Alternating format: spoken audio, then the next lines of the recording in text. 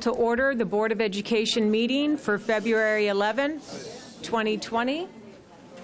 I invite you to rise and recite the Pledge of Allegiance to the flag.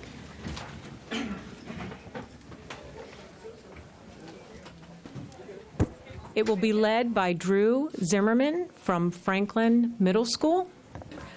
After we recite the pledge, I ask everyone to stand for a moment of silence in remembrance of all those that have served education in Baltimore County.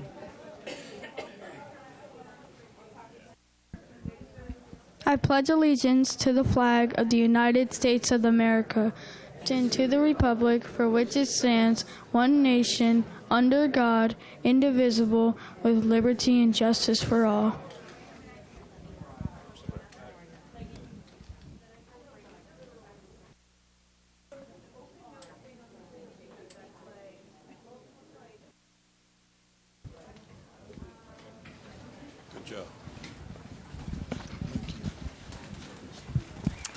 Thank you, Mr. Zimmerman. The first item on the agenda is the consideration of the agenda. Dr. Williams, are there any additions or changes to tonight's agenda? So good evening. There are no changes or addition to tonight's agenda. Hearing none, the agenda stands as presented. Earlier this evening, the board met in closed session pursuant to the Opens Meetings Act for the following reasons. To one, discuss the appointment, employment, assignment, promotion, discipline, demotion, compensation, removal, resignation, or performance evaluation of appointees, employees, or officials over whom it has jurisdiction, or any other personnel matter that affects one or more specific individuals. 7, consult with counsel to obtain legal advice. 8, consult with staff, consultants, or other individuals about pending or potential litigation. And 9, conduct collective bargaining negotiations or consider matters that relate to the negotiations. The minutes of the closed session and informational summary can be found on our website at www.bcps.org/board/informational-summaries.html. The next item is selection of speakers. Earlier, sign-up cards were available to the public prior to the meeting for anyone wishing to speak at this evening's meeting. Board practice limits to 10 the number of speakers at a regularly scheduled board meeting. Each speaker is allowed 3 minutes to address the board. The completed sign-up cards for this evening will have been placed in that box, and the first 10 drawn from the box will be our speakers. Mr. Rashid? Our first speaker this evening is Kim Zagurski.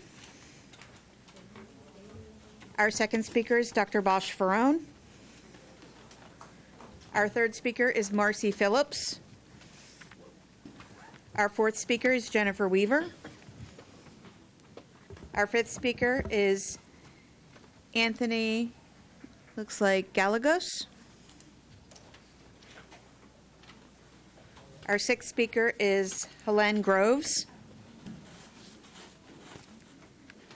Our seventh speaker is Brandon Luzar. Our eighth speaker is Josh Landers. Our ninth speaker is Melissa Radola. And our final speaker is Colleen Baldwin.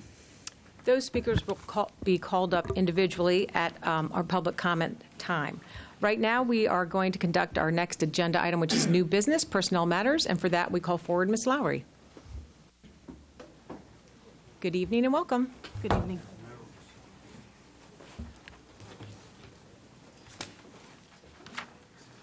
Good evening, Chairwoman Causey, Vice Chair Henn, Superintendent Williams, and members of the board.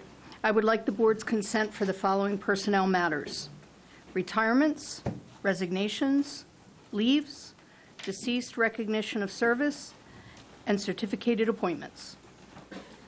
Board members, do I have a motion to approve the personnel matters as presented in Exhibits E1 5? So moved. Thank you, Ms. Rowe. Do I have a second? Thank you, Ms. Pasteur. Board members, any discussion? All in favor, please raise your hand. The motion carries unanimously. Thank you. Thank you.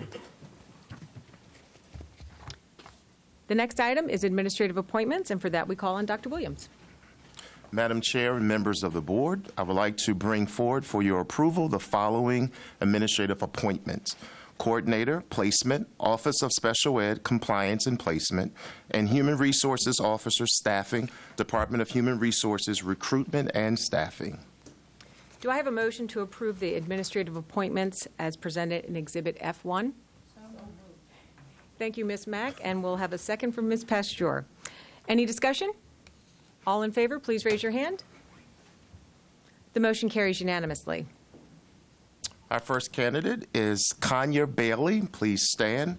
Coordinator, Placement, Office of Special Education, Compliance and Placement.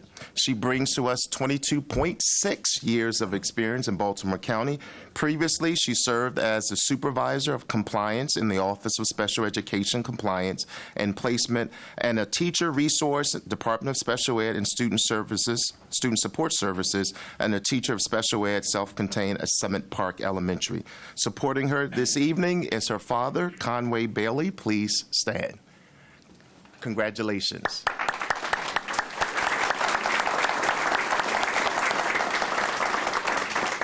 Our next candidate is Bradley Kahujan, HR Officer and Staffing, Department of Human Resources, Recruitment and Staffing. He brings to us 2.1 years of experience in Baltimore County.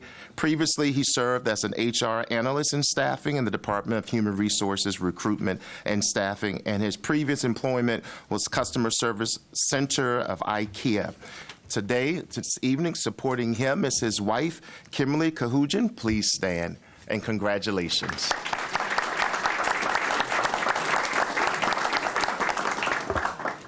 Congratulations. Our next item is public comment. This is one of the opportunities the board provides to hear the views and receive the advice of community members. The members of the board appreciate hearing from our interested citizens. As appropriate, we will refer your concerns to the superintendent for follow-up by his staff. While we encourage public input on policies, programs, and practices within the purview of this board and this school system, this is not the proper forum to address specific student or employee matters or to comment on matters that do not relate to public education in Baltimore County. We encourage everyone to utilize existing dispute resolution processes as appropriate. I remind everyone that inappropriate personal remarks or other behavior that disrupts or interferes with the conduct of this meeting is out of order. I ask you to observe the 3-minute clock, which will let you know when your time is up. Please conclude your remarks when you see that your time is ending. The microphone will be turned off at the end of your time, and it could be turned off if a speaker addresses specific student or employee matters or is commenting on matters not related to public education in Baltimore County. If not selected, the public may always submit their comments to the board members in hard copy through our staff or at boe@bcps.org. I now call on our stakeholders groups to speak. I call forward Ms. Lisa McClellan, Chief of Staff from Delegate Michelle Guyton's office. Good evening and welcome. Good evening. Michelle apologizes for not being able to come. She actually wanted to, but they put her hearing last today, so she was getting beaten up in front of the HGO committee this afternoon. So these are her words and not mine, but I'll just read them. Dear Madam Chair, Dr. Williams, and members of the Board of Education, I am addressing you today while wearing all of my respective hats. I come before you as a member of the Baltimore County delegation in the Maryland House of Delegates, as a member of the Education Subcommittee in Ways and Means, as a developmental psychologist, as the founder of the Maryland State Board Committee on Student Mental Health, and most importantly, as a parent of Baltimore County public school students. In the General Assembly this session, I look forward to enthusiastically voting for both school construction funding, working to tweak and pass the blueprint for Maryland's future. One of my priorities in the latter bill is to ensure that the blueprint will include stronger provisions that prioritize the mental and behavioral health needs of our students. I am actively working with Senate sponsor Senator Katie Fester and advocates, teachers, and school mental health professionals to draft amendments that will address these concerns. I truly appreciate the commitment of BCPS and the Superintendent's Office to work collaboratively and help with these efforts.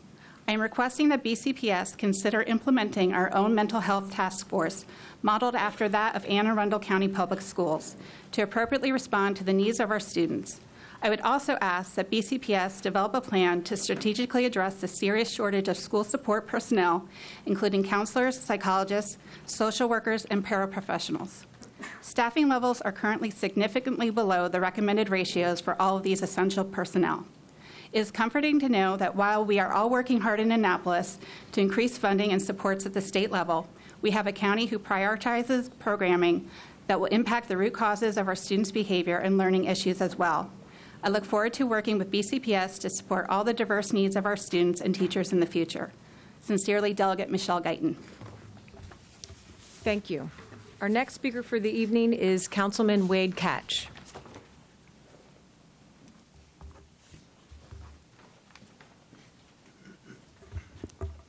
Good evening and welcome. Hello, Superintendent Williams, Chairman of the Board, members of the board, and my former student, Julie Henn. I take full credit for her success because I was her math teacher. So what school was I forget what school? Perry Hall Middle, right. That's a big school now. Anyhow, I have something to pass out to, okay. Thank you. Thank you very much. I'm here tonight to speak about the redistricting plan that you'll be presented tonight regarding Hampton Elementary School and Pleasant Plains Elementary School. I've taken a look at the plan that from Cropper that you're going to see tonight, and I'm very concerned about the plan because I think that in many ways it's inadequate and does not represent what is ultimately going to happen if Plan B is adopted by the board. The sheet that you have in front of you, first of all, the population projections, or the actual number of students in each of Pleasant Plains and Hampton, their September numbers, both schools now have more students in them than is reflected on the study that you'll get later on. In addition, there will be 616 new housing units that are all districted to Hampton Elementary School. And the Baltimore County government has estimated, and I disagree with these numbers, that these 616 units will produce 25 students for Hampton Elementary School, which I think is rather low. I think it is much higher. So if you look at the top and the Cropper is going to tell you that they recommend Plan B. If you look at the top where it says preferred Plan B with new developments, instead of the number that you'll see in the Cropper report, the actual population at Hampton will be at nearly 110%. So it's already 10% over capacity. Plus, on top of it, I have to believe these 616 new housing units are going to produce more than 25 students for Hampton. So I have real concerns about that. Pleasant Plains, the recommendation Plan B will have Pleasant Plains at 110, 111%. And so, what you're doing is you're taking a school that is terribly overcrowded, and now you're overcrowding two schools, which doesn't really make much sense to me. What I've done is I've taken a look at the different population blocks, student population blocks, and if you look at the bottom of the sheet that I've handed out, you'll see that I have a recommendation which will move 39 students from Pleasant Plains, add 43 students to Hampton, and 21 students to Cromwell. If you look at the top, to the right of the big black rectangle, you'll see that with the changes that I've suggested, that the population at Hampton will be at 97.5%, which is below the capacity of the school. But again, remember, 616 new units being built. And Pleasant Plains, 122%, and Cromwell would go up to 91.5.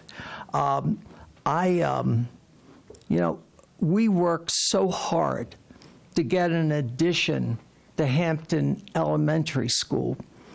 When the addition was finished, the cafeteria and the gym were not enlarged, just more classrooms.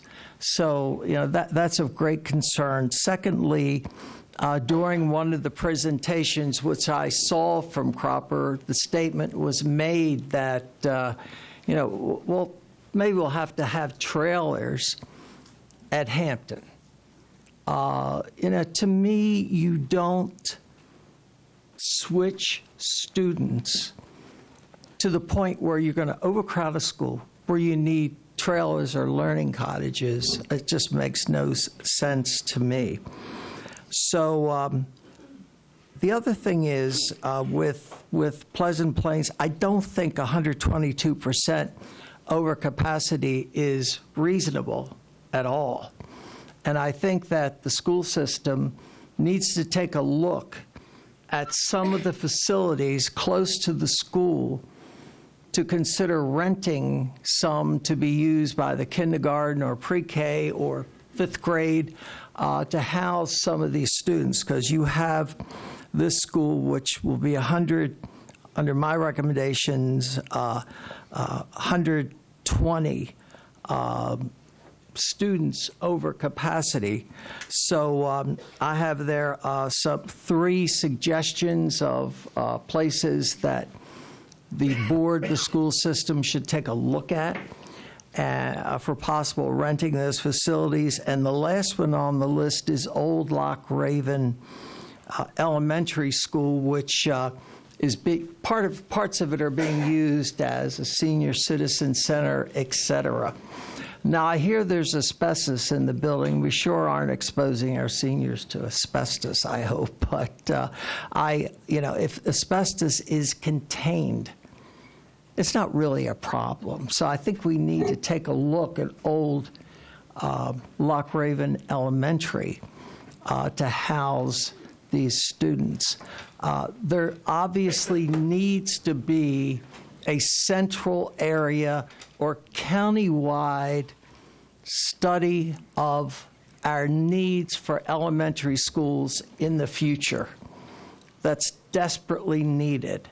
And so it needs to be an overall plan. And I think that the school system needs to be creative, think outside the box. I hate that term, but I'll think outside the box. And we need to look at other places where we can house students temporarily. So I'd be glad to, and the back shows the map of, this is Plan B, and the only thing that I've done is I have one area that would remain at Pleasant Plains. The rest of the recommendations of Plan B would be in effect. Just that one area with 61 students. So I'd be glad to answer any questions you might have. Councilman Marks couldn't be here this evening. He and I have worked on this. He and I have met with parents of both schools and to try to come up with a reasonable, rational solution to this problem. So as I said, if there's any questions, I'd be glad to answer them for you. And okay. If board members have questions, they can call or email you. Sure. We, Absolutely. this is not the opportunity for that. Okay. Thank you. Thank very you, much. Councilman. Okay. Our next speaker for the evening is from the Baltimore County Student Council, Superintendent Student Advisory Council, Ms. Angela Kwan.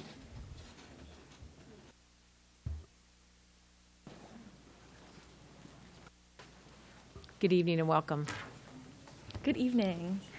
Good evening, Chairwoman Causey, student member of the board Omar, Superintendent Dr. Williams, and the Board of Education. I'm Angela. I'm the president of the Baltimore County Student Councils. And in past statements, I've spoken about the importance of cultivating a kind environment in our schools. However, as tonight is a budget meeting, I'd like to reiterate the importance of not just altering our attitudes, but making mental health support for students something systematic. From allowing students to access school psychologists to adding mental health to curriculums, BCPS should be doing everything it can to put students' mental health first. This even encompasses raising teacher, social worker, and counselor salaries and treating them well so that they're freer to develop trusting individual relationships with students. And these relationships matter a lot. It really impacts student experience and performance. I'll walk into a classroom and I'll immediately sort of absorb the environment that the teacher creates, and it'll affect how stressed I feel or how supported I feel, for better or for worse. And I'm also really lucky to be able to walk into my guidance counselor's office and immediately feel like calmed and supported, and I want every student to also experience that. Students feel supported when educators are valued by the school system, and after all, we're around these adults for 8 hours a day. This emphasis on mental health support in all dimensions, including the teacher-student relationship, is something that I'll continue to advocate for as BCSE president and student of BCPS. Throughout tonight, I just urge you all to remember that the decisions you make must serve the students of this county. Our futures depend on our education and our educators. I urge you as board members for the Baltimore County Public Schools to put students first. Thank you for your time. Thank you. And our next speaker for the evening is from Teachers Association of Baltimore County, TABCO President, Ms. Cindy Sexton. Good evening and welcome.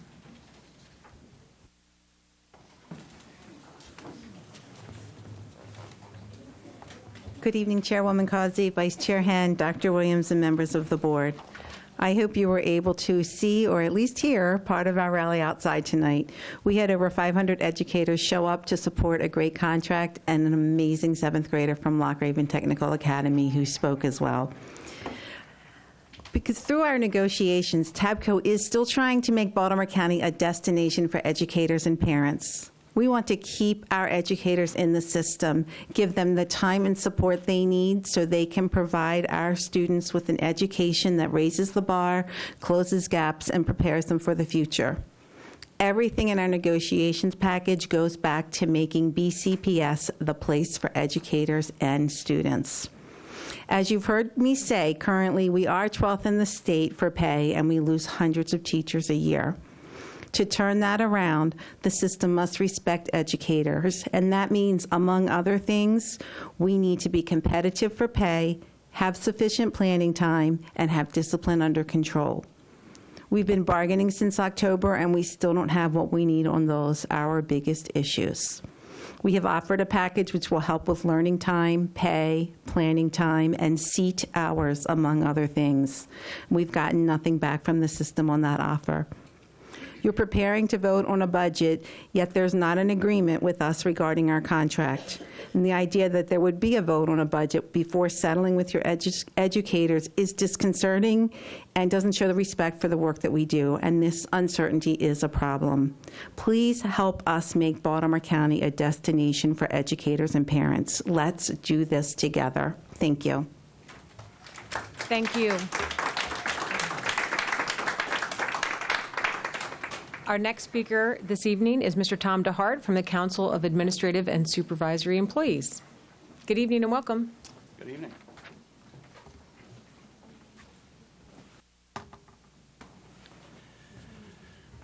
Good evening, Chair Henn, Vice Chair Causey. I'm sorry, reverse that. Maybe there's something I should tell you. Good evening, Chair Causey, Vice Chair Henn, just to make sure you guys are where you belong, Superintendent Williams, and members of the board. You know, you're acutely aware that there's never a downtime during the school year, and the budget review and approval process is especially frantic. CASE appreciates the time and energy the board commits to this process.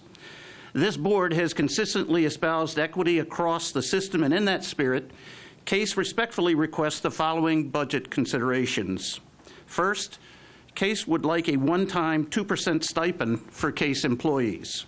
As you're aware, there was a one-year delay of the 2% COLA for FY20 for some BCPS employees. At the same time, the Social Security COLA increase for FY20 was 2.8% and is projected at 1.6% for FY21. That's based on the Consumer Price Index. Clearly, CASE members have lost ground in their standard of living. Members will never recoup this loss without this stipend. Second, CASE requests a longevity step for employees who have reached the final step on our pay scale. There are valid reasons for this investment in experienced, valued employees. People are being promoted at a younger age than in years past, and consequently, we are seeing members reaching the 20th step, which is our final step, with significant years left in the system. Currently, we have 58 members on the 20th step, and in 3 years, there will be 160 members, or 26% of our population.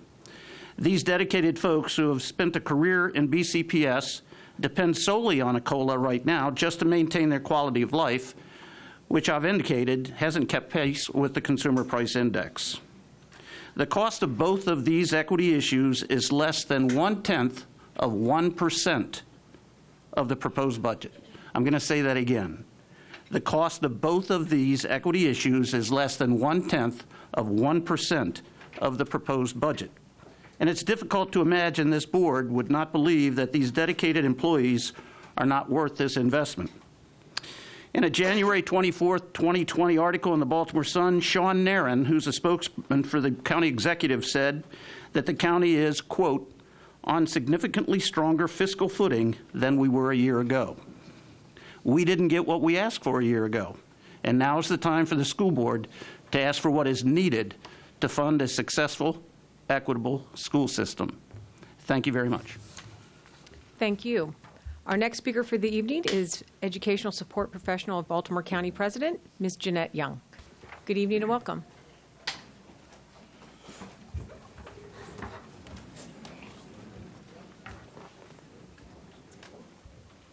Good evening, Chairman Cousins, members of the board, Superintendent Dr. Williams. I come before you this evening to implore that you approve of a sustainable and equitable budget. Previously, I petitioned for a budget which include equitable increase for FTEs for support staff. It is simple, yes, simple as the student and professional staff increase, office professionals, paraeducators, health assistants, interpreters, technology technician workloads increase. The expected high growth rate of student population requires and demand a robust support staff, projection in capital growth, increased students' needs, and an alarming rate of discipline concerns. Schools and offices are challenged with developing a plan to simply maintain the status quo. More frequently than you may realize, the support staffs are filling gaps in plans, allowing professional staff an opportunity to assist in crisis situations. Again, I say to you, through appropriate staffing, professional development, and salary, you will honor the priorities needed to sustain the school system that the students of Baltimore County deserve. Your adoption of a budget which provides financial compensation to support staff can only provide them with some financial relief. Without financial relief, the compensation gap will continue to grow for ESPs, bargaining unit members. Accolades are great, but they do not pay the bills. According to BCPS eligibility report, 30% of the employees represented by ESPBC have been with BCPS for 15 or more years. Are you aware, according to a Maryland Matter article, BCPS has the largest number of employees from across the state who receive food stamps? How would you feel if those who make decisions for the school system say your contribution is important, but your expertise are too expensive? So you would just not pay you. Additionally, fair and equitable compensation will aid in maintaining and sustaining quality support staff in all areas of the school system. This is something that is desperately needed in our school as well as our central offices. ESPBC priority platform revolves around staffing, workload, salaries, access to technology, and Chronos. Chronos is the time management system for ESPBC bargaining unit members. Too often, ESPs waste valuable time swiping in and out for lunch. Consequently, supervisors and administrators waste time correcting errors due to unforeseeable circumstances. Although we recognize that BCPS need to document time work, Chronos impact work time both for ESPs, administrators, and supervisors. Not to say Chronos demoralize the morale of hardworking ESPs. Earning these priorities will highlight the Board of Education belief system by demonstrating its confidence in the contribution ESPs make to our school system.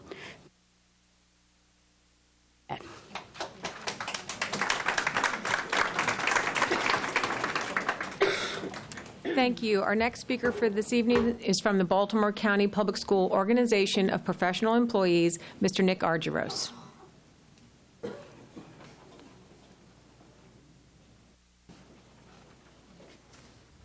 Good evening and welcome. Good evening.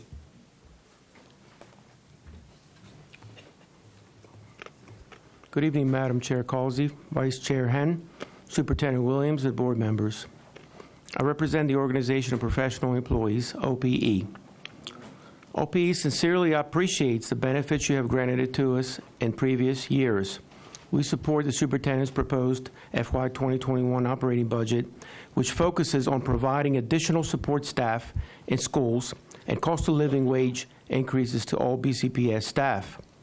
For our school system to be effective, all BCPS staff must be recognized and treated equitably. OP professionals provide vital services to schools, to students and faculty, such as access to technology and learning systems, accounting and budget services, transportation, maintenance of buildings and grounds, food for our students, and many other essential services enabling students and staff to be successful. We ask that you provide a cost of living increase to the OP employees no less than all the other bargaining units. Equitable compensation acknowledges and sends a message that all BCPS employees are essential to the success of our school system. In addition to the cost of living increase, we also ask that you fund the 3 additional requested pay scale steps. We have 53 OP employees that have reached the last salary step in our pay scale due to their many years of service, and as a result, they have not received annual pay increases for years. Again, we thank you for your support in the past, and we appeal to you to continue to provide fair and impartial compensation. Thank you and good night. Thank you. Our next speaker for the evening is American Federation of State, County, and Municipal Employees, Mr. David Bassler. Good evening and welcome.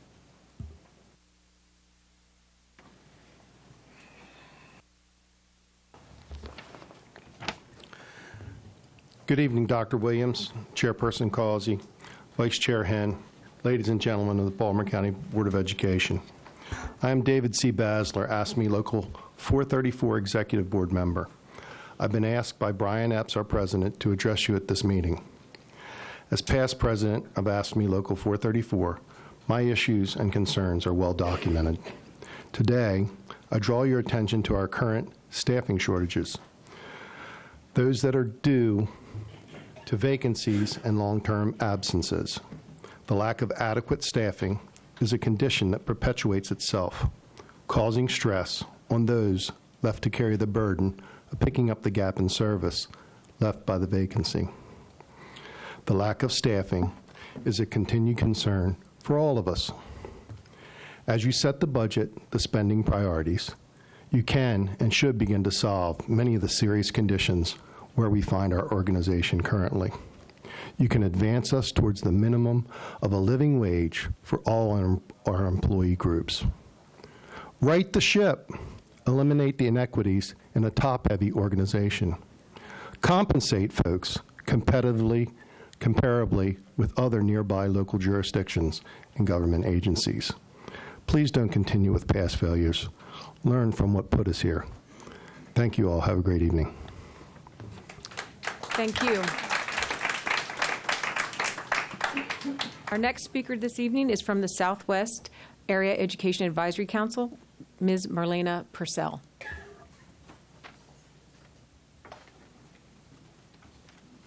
Good evening and welcome. Good evening, everyone. Good evening, President, board members, and Dr. Williams. I'm sorry, my voice is scratchy. My name is Marlena Collinton Purcell, and I am the chair of the Southwest Area of Education Advisory Council. And I'm here today to give you a brief summary of our meeting that happened in January, in which we had the Office of Advanced Academics. It was at this meeting that several parents expressed their concern with the very large class size in the GT6 math classes, specifically at 2 of the middle schools in our area. While parents were very concerned with these large class size, but more so concerned with the fact that it doesn't seem to get any smaller. And they were really concerned that if the scheduling could happen or staffing happens in the spring, why the class sizes were so large in the fall. Just recently at our February meeting, we had our board members present, and we had a nice conversation, and several parents brought up the fact that recently there are, I believe, 7 or 8 employees that has been released from the academic office back into the classrooms or of their choice. And we were very concerned that these resource staffs that are skilled in this mindset of social, emotional, and also just the whole theories of GT education, that it would not be equitable because quite frankly, we don't know where they're going.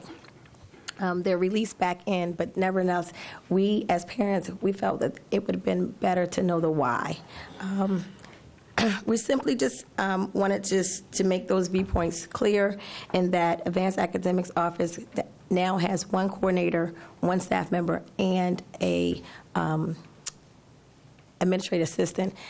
It's very slighting to know that these staff members went from having an office down to 2 employees, and we simply just wanted to know the why.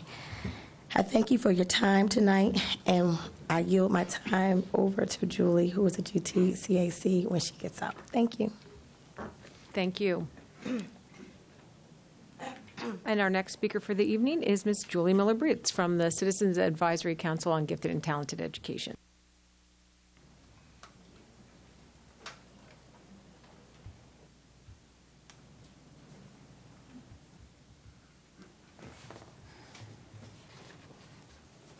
Good evening and welcome. Good evening. Thank you. Good evening, Chairwoman Causey, board members, Dr. Williams, and the BCPS community. February is Gifted and Talented Month in Maryland, and tonight is the awards night for the Excellence in Gifted and Talented Education, a statewide celebration of those who have done outstanding work in the field. In fact, BCPS has 2 students, a teacher from Loch Raven High School and a resource teacher from the Office of Advanced Academics, who are being honored there tonight. Yet this is also the month when we heard that BCPS is planning on returning 34 resource teachers from the central office to the schoolhouse, and that 7 of these 34 come from the Office of Advanced Academics. This would be an 88% reduction in this office, from 8 resource teachers down to 1.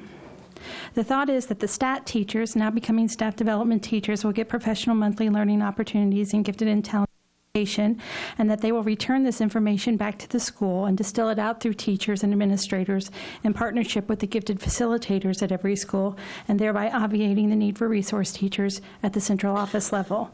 What this new model does not take into account is the incredible amount of knowledge, expertise, and experience that these teachers have, and the incredible amount of work that they do. 4 out of the 7 resource teachers being transferred have won awards from the Maryland State Department of Education for excellence in gifted education. They have decades of combined experience in gifted education. They have GT certification. They have taught graduate-level GT courses. They have attended dozens of national and state conferences to learn from the top experts, researchers, and practitioners in the field. Their expertise has taken years to amass and cannot be replicated with professional development delivered in hour-per-month sessions spread over 12 months. They provide one-on-one instructional coaching, professional development to teachers, facilitators, grade-level teams, departments, and entire faculties across the system, and online professional development in the form of Schoology courses. They have written curriculum in collaboration with social studies, ELA, math, and science, and have also worked with GT Art, World Languages, and ESOL.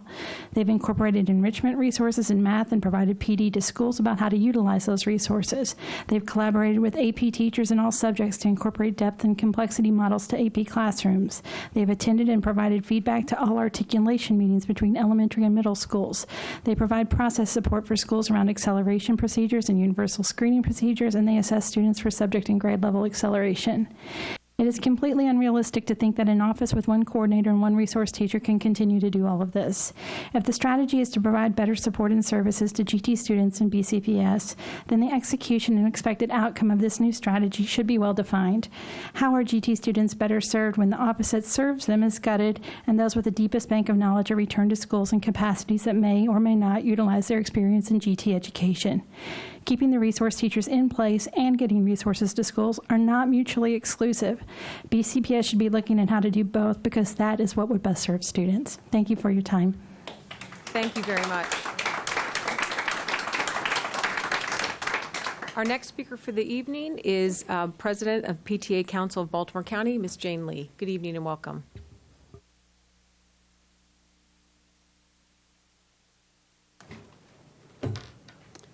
Good evening, Chairwoman Causey, Ms. Henn, Dr. Williams, board members. PTA's first job is to advocate for the health and safety of students. And in PTA Council, we have always been a proponent for human support for students over technology. Technology is good, but it can't tell when a child is hungry, abused, bullied, and it can't see the signs of a suicidal student. And that is growing way too high in this county and across the state. So we are in support of mental health support for students, psychologists, counselors, social workers, and paraeducators. While we're happy that there have been some increases, we do not meet the recommended numbers and standards for those areas. And that is what is most important to our children, is that support. It will help school climate. It will help curb bullying, hopefully cut down on teenage suicides and now even elementary school suicides. It will help with learning interpersonal relationship skills and cutting back on the devices and having interpersonal relationships will also help the vision of many of our students. Now, in PTA, our hands are tied when it comes to speaking about personnel issues or labor negotiations, but we do want more teacher retention and whatever it takes to keep those teachers we want. We realize the same way your hands are tied when it comes to talking about specific students or issues or cases that we've been reading about in the media. And we want to make it clear to everyone that we understand that, so we are not jumping on the bandwagon of asking you to speak out about that. But in general, we need human support to help our kids. Thursday night, we will be going to Annapolis and meeting up with other PTA leaders from across the state for PTA night in Annapolis, which we will talk about adequate buildings, safe buildings, and fully funding all public schools before any money goes elsewhere, because our children are our future, and we need these things to give ourselves a future and our country a future. Thank you.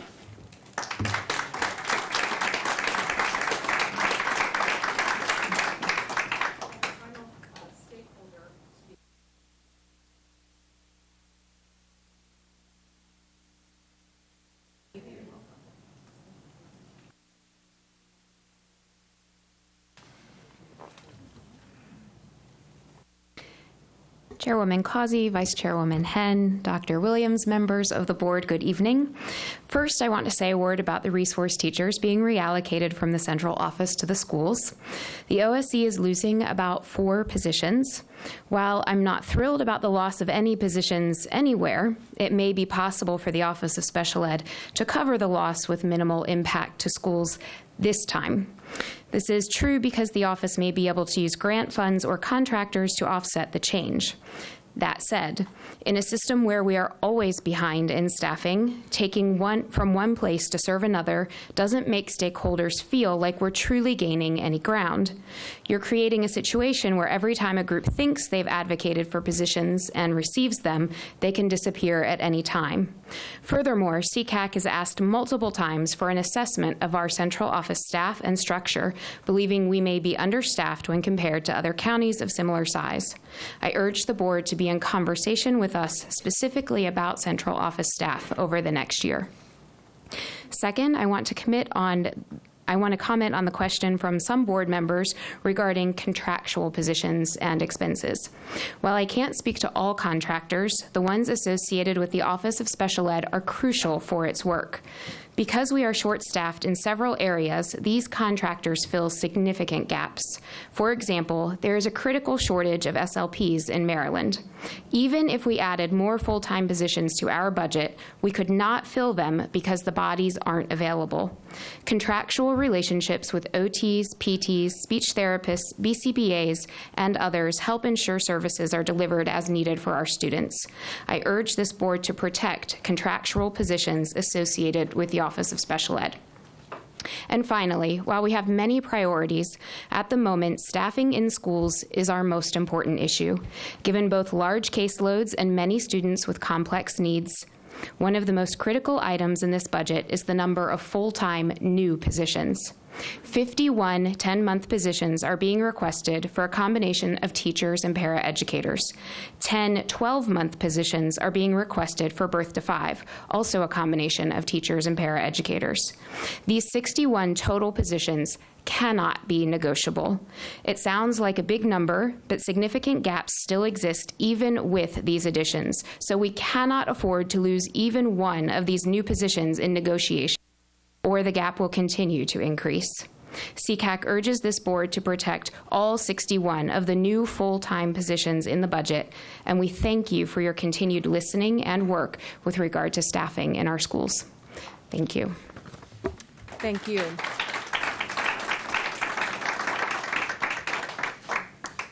I now call on our public speakers, and first we have Ms. Kim Zagurski. Good evening and welcome.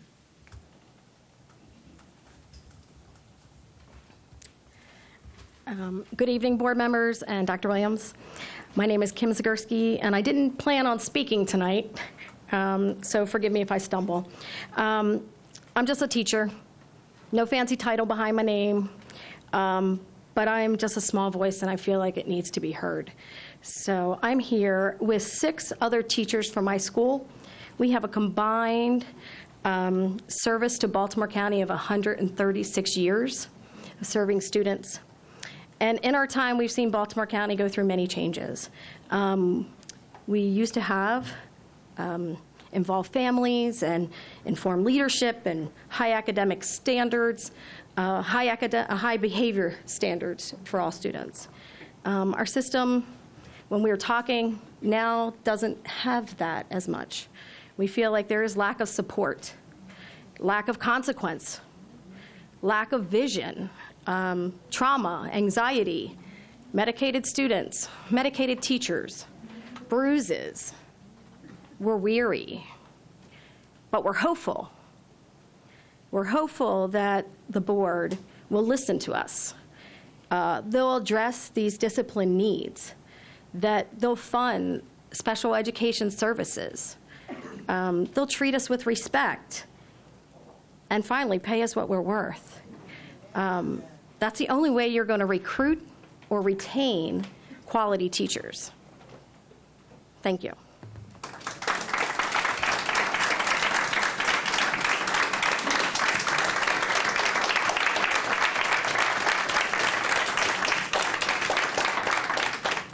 Yes, thank you. And our next speaker is Dr. Bosch Farone.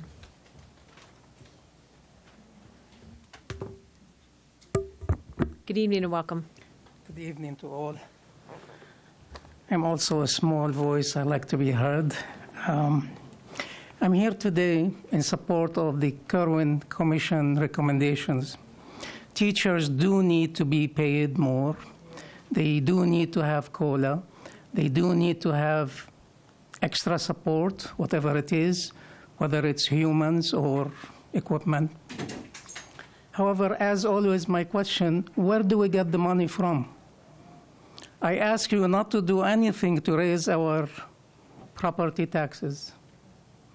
And I suggest that you would implore both county and state to use the sin tax as much as they can to support our educational system. Alcohol, gambling, cigarettes, Juul, vaping, and actually, why not put an extra tax on French fries and fried chicken? Really, I mean, you know, how much of these things really add to our healthcare system? You know, it costs so much, people die earlier, require more surgery, and so forth. So whatever you do, I really ask you not to raise our property tax. Because property tax, if it is raised, it's already high. It will affect the poor people. It will affect senior citizens. And we just need to find some other ways of generating the money. I mentioned to you before that I really like the system to entertain the idea of the board levying your own taxes. Now, some 20 years ago, or maybe 15 years ago, I advocated for elected board officials. Early on, nobody really knew me. And now it's a reality. So please consider that, all right? Because otherwise, people will ask, and they want to be paid for the cost of the extra school system from somewhere. And it really has to come, people have to have a foot in the fire, so to speak. Last but not least, if we can really implore on our county officials not to give permits and construct more when they know that we have overcrowded schools. It just really makes no sense. And we did have our councilman here. This is really a good opportunity to impress on the county council to put some sort of moratorium. And if you have to change the laws, please appeal to our elected officials in the state and the county to change the laws to allow that, if that's really the issue about it. Thank you. Thank you. And our next speaker for this evening is Ms. Marcy Phillips.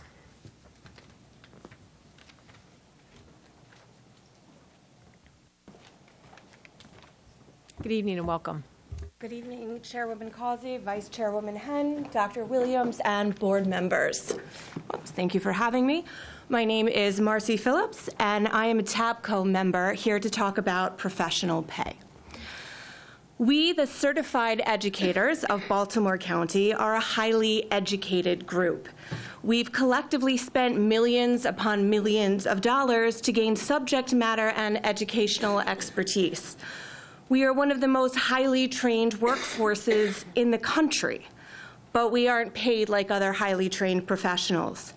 Though we need the same amount of education as accountants and architects, we are paid a fraction of what people in those professions earn. But you have entrusted us with the future of Baltimore County.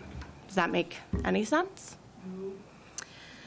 Baltimore County loses hundreds of certified professionals every year and then spends additional hundreds of thousands of dollars recruiting and onboarding their replacements. This has happened numerous times in my building alone. This revolving door is a huge waste. Many of these educators are leaving to go to better paid districts. In this state, they have 11 other counties to go to. Because as President Sexton said, we are ranked 12th in educator pay. Is that where you want us to be, esteemed members of the board? The third largest county ranked 12th in pay. How can we recruit and retain great educators from the 12th position? And that's before we talk about pay practices. We can't even get a 12-month pay option here. It's very frustrating. You as a board have voted in support of the Kirwan Commission's recommendation for higher educator pay. They're calling for real raises, a starting salary of $60,000, and an average salary that is competitive with the states of New Jersey and Massachusetts. The way we make that happen here is we bargain a contract that moves us in that direction. We call on you to work with us collaboratively at the table to reach those goals. That is in your control to do. We want to keep our coworkers as coworkers. We want to watch our new educators become veterans. Our students deserve it, and Baltimore County deserves it. Thank you for your time.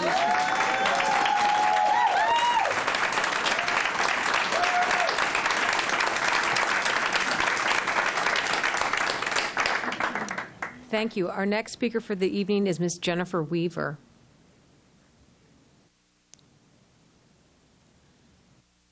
Good evening and welcome. Hi. Good evening, Dr. Williams, board members. My name is Jen. I'm wearing two hats tonight. First, as a parent of Pleasant Plains Elementary School, I ask that the board accepts the recommendation of the Boundary Study Committee of option B as presented as a first step to alleviate our overcrowding problem. My friend Colleen has been picked to speak, and she'll speak more about that later. Second, I'm a TABCO member with 18 years of experience teaching in Baltimore County Public Schools. In the interest of the rest of my time, let me get right to it. We don't have enough planning time. We don't have time to plan, grade, enter student data, differentiate teaching for all of our students. Those of us with caseloads don't have time to manage them, as our caseloads keep growing and growing and growing. Our current master agreement says we get 250 minutes minimum of planning a week. Even if we got all of those minutes every week, which we absolutely do not, it would not be enough to do the work we do. An educator's life calls for nights and weekends, but shouldn't call for all of our nights and all of our weekends. I have coached new and veteran teachers work through stress and tears, and still, despite my best efforts to help them and the support that they're getting, still end up quitting. All of the members here tonight have seen new teachers and veterans quit from being overwhelmed.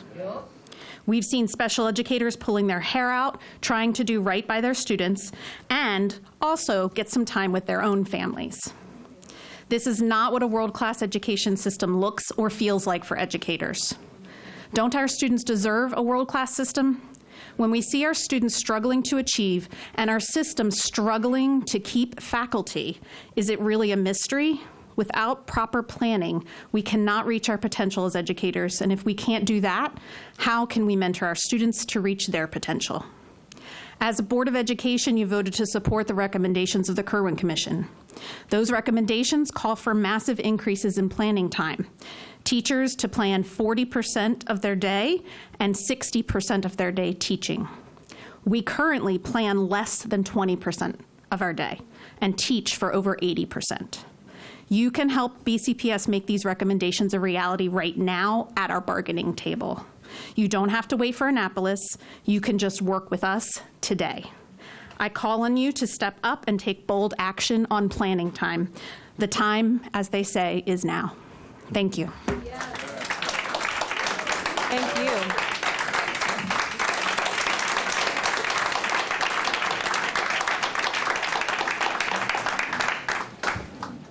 Our next speaker for the evening is Mr. Anthony Pelagos. Did I say that correctly, sir? Pelagos. Welcome. To the chair, vice chair, and Dr. Williams, and members of the board, I'm here today to speak on behalf of the property owners, Sandy and David Den, at 113 Woodman's Court, to offer you the other side of the story with respect to the staff's recommendations. Excuse me, sir. I've been advised that you're not supposed to speak to specific matters. Is this? Okay, excuse me, you may continue. As to, on behalf of the Dens, and to give the other side of the story to the staff's recommendation to deny their request to continue the use of what has been called an encroached area. The staff is correct. The staff is correct that the use of this area in question started back in 1988. It was pursuant to a lease that did expire when the owners of that property transferred title in 2002. The distinction that would hopefully convince this board to continue the use is that the use continued lawfully in 1988 and has continued to be used in the capacity that is being used up until the first letter of the board and the Office of Staff asking us to stop the use in 2017. I would submit to the board that A, the use was started lawfully under the authority of a board to execute a lease, that the use has continued even after the lease has expired by its own terms in a manner that's been open and visible to the public at large, and that this board would have the authority to continue that use. We listened to the staff's recommendations today's committee meeting, and that there was concern about precedent, which the precedent was established in 1988, and I asked this board to consider the following question. If it's a minor change to revise the plans that would allow the encroached area to continue the way it is, then this board should consider a revision of the plans, because I asked this question. The position of the staff has been that to revise the plan, even if the plans to go through with the expansion is allowed, it will cause, based on the current plans, it will cause flooding to this property owner. So to me and to my clients, it seems like it's a minor revision for the plans, if it can be done, that would allow the encroached area, not interfere with the drainage, to avoid intentionally flooding the neighbor's property. Thank you. Thank you. Our next speaker for the evening is Helene Groves.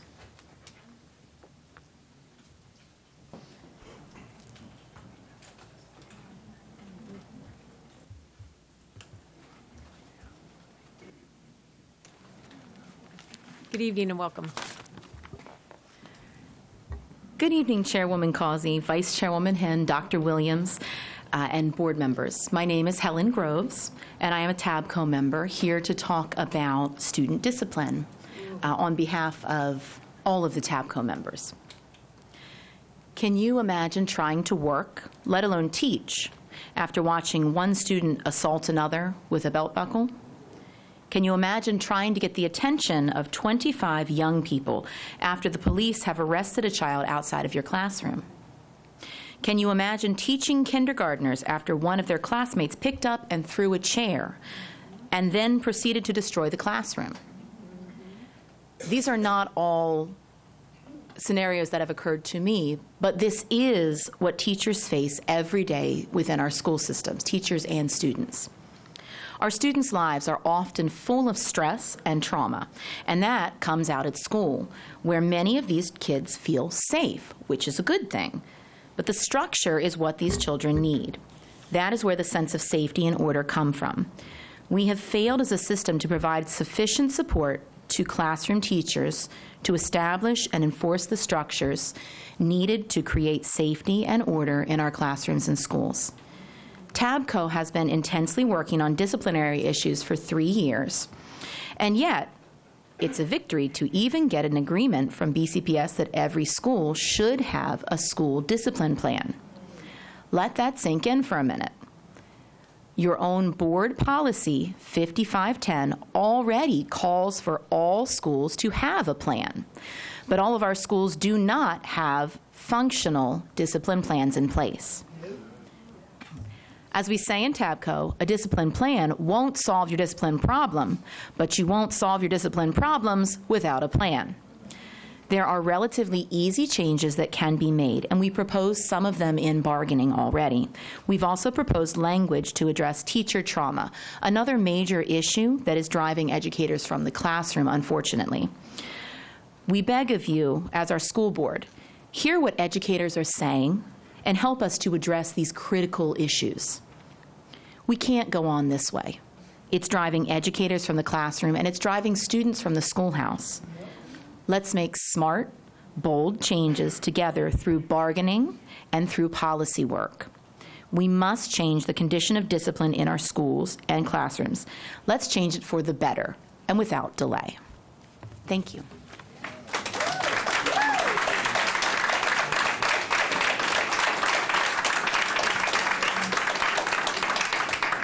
Thank you. Our next speaker is Mr. Brandon Luzar.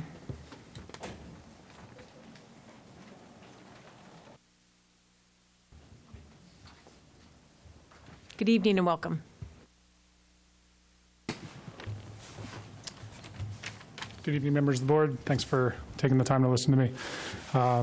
So past BCPS boundary studies have utilized enrollment projections when supportive of BCPS's predetermined agenda. In the case of the Pleasant Plains boundary study, enrollment projections and projected development do not support the boundary changes that BCPS is proposing. After the Pleasant Plains boundary study was announced in June of 2019, BCPS revised Rule 1280 to deprioritize enrollment projections. Accordingly, enrollment projections and development have been omitted from the study. Using current BCPS projections and accounting for realistic development, the study will, by 2023, make Hampton the largest elementary school by more than 100 students in the Towson and Timonium area. Hampton will still have common areas that are designed for population close to half of its projected enrollment. Comparing Hampton with 14 other elementary schools that are the closest to the populations being redistricted, Hampton will be the third most overcrowded elementary school by 2023. The first and second most overcrowded elementary schools will be Hampton's neighbors, Timonium and Pine Grove. Hampton is the only school with significant development approved, 616 units. Councilman earlier talked about it. All of this development is coming online prior to next school year. BCPS has claimed this development is conceptual and won't be built within the next 5 years. Currently, more units are in the planning phase within the Hampton zone than are being built. Heaver Plaza, Red Maple, many others to name a few. So more than the 616 that are referenced as coming online prior to next year. In aggregate, zooming out, looking at those 14 elementary schools as a group, the 14 schools are currently at 108% capacity, with enrollment expected to remain flat across BCPS's time frame. At current enrollments, a 450-seat school would solve the immediate overcrowding problem. However, 2 points. 6 of the 14 schools do not have pre-K programs. Number 2, after the financial crisis in 2008, BCPS elementary school enrollments grew by about 5% within 4 years as the public versus private school enrollment rate increased and overall public and private enrollments remained flat. If another financial crisis were to cause similar increases in enrollment across the 14 public elementary schools, the schools would be 800 seats overcrowded or at 113% capacity, still without pre-K in 6 of the 14 schools. In the Towson and Timonium area, we need another 700-seat or 2 450-seat schools. 20 years ago, Baltimore County had 50-year-old elementary schools that needed to be modernized and were neglected by the generation prior to mine. Today, we have 70-year-old schools that are over capacity and need to be modernized. Thank you. Thank you. Our next speaker for the evening is Mr. Josh Landers. Good evening and welcome. Good evening. I have 2 guests that are going to sit with me. They won't speak. Board members, thanks for taking a couple of minutes. My name is Josh Landers. I'm the co-founder of the Parent to Parent Network. School violence is going unchecked. It is happening every single day in BCPS. Convicted felons are allowed to attend our schools. Registered sex offenders are allowed to attend schools. I understand that there are lots of folks that are new in their roles, both elected and appointed, but this needs to be addressed. Silence speaks volumes. 2 weeks to release statements to legislators, 3 weeks to release a statement to BCPS families. I have a Parkville mom and a Parkville student here that are looking for answers. Statistics say that somewhere near 200 convicted felons are roaming BCPS hallways right now. Would you please tell us how many convicted felons are in the system? There's no violations to FERPA, so there should be no issue to address this today, so that the 115,000 students, the 9,000 teachers, many of whom are represented here tonight, can be safe going to school tomorrow. When you release that information, will you release that to the parents and the students of the schools where they attend? What is precluding you from being able to do that immediately? You are all charged with the education and safety of 115,000 of our most precious gifts. I have 6 children myself, 5 sons and 1 daughter. It would be prudent for you to act quickly. I beg you not to wait for legislative solutions and rule changes and policies. I implore you to do the right thing, which I know each one of you has a heart, and you have children and grandchildren, and maybe not children yet, but you have friends that are students. This would touch you deeply in the most hard places if something bad were to happen. And I have talked to victims, I've talked to family members that have lost students. You never want to do that. So I beg you to act today, not tomorrow, today. I beg you to be transparent about it. I beg you to consider what it would feel like if you were on the receiving end. And I thank you very much for your time. Thank you for allowing my guests to come up and sit with me. Thank you.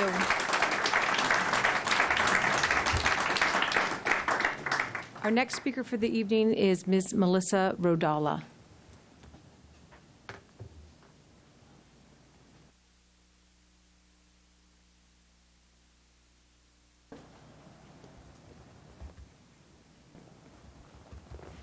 Good evening and welcome. Good evening. I'm here to discuss the Pleasant Plains Elementary Capacity Relief Boundary Study. This study is not adequate. It does not take into consideration the new construction of 600-plus housing units within the Hampton School Zone. The boundary study does not fix the problem. It only causes another problem. Our cafeteria and gym, which are our common spaces, cannot handle option B the way it is currently stated. I do not stand alone on this topic. I'd like to present a petition signed by 492 community members. I'll be leaving a copy for each of you. This petition goes into lots of detail. It brings about 20 or so students from planning blocks 201, 202, 209, 210, and 211. These planning blocks, they adhere to Rule 1280. We would consider another relief for Pleasant Plains by reallocating planning blocks 231 to Hampton Elementary, Cromwell Valley, or another school. This alternative plan would increase the total reassignment to about 40 students, with a student yield of approximately 20 from this additional planning block. It would not tip the scales at Hampton Elementary immediately, but would lead to overcrowding within a 3-year time frame. The Hampton community does not entirely object to the inclusion of this planning block, but maintains the investment in Pleasant Plains would best serve both schools. As you will see by the response from our community, we stand strong requesting this study to be paused to be able to consider all options and schools in a comprehensive way. Looks like I still have 1 minute and 25 seconds. So speaking from my heart, I have one child right now who's in 3rd grade, and I have another child who will be entering kindergarten next year, and then soon to be, crazy, my 2-year-old will be there soon enough. But the thought of putting my children in a school and a relocatable that was just removed less than a decade ago is frightening. It's sad. Thinking about a child being put on a bus from one county to another, one part of the county to another part without a seatbelt on a highway, that's scary as a parent. And I'm sure, I look at each of you, you can all understand that. And as you've heard all these teachers tonight speak about the behavior problems and what it stands for, we're not the only school right now that's overcrowded. We're not the only school that's facing these problems. So I look at each of you, what are you doing to solve this problem? What is our tax money being used for? How can we work together as parents and as you, as our administration, to help resolve these problems? I personally, I'm invested. I was in a private school, and now I'm here at Baltimore County, and I will do whatever it takes to help you.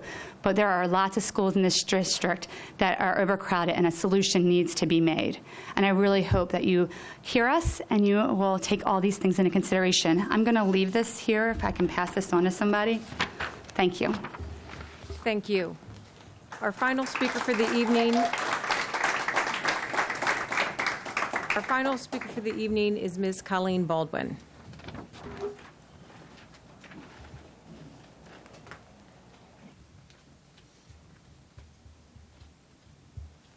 Good evening and welcome. Hi, good evening. Nice to see you again. Good evening, Chairwoman Causey, Vice Chair Henn, Dr. Williams, and members of the board. My name is Colleen Baldwin, and I am here tonight as a Pleasant Plains parent and a BCPS spouse. I appreciate this forum, as always, to share my thoughts on the Boundary Study Committee's recommendation. It's no secret that Pleasant Plains is currently one of the most overcrowded schools in the county, and that we have maintained enrollment of over 700 students for 16 months. I was thrilled to learn of the boundary study process at the end of last year, and despite my significant misgivings about the use of 2018 data, remained a patient observer and supporter of the process. Tonight, the committee is submitting what I believe to be the best available option to provide short-term relief to Pleasant Plains. It is a plan that shifts the bulk of impacted students to Hampton and avoids kicking the overcrowding can, so to speak, to Halstead, a school that isn't far behind us in its capacity issues. You've already heard opposition to the recommendation tonight, including the online petition advocating that only 24 students move to Hampton, suggesting that a more comprehensive boundary study and capital improvement project take place instead. While I believe the motives behind this petition are very well intentioned, their proposal is at best incredibly short-sighted. Furthermore, a delegate Catch's suggestion that the former Lockraven Elementary be considered in the short term is simply unreasonable given its state of disrepair. That building had been previously considered in recent years, with renovation costs last estimated in excess of $50 million. The fact of the matter is, we need substantial relief right now.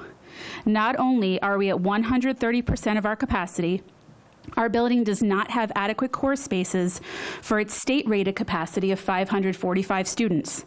We have 710 kids, 8 trailers, and no more room to grow. Make no mistake, this is not an either-or proposition for Pleasant Plains. Approving the relief suggested by the Boundary Committee is not ideal, but is necessary, as is maintaining the staffing that we fought tooth and nail for last year, and a capital improvement project that supports either a renovation or a new building.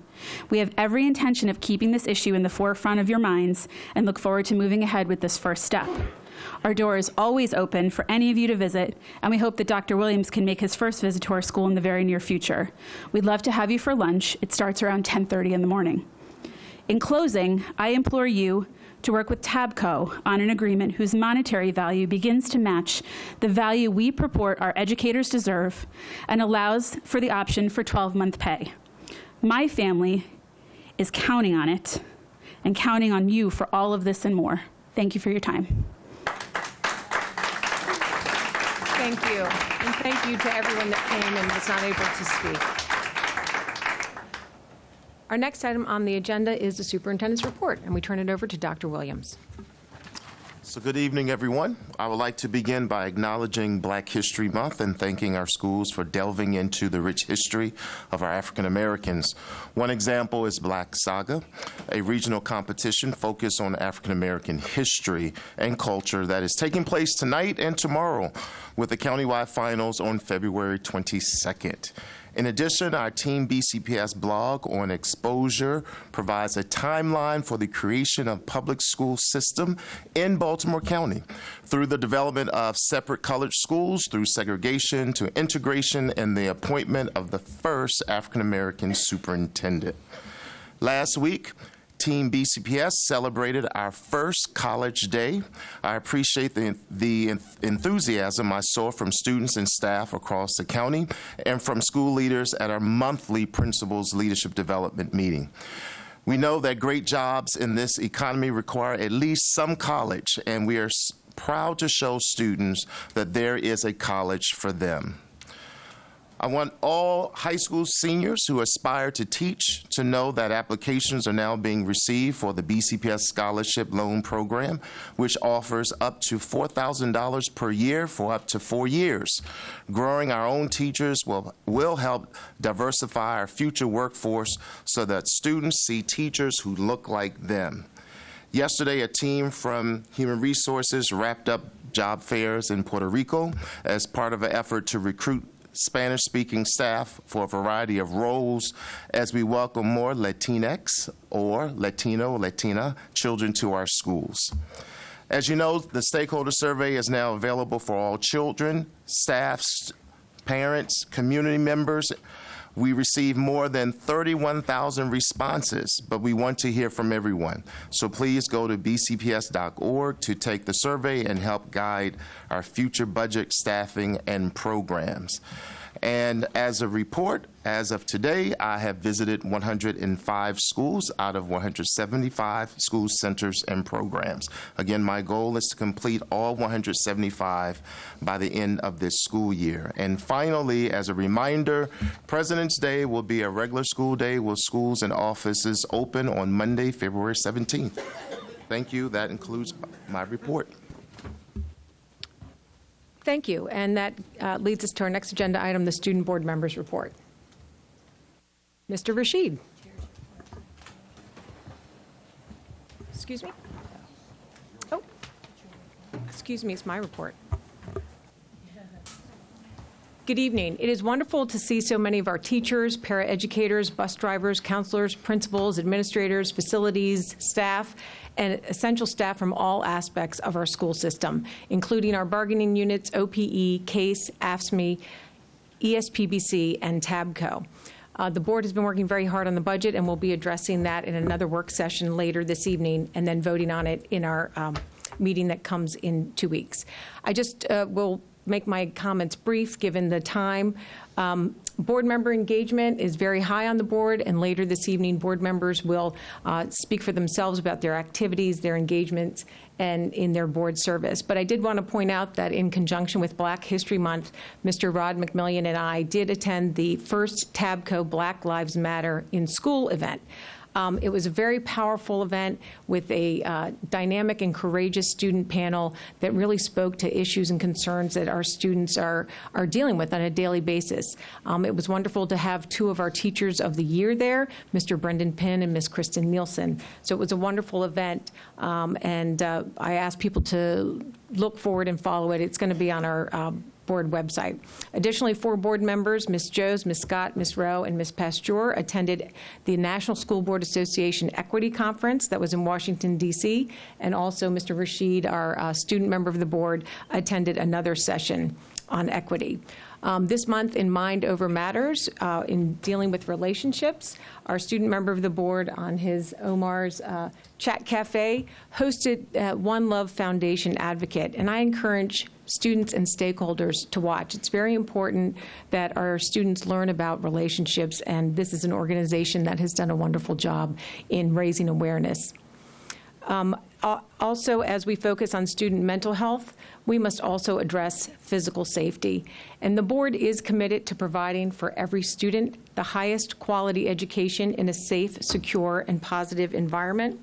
The board has heard a great deal from the community regarding the issue that arose recently about a student who was enrolled in school. And I want to assure everyone that the board is committed to the safety and security of all of these students attending Baltimore County Public Schools. The board has heard the concerns expressed by the public and by elected officials and is looking into all aspects of it. We're also reviewing our current policies and procedures. It is important to emphasize that while safety and security of students is a paramount concern, the board is also required to follow existing legal requirements regarding the education of all students who reside in Baltimore County, and those provisions regarding the confidentiality of student records and information. And all employees of the school system also have those responsibilities.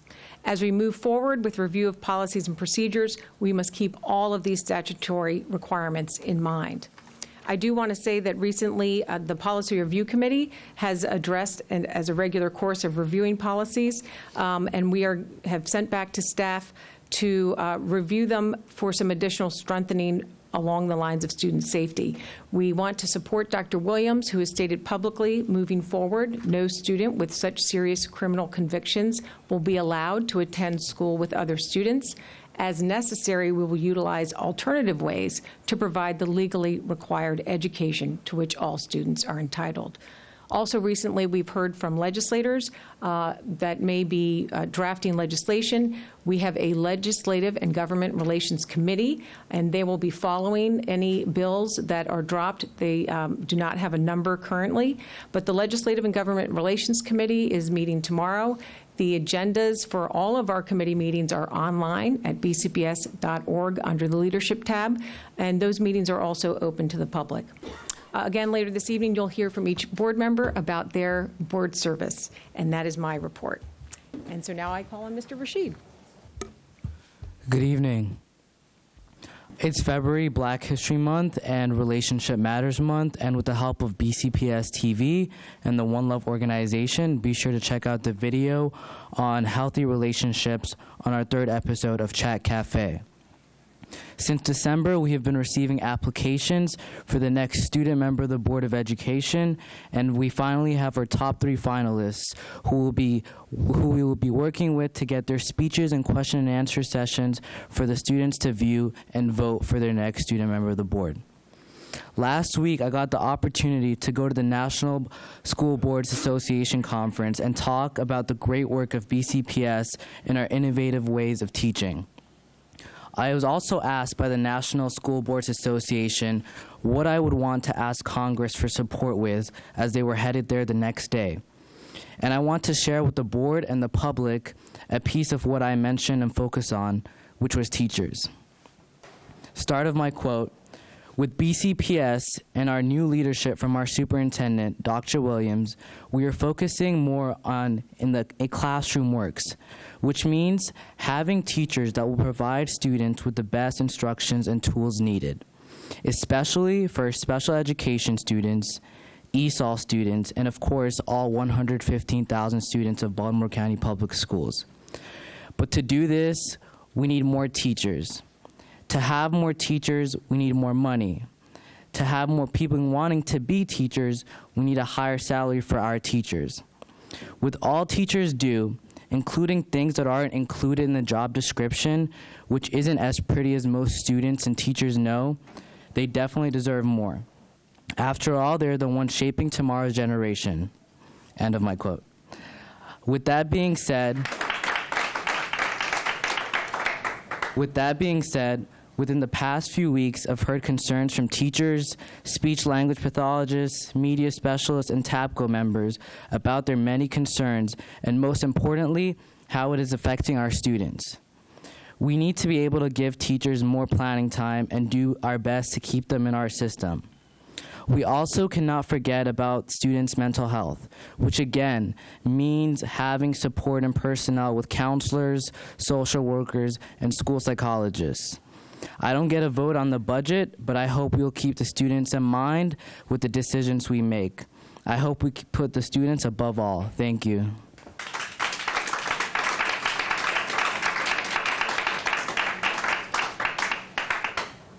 Thank you. The next item is action taken in closed session, but we did not take action in closed session. The next item is new business contract awards, and for that I call on the committee chair, Ms. Henn. Thank you. Members of the board's Building and Contracts Committee met earlier this evening. Items L1 through L7 are being forwarded to the full board for approval.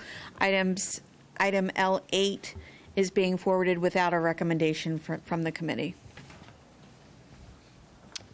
Thank you. Is it possible, Ms. Henn, to separate contract related to space, the modification? You can, if it asks for a motion. Do you have a motion? No. I want to make a motion to separate the contract for rental space. Okay. Is there a second? It's item 3, item number 3. Any discussion? All in favor? So we can separate that? Sure. We don't normally do that, but I'm sorry, can you raise your hands again? I just want to separate one contract. Okay, motion carries. Thank you. Do I have a motion to approve items L1 and L2, L4 through L7? I have a question. Is there a second? And then, okay. Any discussion? Yes, Ms. Joes. For item L4, temporary staffing for accounting, the $750,000, is that for a 5-year contract or is that annual? Could we have staff come forward, please? Good evening, Mr. Saris. Good evening. So we're talking about item 3? L4. 4, okay. That is a 5-year contract, and it's really just based on projected expenditures. We've looked at historical spending over many years, which typically is less than $25,000, but we're projecting that in total we'll probably exceed that in a year, and so we've made this 5-year projection for purposes of this contract. We don't have a budget. Each office would use their own operating budgets to cover these costs. There's no central budget for temporary employees of this nature. So that works out to about $150,000 a year? Correct. For 5 years? Correct. And is that equally split, or is it just based on needs on your end? It's going to be based on long-term vacancies that need to be addressed, while administrative matters are resolved. Thank you, Mr. Long-term vacant, illnesses, that type of thing. Thank you. Okay. Board members, other questions or discussion? All those in favor, please raise your hand. Any opposed? Any abstain? That motion carries. I did want to address item L4. Excuse me, item L3. I was writing down your thing. Item L3. I was curious why and I apologize I wasn't able to make it to buildings and contracts earlier, but why is the modification for $500,000 when the average annual expenditures would not take us to the full authority that we've already approved, $1,500,000 in the time frame? Would you like me to answer? Sure. Mrs. Causey, we expect, because of one of the venues that we use most often has closed and was the cheapest amount that we would spend, that the projections are actually larger than the actuals, because now the new places just cost more than the old place we used cost. Since there is still spending authority and time left, I think it would be more feasible to rebid the contract and see if there are some additional lower cost vendors that would be available rather than just settling to pay more. Well, we did have a very high level of participation with this bid. It's probably also noteworthy that the low-cost option is in bankruptcy. So in looking at the, let's see, what is it, the 9 providers, I think we have a fairly good representation of the marketplace. I don't believe that, and we will be rebidding this next year, although I don't necessarily believe costs will go down as they over what has been bid this year. Ms. Causey, I'm also concerned that all of the other venues are high use by many organizations. It's very difficult for us to secure regularly scheduled meetings. So waiting to take advantage of some of this, I think, puts us at a disadvantage in order to meet the professional development needs that we have.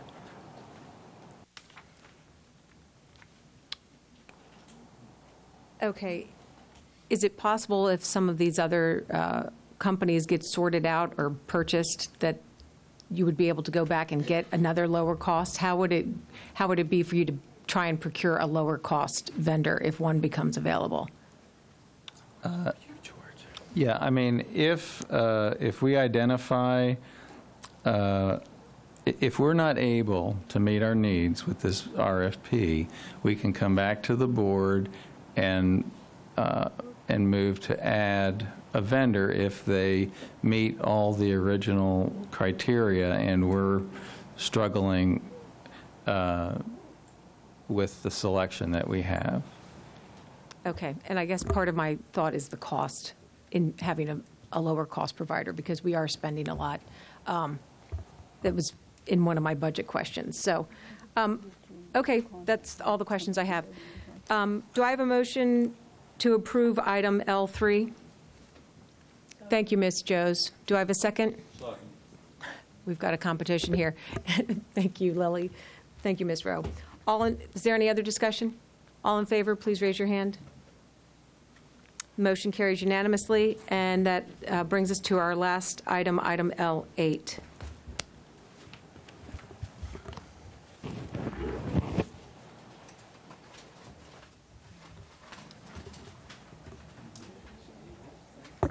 Do I have a motion? Well, let's do this one separately. This one is a little different. So, gentlemen. Good evening. Good evening. Item 8 is about encroachment issues at Orams Elementary School. As I shared in the Business Building Committee meeting, we have a site project for expanding the parking lot that is approved by the board. It's a capital project that is under design. And what we found out even before starting the design, that there are several encroachments to our property. There were 5 encroachments, and 2 of the folks, when we sent the letter in 2017, have removed their items that were on our site. This one particular encroachment is larger than the other encroachments, and it is in the area where the stormwater management system is being planned. So we sent the first letter in 2017, and we have followed that letter by several letters about the encroachments to be removed. They have, in turn, submitted a request to board that they be allowed to use that space and they be allowed to lease that space. As background information, there was a lease that existed in 1980, but that had a sunset provision, my understanding is, and that when the property was sold in 2002, then that lease expired. Since then, there has not been any lease. If we don't remove that encroachment, we'll be setting up a precedent, and there are several other schools that have encroachment, and we may have to go through the similar process. The cost for changing the design is anywhere from $50,000 to $100,000, which includes changing the design. It also includes removing some of the utilities underground, and as a minimum, it'll change the completion of project time by 1 year. The need for making the change to the parking lot is urgent because the enrollment there is 403, which is 100 more than the SRC of the school. So we would like to start with the project as soon as we can. Our current schedule is to come to the board for the project approval in next month or so. And we are targeting completion of that project before school opens in September. If there are any questions, I would also like to add that you heard from the representative of the homeowner, and there were a couple of statements there that I would like to give you some estimate on the cost. I believe it's an attorney that indicated that the cost is minimal, and it is not minimal. The cost is quite a bit of making the change. And the other statement was that as a result of this design, there'll be more probability of flooding to the homeowner, and that statement is not accurate. Because when we do site design, part of the reason we do it is to take care of the stormwater within our site and prevent any water flowing to neighborhood properties. With that, if you have any questions, I'll definitely try to answer. Excuse me, do we want to make a motion first, Ms. Henn? Sure. I move to accept staff's recommendation of the denial of the request for the encroachment, to allow the encroachment. Is there a second? Second. Thank you, Mr. Alderman. Now discussion, Mr. Kuhn? So, just so I understand the description of what we're talking about, we were provided with some pictures, and it just looks like a backyard with fence. And my question about the encroachment is it outside of the fence that we're talking about? Because these fences are contiguous. Or are both of those neighbors encroaching on our space? Both of those neighbors are encroaching the space. One neighbor had just fence. The other neighbor has a deck attached to the swimming pool that's encroaching our property. Swimming pool itself is not encroaching the property, but there is a tiki bar of some kind or a deck of some kind that's encroaching our property. Just so that I'm clear, it's so that's the entire length of the yard all the way across? That's true. And the stormwater management that has been planned is right in that area. Is right there. So there's going to be a pond behind their houses. That's right. It's a pond, perhaps is the wrong term, but it's a dry basin that fills up when it gets wet. Okay, thank you. Thank you very much. Ms. Joes, did you have a question? No, I'm good, thank you. Ms. Mack? Thank you, Mr. Dixon. I see on here that the Office of Law advises that BCPS does not have the authority to convey property to a private party for private interest. Does that convey mean sell? You'll have to ask the lawyer. No, ma'am, that was not the context. It wasn't just sell. It was provide to a private party for private interest, so an easement or a license.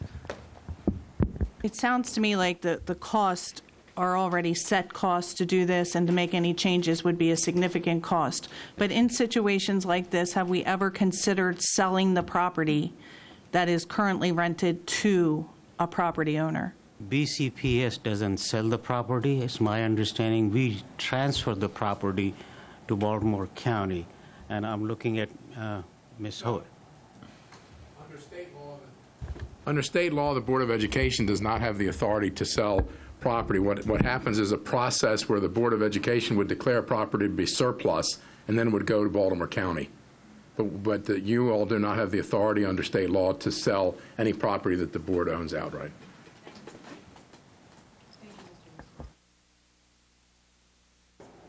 I'm going to recuse myself from this vote.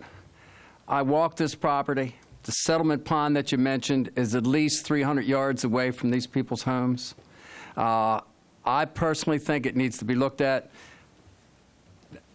I read a letter that was sent from Baltimore County Public Schools to the family, and it talks about flooding in that letter. So I don't understand why on one end we say there's not going to be any flooding, but on the other end, a letter from Baltimore County Public Schools was sent to that home that talked about flooding as a result of the parking lot change. So I personally, as I said, I'm recusing myself. However, I think it needs to be re-examined, is my opinion. Thank you. Mr. Dixit, would you like to answer the question related to Well, a there are letter two. about flooding? Yeah, there are two questions in there. I don't know the settlement pond, but we have not started the site work. So I don't know what settlement pond. The pond or the structure for stormwater management has not been created yet. It is still under design. And the second part of the question was the water flooding into their property. That was not written in any of the letters that I have sent, and that's something that I do not know. The purpose of the site work design is to contain the water within our property. If we do not do the site plan the way it should be done, then we increase the probability of draining water into neighborhood property.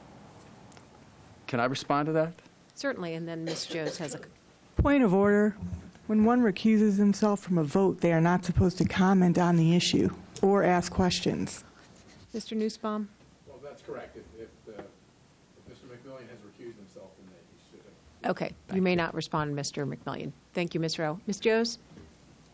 Mr. Dixit, you said it's under design, so it's been graded and it's gone through the approval process for the detention pond. I do want to point out a very key thing. In Maryland or any other state or jurisdiction, you may flood your property to your heart's content.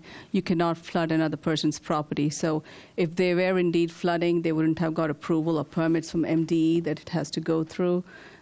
Since I do design stormwater ponds, what it's doing is it's catching flooded water or rain events that are high is going to be caught by this detention pond. So it's not really flooding, but it's actually a detention pond to stop flooding. Thank you for clarifying. You're welcome. Thank you, Ms. Joes. Any other discussion? Ms. Rowe? So I just wanted to know, because I've seen some of these issues before, is we're doing what we're doing on the school property to contain the drainage from the school property. But in doing that, the way the property is graded now, are there neighbors' properties draining onto school property, and will our setup cause them to retain their own drainage?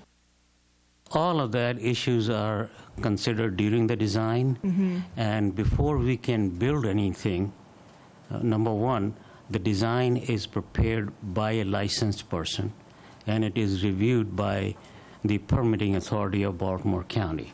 So everything is licensed, and we make sure that we do not create any issues for the neighbors. Okay, thank you.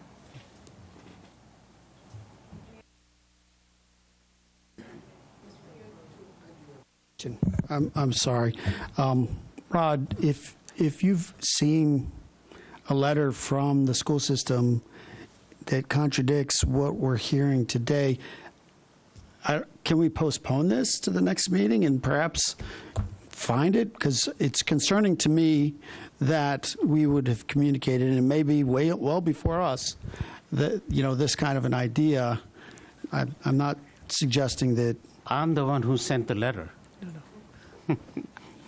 I believe there was excuse me, members of the board, I believe there was a separate letter sent from the Office of Law based upon an understanding that if there were no changes to the plan, because you're putting in a parking lot, then yes, there would be flooding that was possible to the homeowner's property. I believe that's what the engineers informed the law office, and I believe that is what was in the correspondence. That's true.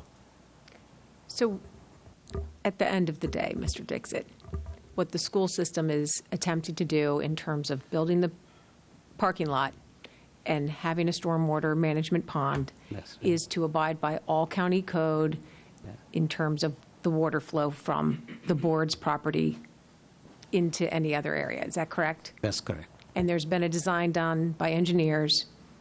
Yes. Okay. Thank you.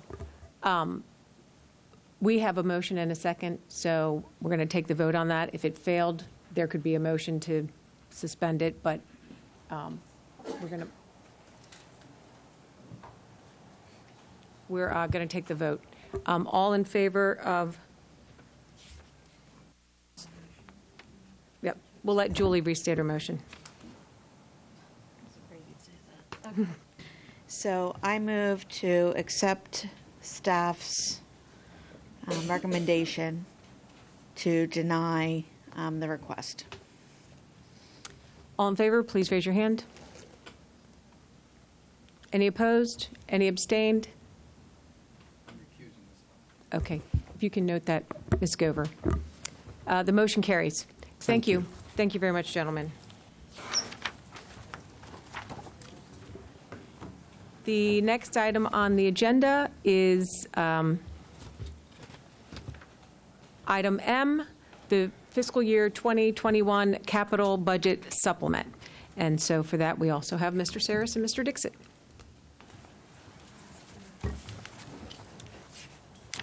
Thank you, Madam Chair. Occasionally, over the years, we do find capital funds that were not originally planned when the budget was adopted last May. And in this case, the Healthy School Facility Fund grant was awarded to Baltimore County Public Schools. And the Baltimore County government has provided matching funds, which are within their adopted budget already. The state funds were not, and so we're simply requesting that the board formally appropriate this grant award so that we can move forward with the capital projects that are associated with the grant and which are referenced in on page 2 of the budget supplement form. Thank you, Mr. Saris. Do I have a motion to approve the fiscal year 2021 capital budget supplement as presented? Thank you, Ms. Rowe. And second is Ms. Henn. Any discussion? Ms. Rowe? So I just want to say briefly that I am absolutely overjoyed to see the funding in place for temporary air conditioning solutions for the remaining schools in our county that do not have air conditioning solutions. And I would like to thank now the Speaker of the Senate, Bill Ferguson, for helping to put this through, and our state IAC and other state officials who have approved this funding. And I would also like to thank Comptroller Peter Francho, who's helped for years to advocate for air conditioning in schools, in spite of parents being called plants at Board of Public Works meetings and political theater. Ms. Scott. Great. Yes, and to that end, I'd like to know specifically how that works in reference to Campfield Early Learning Center. That's one of the schools where there was heating and air conditioning issues that were going on, and I wanted to see, I understand there was something being put there called vertical temporary heating units, and I wanted to see if I could get some clarification just about what those are, how long they last, and how that differs from like a air conditioning unit that's in a window. I don't have the specific design answers that you're asking, but in general, vertical package units are self-contained units that do not require a central chiller, that have the air conditioning piece within that unit, and they are extremely efficient, not as efficient as a central chilling plant, but the advantage is that we can quickly install it without making any major changes to the building. And we are actively designing that. We hope to complete the design and bring contract awards for your approval very soon in near future. Okay. So what timeline would that look like, I guess, for Campfield? Would that be by like the summer or? We'll try to do that. There are so many unknowns at this point that it'll be wrong for me to give you an exact date, but the target date is we are trying to complete it as soon as we can. Okay. Yeah. All right. Thank you. Other board member comments or questions? I just also, do you have the names of the schools? Yes, the names of schools for air conditioning are Bedford Elementary Schools, Campfield Early Learning Center, Catonsville Alternative School, Delaney High School, part of the Eastern Technical High School, Lansdowne High School, and part of the Western technology. Great, thank you. There is one more project which is for boiler replacement, and that's at Hampton Elementary School. Okay, thank you.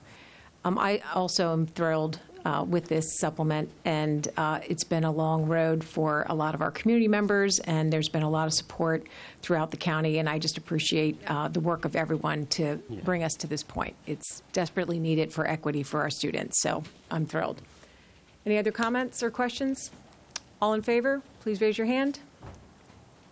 Any opposed? Motion carries unanimously. At this time, since we have two other significant agenda items, we are going to take just a 5-minute recess, and then we will be right back to continue the work of the board.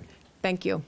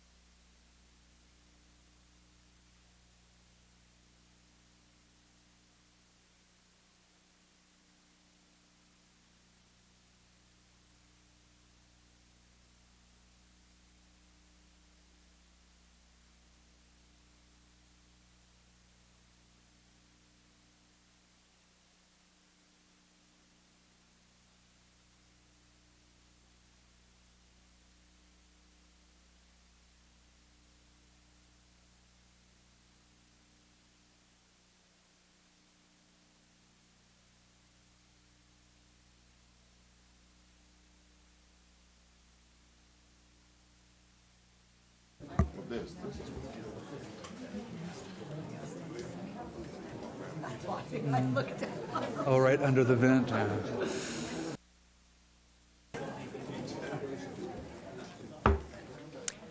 I now reconvene the Board of Education meeting of Tuesday, February 11th. We are now on item N, new business, report on the Pleasant Plains Elementary Capacity Relief Boundary Recommendation. And for that, we have Dr. Wheatley Phillips and Mr. Cropper and Ms. Byers. Good evening. Good evening, Chairwoman Causey, Vice Chair Henn, Superintendent Williams, and members of the board. Tonight, we bring forth as a recommendation the option that was selected by the study committee that convened for the Pleasant Plains Boundary Study process. This recommendation was developed as a result of several months of planning and community engagement, wherein members of the committee utilized the data that served to inform the process. Mr. Matt Cropper, the consultant who facilitated the process, is an experienced professional, having worked in communities across the country and with BCPS for over 10 years.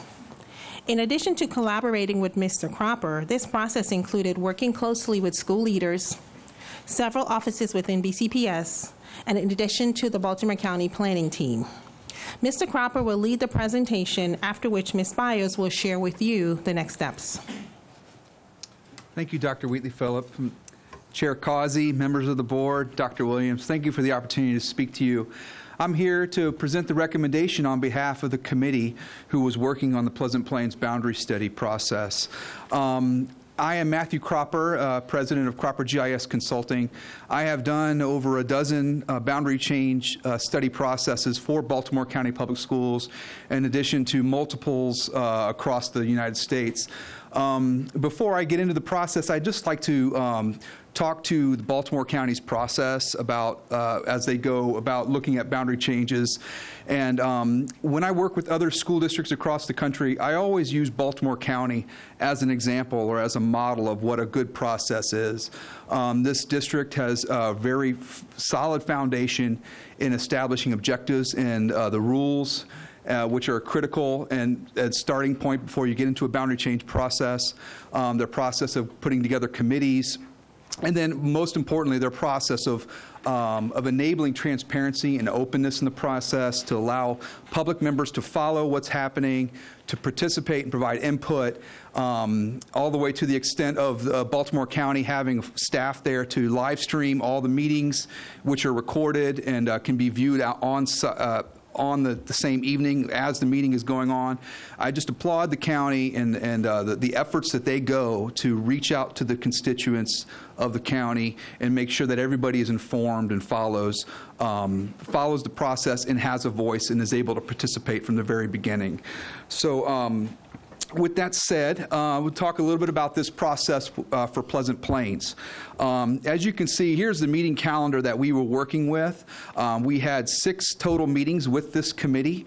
We also had a public information session sort of halfway, a little bit further than halfway through the process, where the committee went to the public and shared the maps that were being considered at that time, solicited input from them, had conversations around the maps, and then there was a survey that accompanied that to get input. All of these meetings are open to the public. Like I said, they're all live streamed, and all the materials that were shared with the committee members are available online that evening. And so any member of the public can go online and print off and download and look and evaluate all the same materials that any committee member can.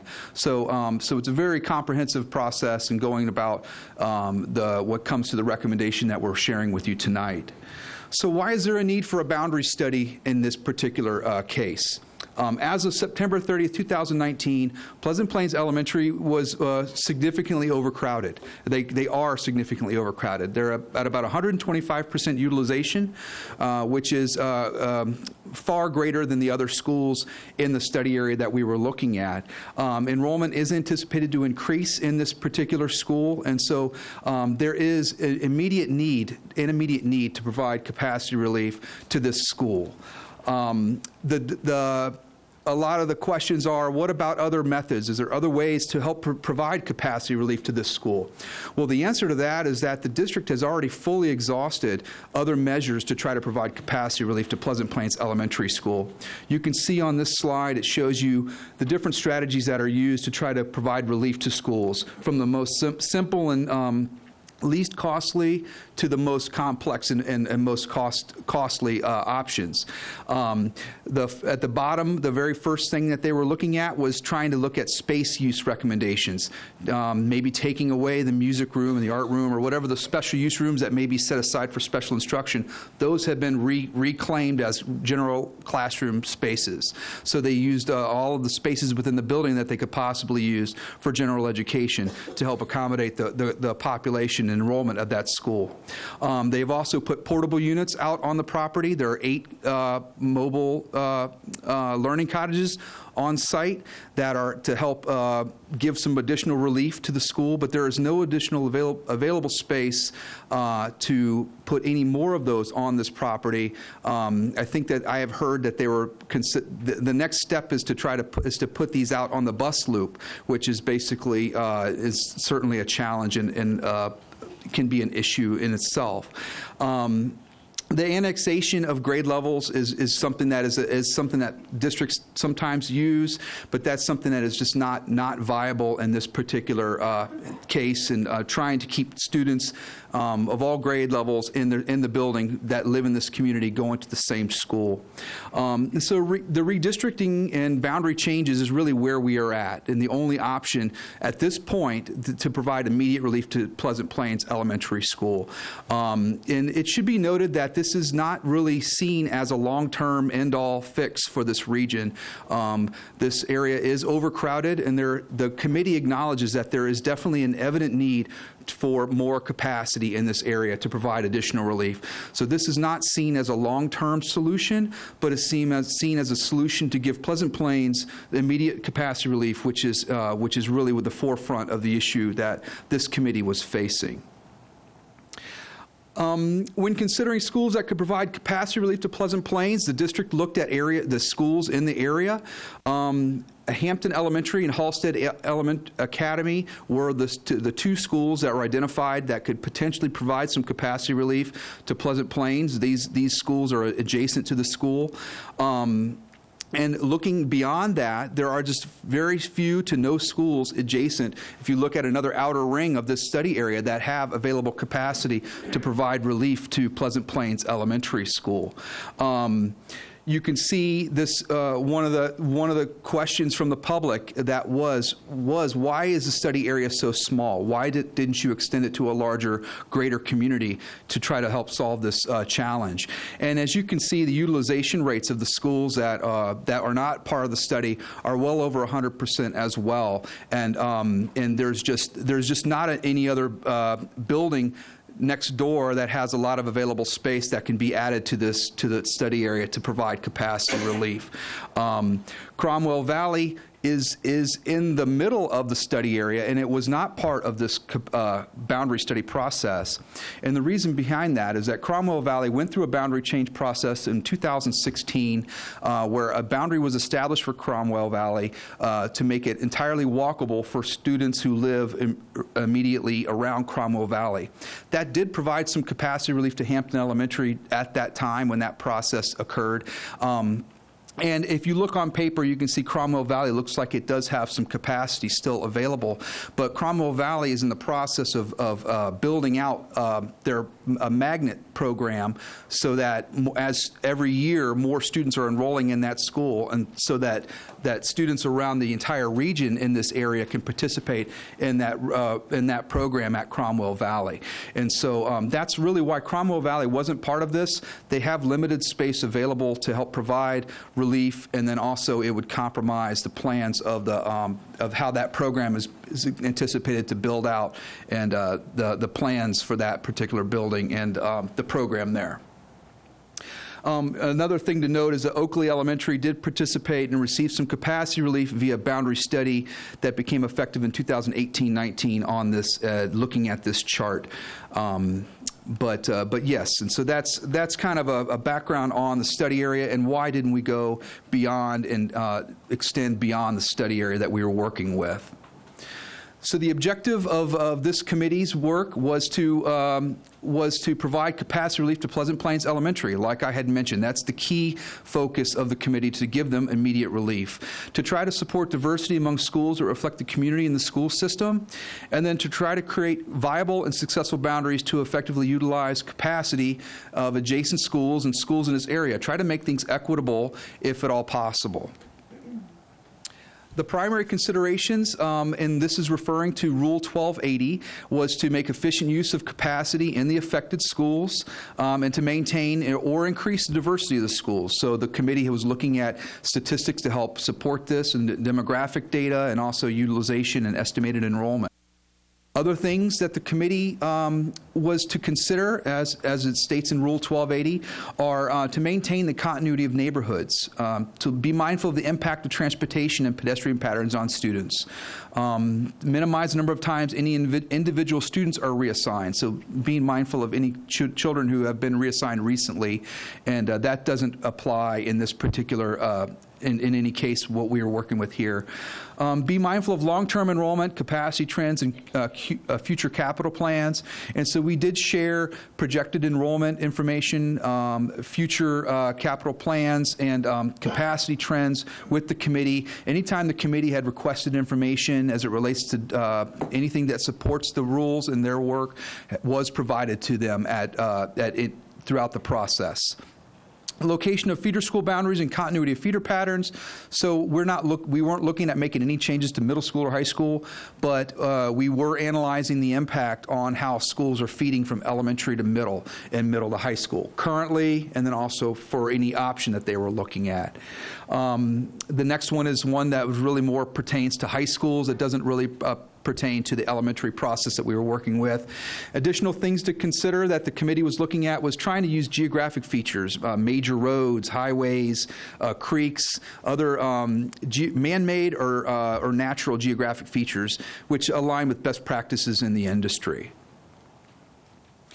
Talking about the committee and the composition of the committee, it was a well-rounded group from the study area. There were 3 principals who sat on this committee, 3 teacher and staff representatives were on the committee, and there were 6 parents, 2 parents from each school sat on the committee, and as they evaluated options for this process. We also had 1 area educational advisory council representative who gave us the benefit of their knowledge in this area, sitting on the committee. This committee met 7 times between September through December, and they worked really did a good job. I know that it was a tough process because it was they leave this recommendation knowing that they're not be able to solve all of the challenges in the area. So that kind of leaves a little bit of heartburn for the committee as they make a recommendation, knowing that they can't solve all the issues that exist, but they did their best to provide relief and adhere to the objectives that were given to them. They reviewed and agreed upon the planning blocks, the small building blocks for boundary changes that we worked with and drafted for them, and so they gave us input on that. And multiple options were considered and discussed and developed through the course of this process.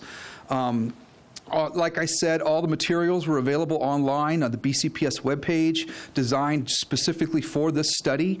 Emails were received from the public, and those were shared with the committee members and also posted online.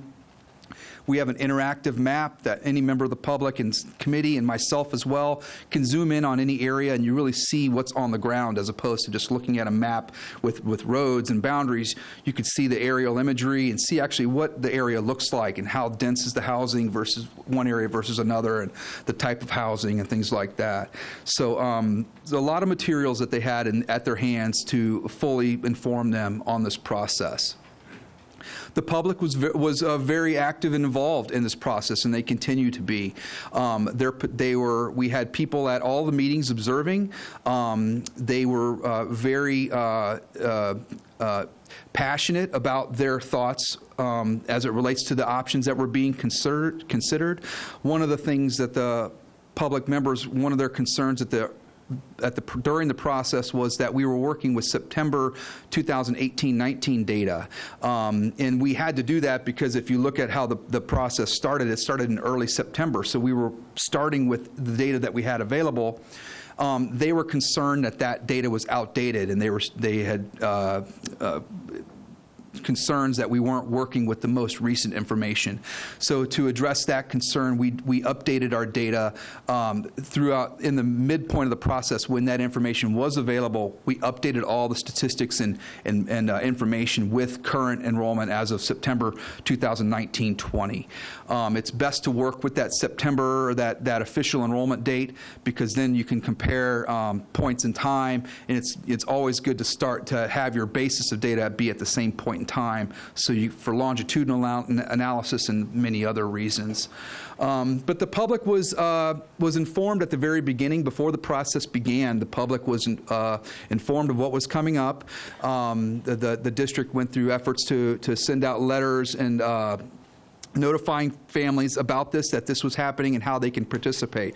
Public attended all the meetings as observers, and they were there at every meeting.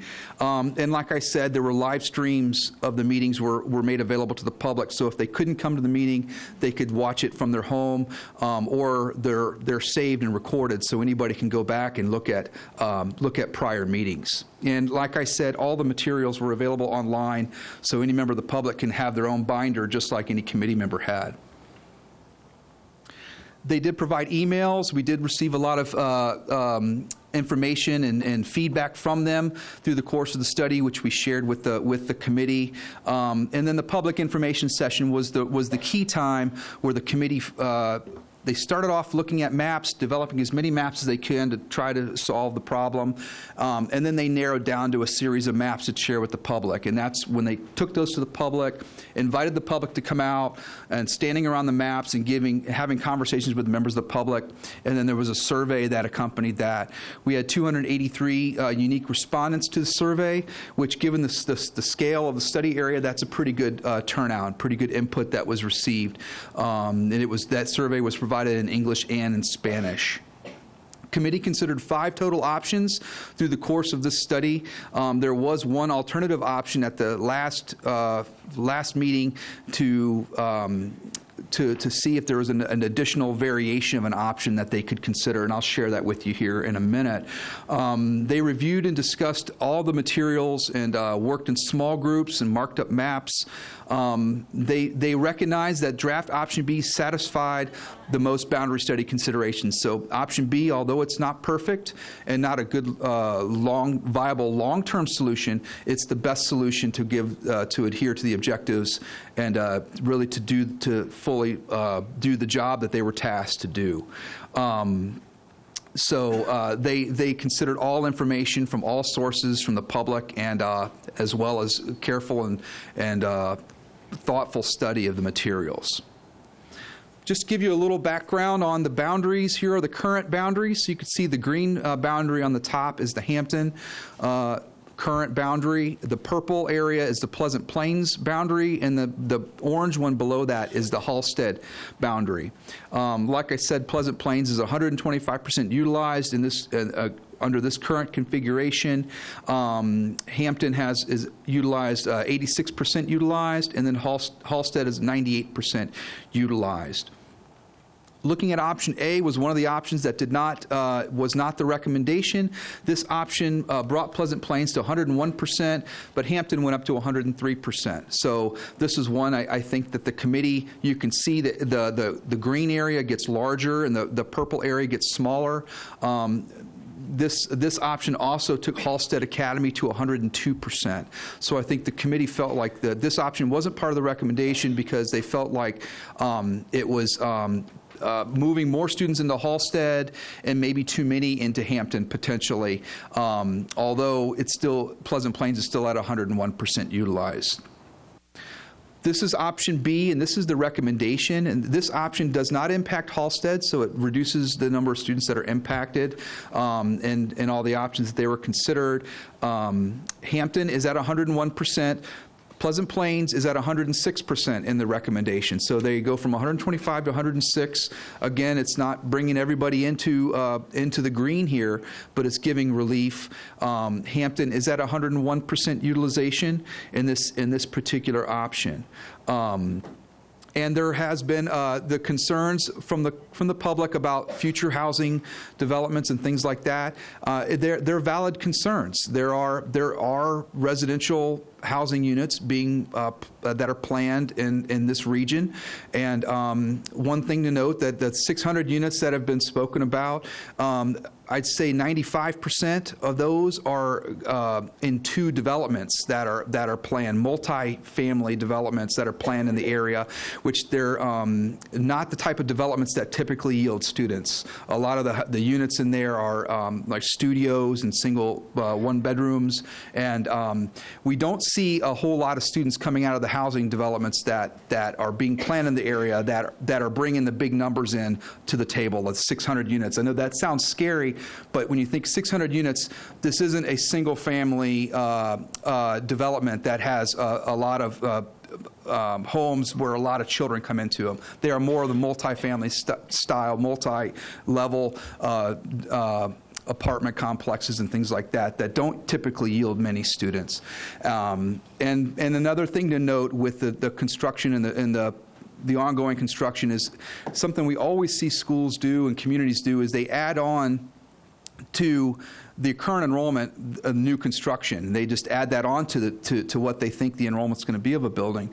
But other things you have to factor, which the enrollment projections that the district does, factors in different things in addition to new construction. They factor in aging and empty nesting of communities. And so it's as new construction is coming online and going to be adding students to this community, there are also communities and households that are aging, and children are moving into middle and high school, and fewer elementary kids are coming out of other parts of the area. So that should be noted.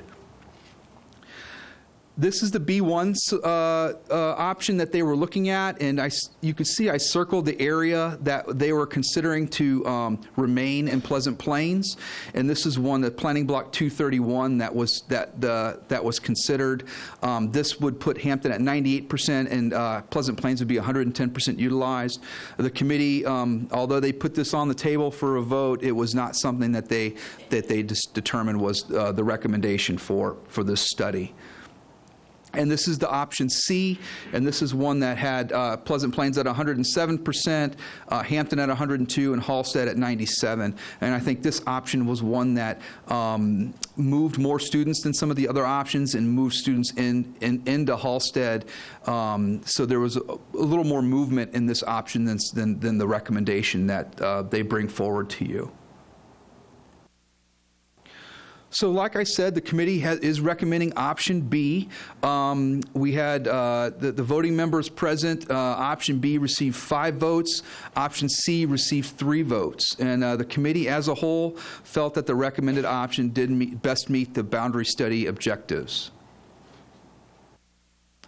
And this is the map that shows you the recommendation if it were approved as it is recommended. Information, supporting information here that shows you the enrollment utilization and utilization of the buildings and what those would look like.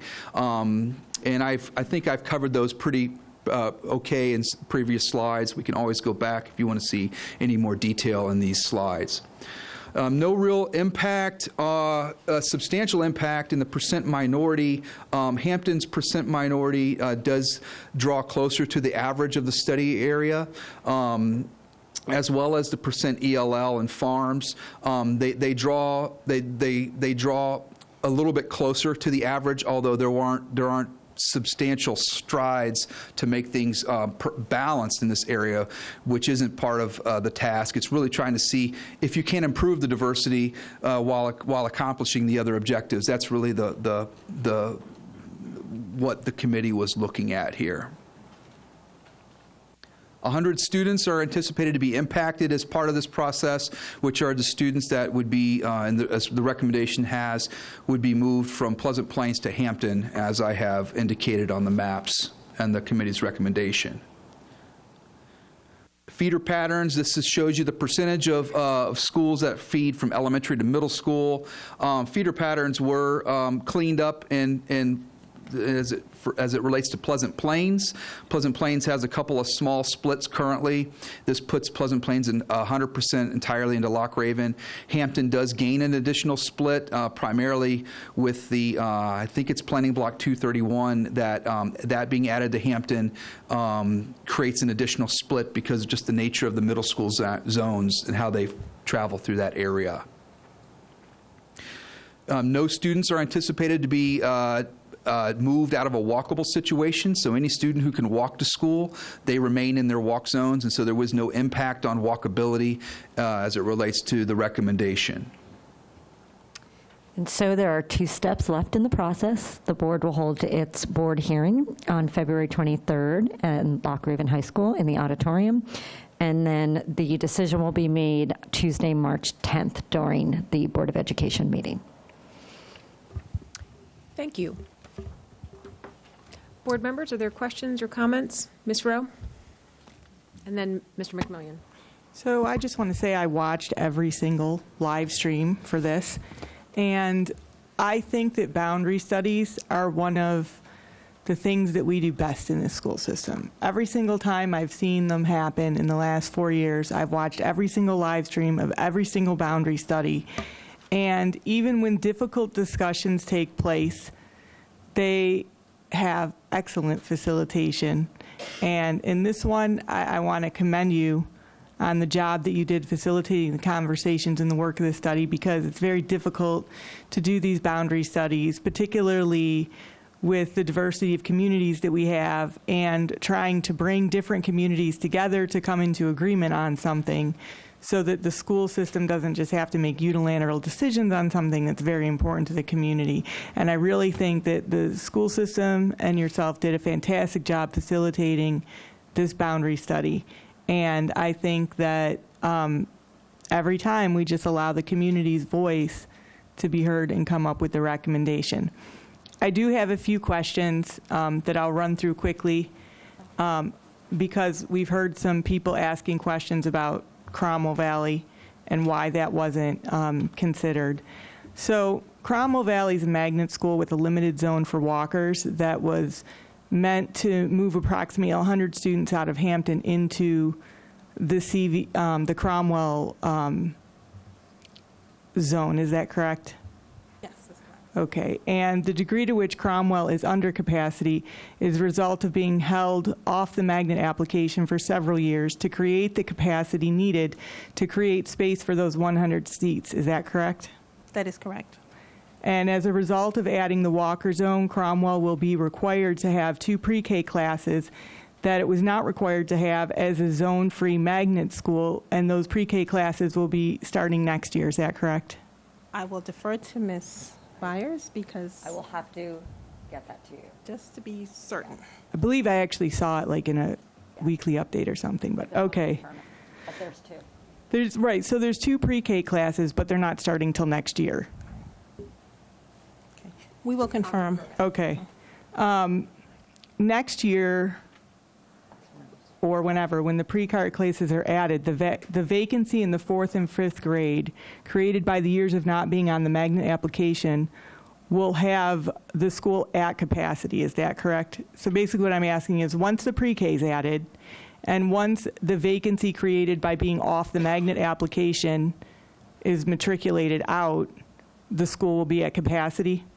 We expect that once the magnet program has filled for each grade level, and we do have pre-K, the school should be at capacity. Okay. And is it true that Cromwell property cannot accommodate even 1 trailer because of the topography of the property? There are specific site restrictions that would limit that. The biggest concern we have is the safety of children, and so there are site limitations because we want to ensure that all children are safe. Okay. And is it true that I don't think I need that one.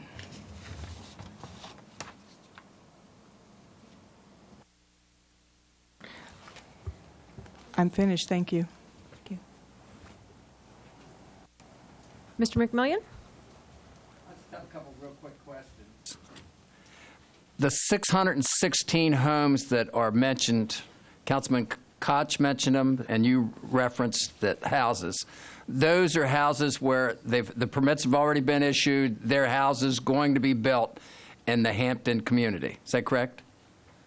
They are multifamily units, yes, sir. There wouldn't be houses. They would be more multifamily developments. I don't know if all of them are platted and approved.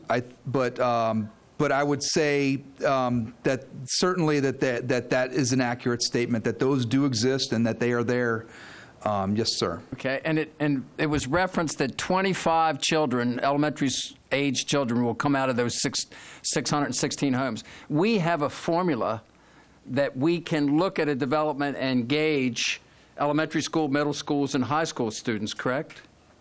We work with SAGE partners to establish a projection methodology that will help us estimate, given a particular development, what the yield would be. So it tells us, based on the projection numbers, the number of students at the elementary level, the middle school level, as well as the high school level.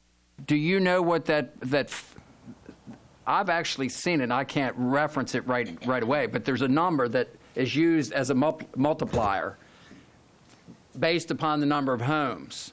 So do you know what the multiplier is for elementary schools? I do not. I would have to ask the team for that information. So we certainly can provide that information in a weekly update. Okay, I was curious if it matches, if it equals the 25 kids, because as you said, that sounds very, very low, and I understand the old nester and that kind of thing and how things balance out. Sure. But 25 children for 660 homes doesn't sound, the elementary age children doesn't sound like very much to me. And to the Cromwell Valley situation where kids can walk to Cromwell Valley, so the walkers are automatically in that magnet program. Is that correct? No. So they don't have to apply, they're accepted in, and then anybody that outside of that walk-to area has to apply for acceptance into that program. Is that correct? Yes, but it's a lottery. And there's no test, is there? It's a lottery. It's an application process, and they submit their application, and then if they're selected, then they go in. That is correct. Okay, thank you. Ms. Henn and then Ms. Mack. Thank you. So I just want to begin by seconding Ms. Rowe's comments that the boundary study process is truly exemplary. And when I think of processes that this system does unusually well, as a model for other school systems, this is at the top of the list. So I want to thank you all for your efforts in this. It's truly outstanding. And also when I think of transparency and processes involving the community, again, this is at the top of the list. So really well done, and thank you very much. That said, I have a few questions for clarification, probably for you, Mr. Cropper. My first question is, you mentioned one of the factors for consideration of the committee was capacity trends. And I'm curious, does that include development trends when you speak to capacity?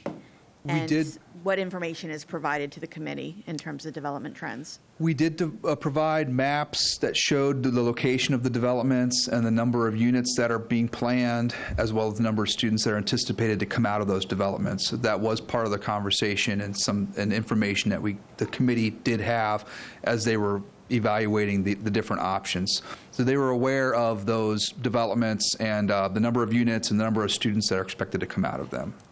Okay, and I imagine those were sourced from county government.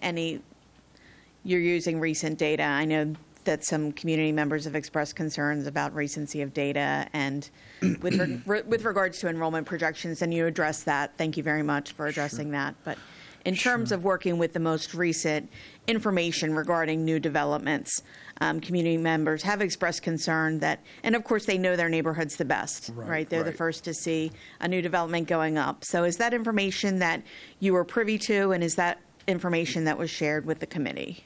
The development information was something that was the most recent information that we had available. Pupil yield information is something that we were referencing, the most recent pupil yield study that was done for the district, and the pupil yield rates that were applied or that were used to generate those yields do our pupil yield rates, not for the entire county, but for they're pertinent to the area that the study was in. And so the way those pupil yield rates vary, they're done by election district. And so there are different yield rates in different parts of the county, and some counties yield a lot more students out of multifamily than others. But in this particular area, the sampling of multifamily developments doesn't indicate as many students as what one may think when you see a 600 units on paper, which isn't surprising to me from my experience in seeing how other multifamily developments are yielding students. They typically don't yield large numbers, especially the multi-story units with smaller square footage and higher rents, things like that. They're really not ideal for lots of families to move into. Sure, and that makes sense. A related concern that we've heard from the community is that this particular area, the enrollments have exceeded projections, particularly at the schools that were included in this boundary study. And several suggestions have been made to explain why. I'm not sure that those have been backed by actual data or whether they're suggestions may be due to a more transient population in the area. There are various causes that have been tossed out. Is that something you looked at in terms of the accuracy of previous enrollment and recent enrollment projections? That was a concern that we heard from members of the public, and also members of the committee had, some concerns that the trends of the projected enrollment that was on paper weren't panning out, and from looking at actual enrollments, and we acknowledged that, and basically just sharing everything that we had that we could with them to just make sure they were fully informed and understand everything. I think that when it was all said and done, what's noted is that enrollment in all three of these schools was projected to go up. And so if one was trending down and another one was trending up, then it may have lended to a different conversation. But the nature of it is that all three schools in the study area are projected to increase. And so it wasn't going, no school was going to get any relief through demographic dynamics over time, as the projections indicated. Sure, thank you. And I just have a few more quick questions. One of my concerns early on, there was a lot of interest, obviously, as I'm sure you've realized, within the community, and interest in participating in the committee in particular. And one of the concerns was the size of the committee, with, I believe you said 11 members. Is that correct? 13? John's saying 13. Yes, I think it was 13. Thank you. With 13 members, and I believe there were 8 votes for the final option. Is that correct? Right. Yes, but the 3 of the principals are not allowed, non-voting members, and so 10 total members on the committee are eligible to vote. And 8 votes. Can you speak to the distribution of those votes? Again, I don't want to disturb the confidentiality of those votes, of course, but I want to eliminate any concerns, and I had some concerns about the representation of those votes in terms of the schools represented and the members that are representing the schools impacted by the study. Well, the way the voting process works with the active vote, we know how many votes were tallied for each option that make up the recommendation, but we don't know which members voted for which option. So we're uncertain as to which members voted for the recommendation versus those that voted for option C. It's an anonymous voting process. In terms of those that voiced strong opinions toward, did anyone voice strong favoritism toward one or the other in terms of school representation? Can you speak to that? I think that the committee really worked cohesively. I didn't really see a divide among the committee, and sometimes when we work with committees, you'll see one group really supporting one direction of the option development, another one supporting another one. I felt like when the committee got together and worked, they worked as a team, as one a large unit, and so from what I gathered, it was the opposition for the recommendation is more related to the concern of overcrowding Hampton Elementary. But then we also have, the Pleasant Plains community was pleading to give them capacity relief because they acknowledge that they need relief. And then Halstead community had concerns about adding too many students to Halstead because that community has a higher percentage of minority and ELL, and that community was just concerned about having too many students in their school and further overcrowding their school, just like Hampton had similar concerns from both communities. So if the board does approve the recommendation of the committee of option B, which considerations were not satisfied by this option? You mentioned that not all could be, and aside from the obvious that, capacity was not perfectly balanced, which that's not the expectation, of course, but.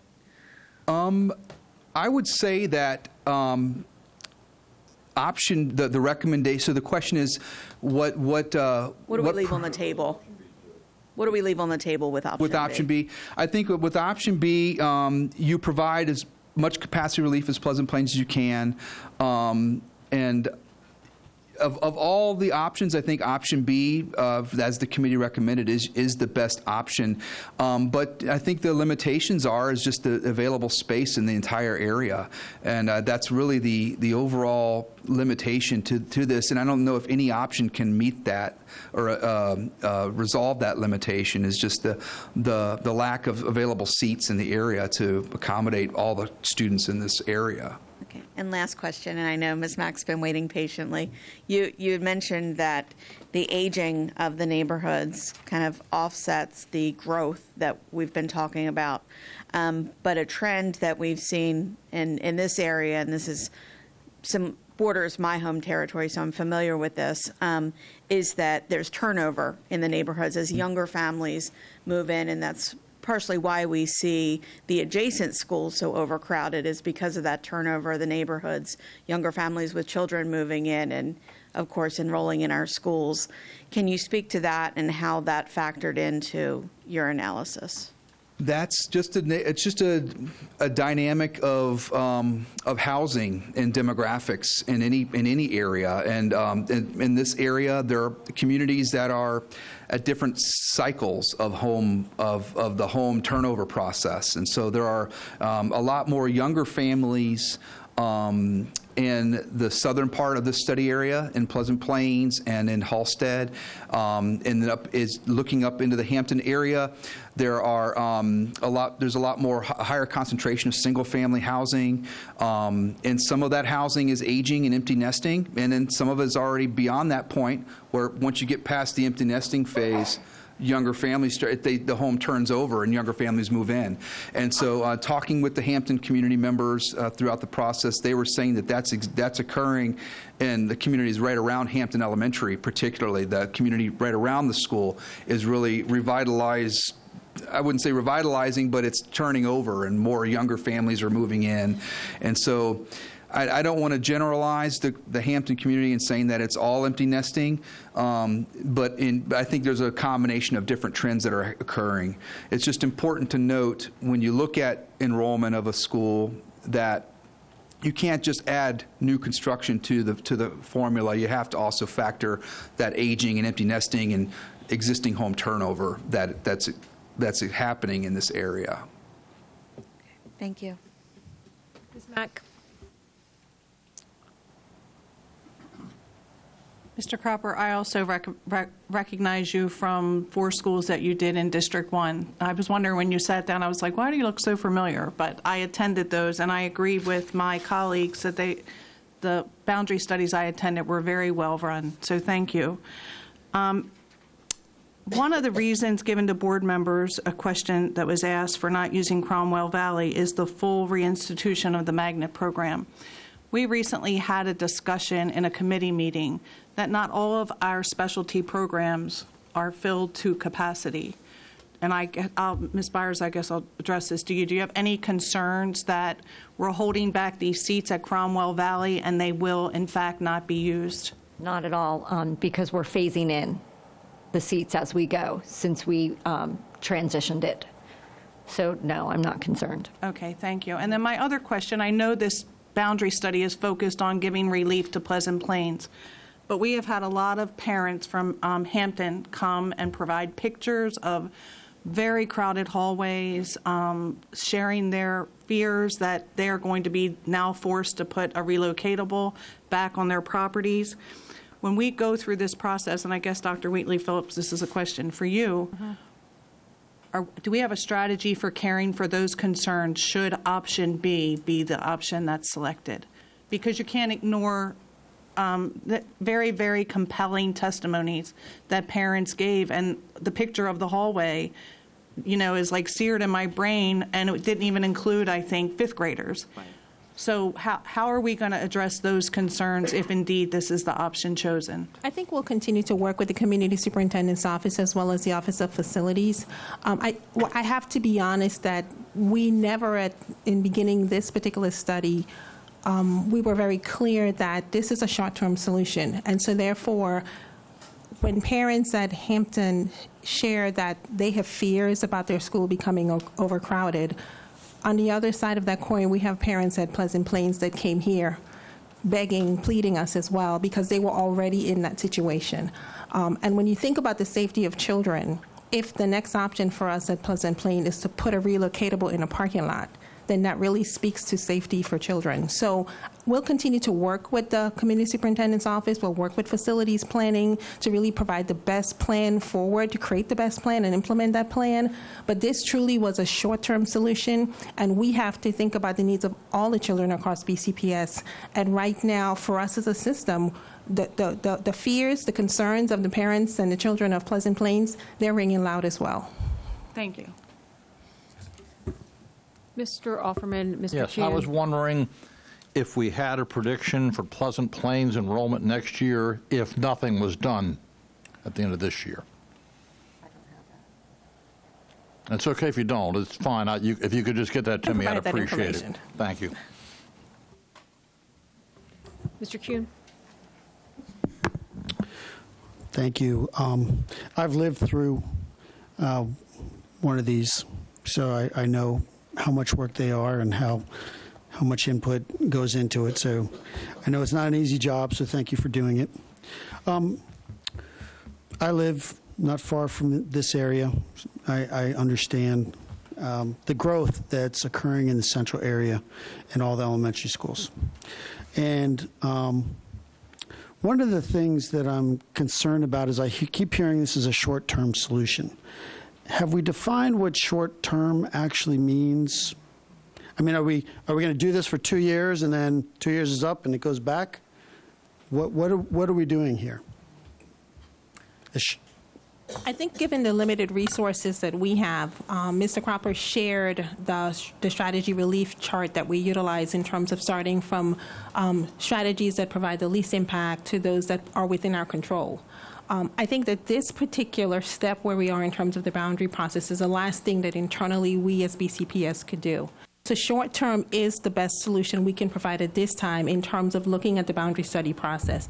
Outside of this, we will have to look at and rely on support from the county in terms of the region and providing relief within the region. This is the best that we could do internally to take care of all children. Okay, so what you just described is you've optimized the situation at hand, right? That is correct. And I appreciate that because, you know, resources are limited.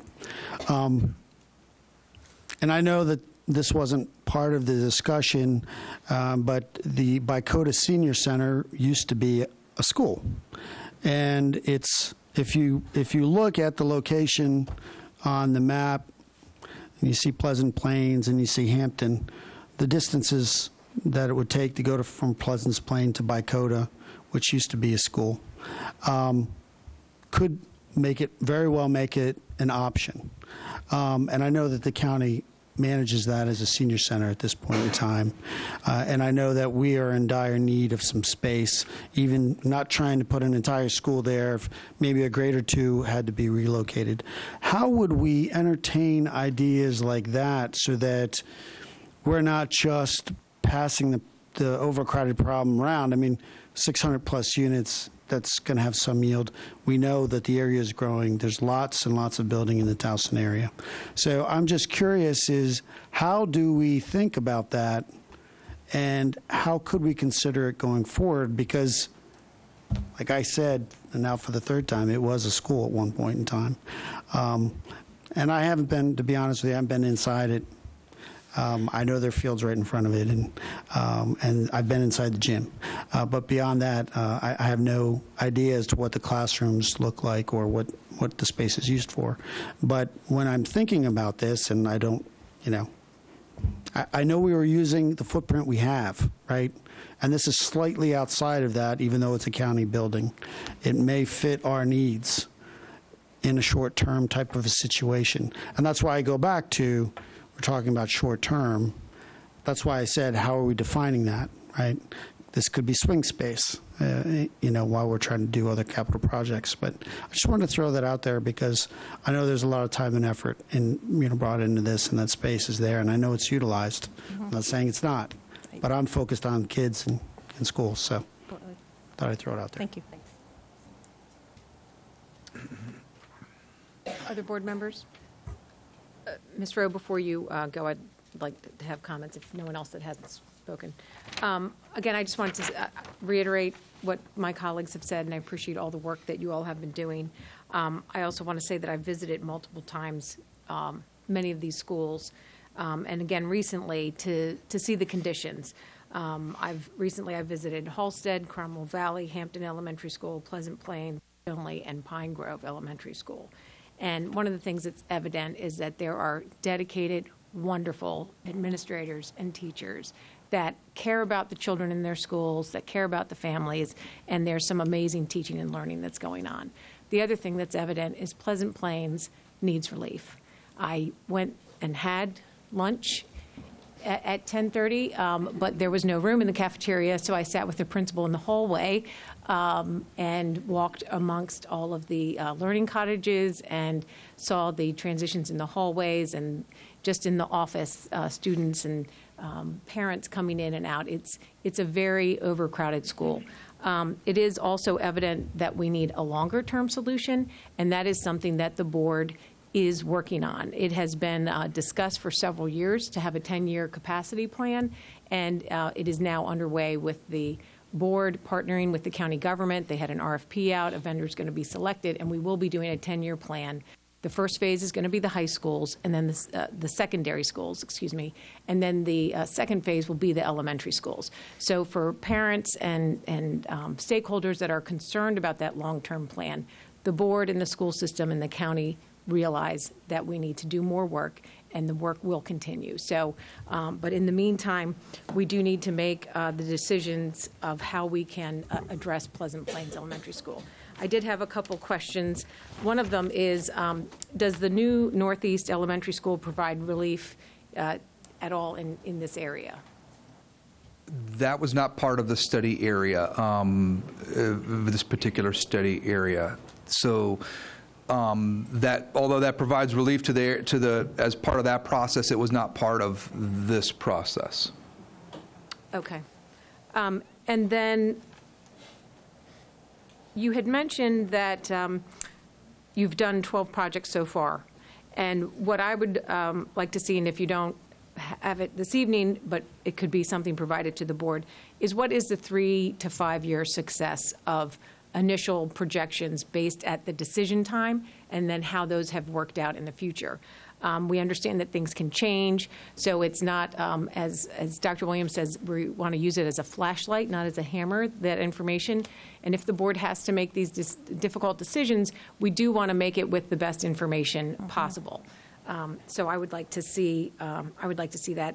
And there's also the concern that the school board is not in control of, and Cropper is not in control of, which is these developments that are unknowns, big question marks coming online. So I know that there's going to be discussions around that. And that's all I have. And then Ms. Rowe? So, I'm sorry, Ms. Joes. Thank you. You said you had 283 unique respondents. Do you have a breakdown of where those people responded from? We do have it. I don't have it in front of me, but we did develop a survey report that identifies where the respondents come from, and those respondents were respondents provided input from across the study area. So we did have respondents from every school. It was heavier weighted in the Hampton area, the respondents, as opposed to Pleasant Plains and Halstead, from what I recall. So I have some of that information. 283 responses were received. Survey respondents were asked to identify the school boundary live with the school representation as followed: Halstead 4, Hampton 192, Pleasant Plains 84, and other 3. Thank you.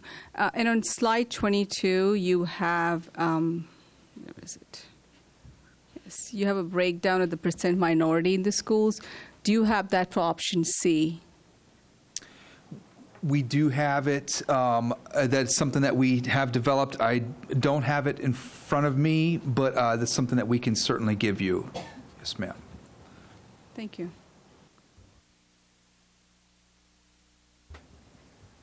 Other board members? Ms. Rowe? I just have one specific question about projections. So we know that at Pleasant Plains we have September 30th numbers from 2018, and then later in the school year, those numbers exceeded, I believe, the 2024 projection. And I wanted to know that when we come out with the 2019 counts, and I understand that we're going to have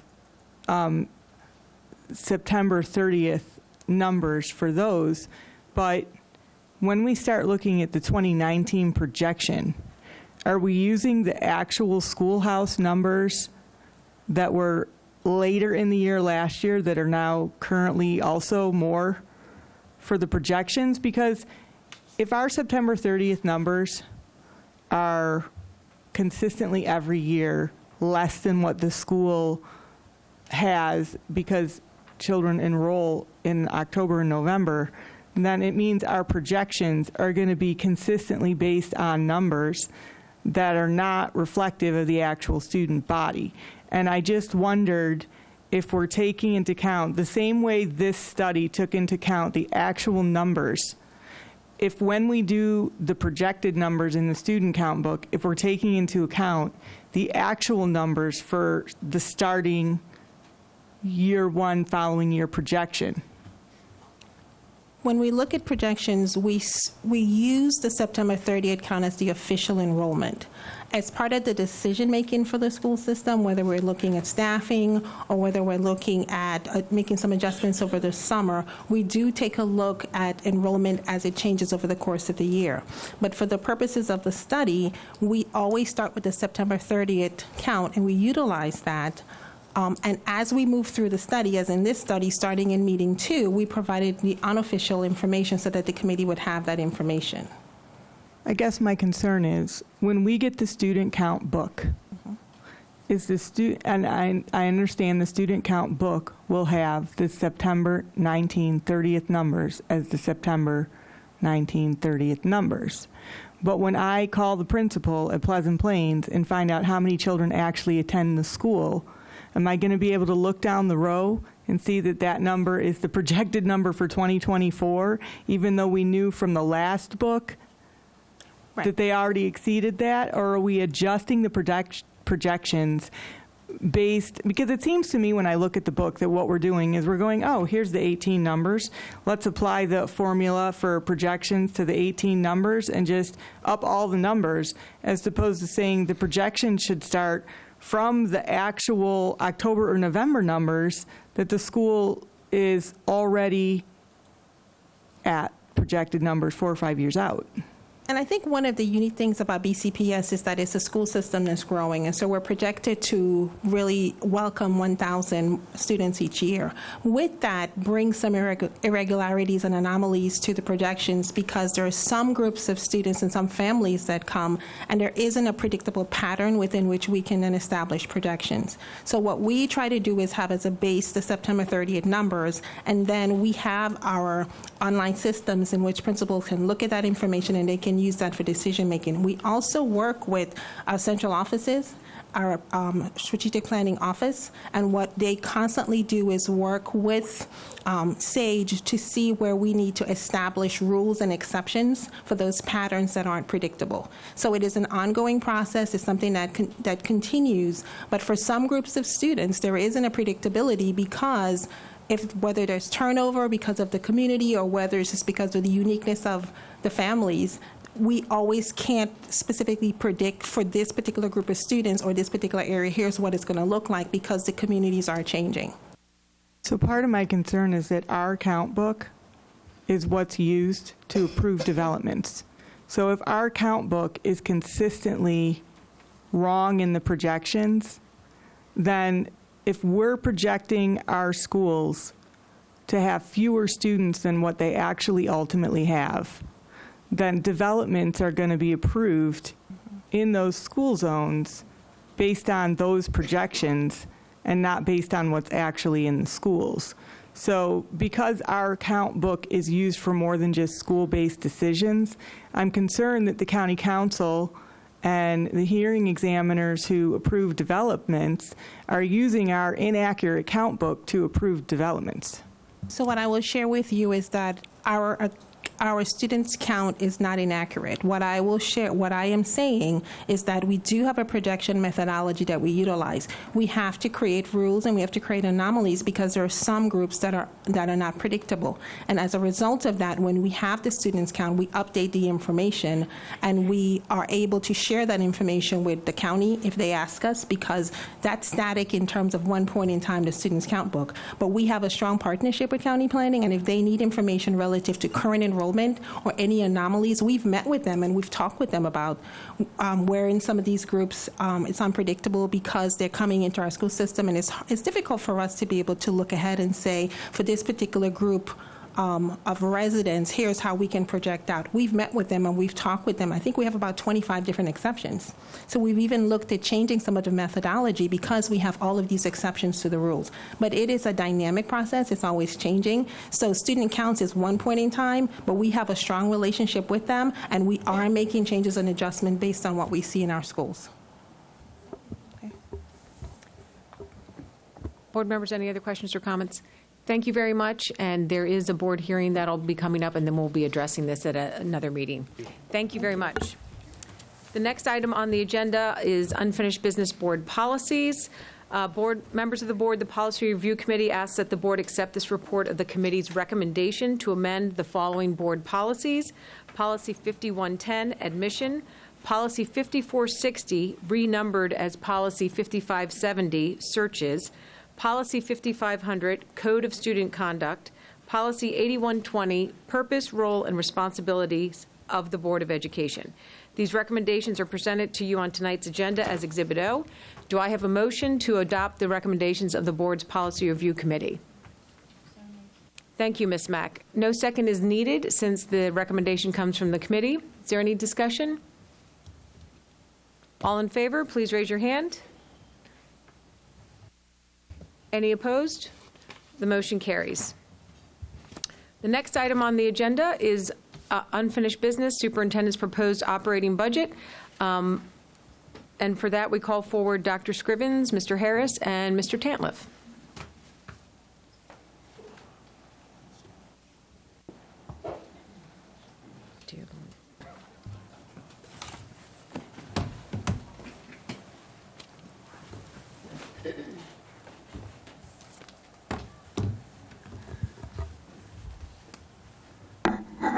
Thank you. I will just indicate that we have updated the questions submitted by the board, all of which are posted, and we are hoping this evening that with the 30 minutes allotted in your schedule, that the board may wish to focus on any amendments and associated motions that will allow us to bring back a final total board proposed budget for the February 25th meeting. Board members, questions, comments? Ms. Mack?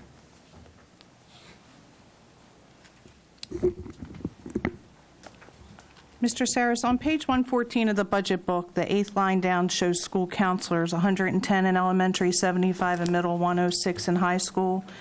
It also shows 58 in other.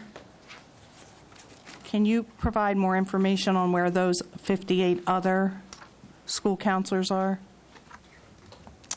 Did you say 110? 114. 114.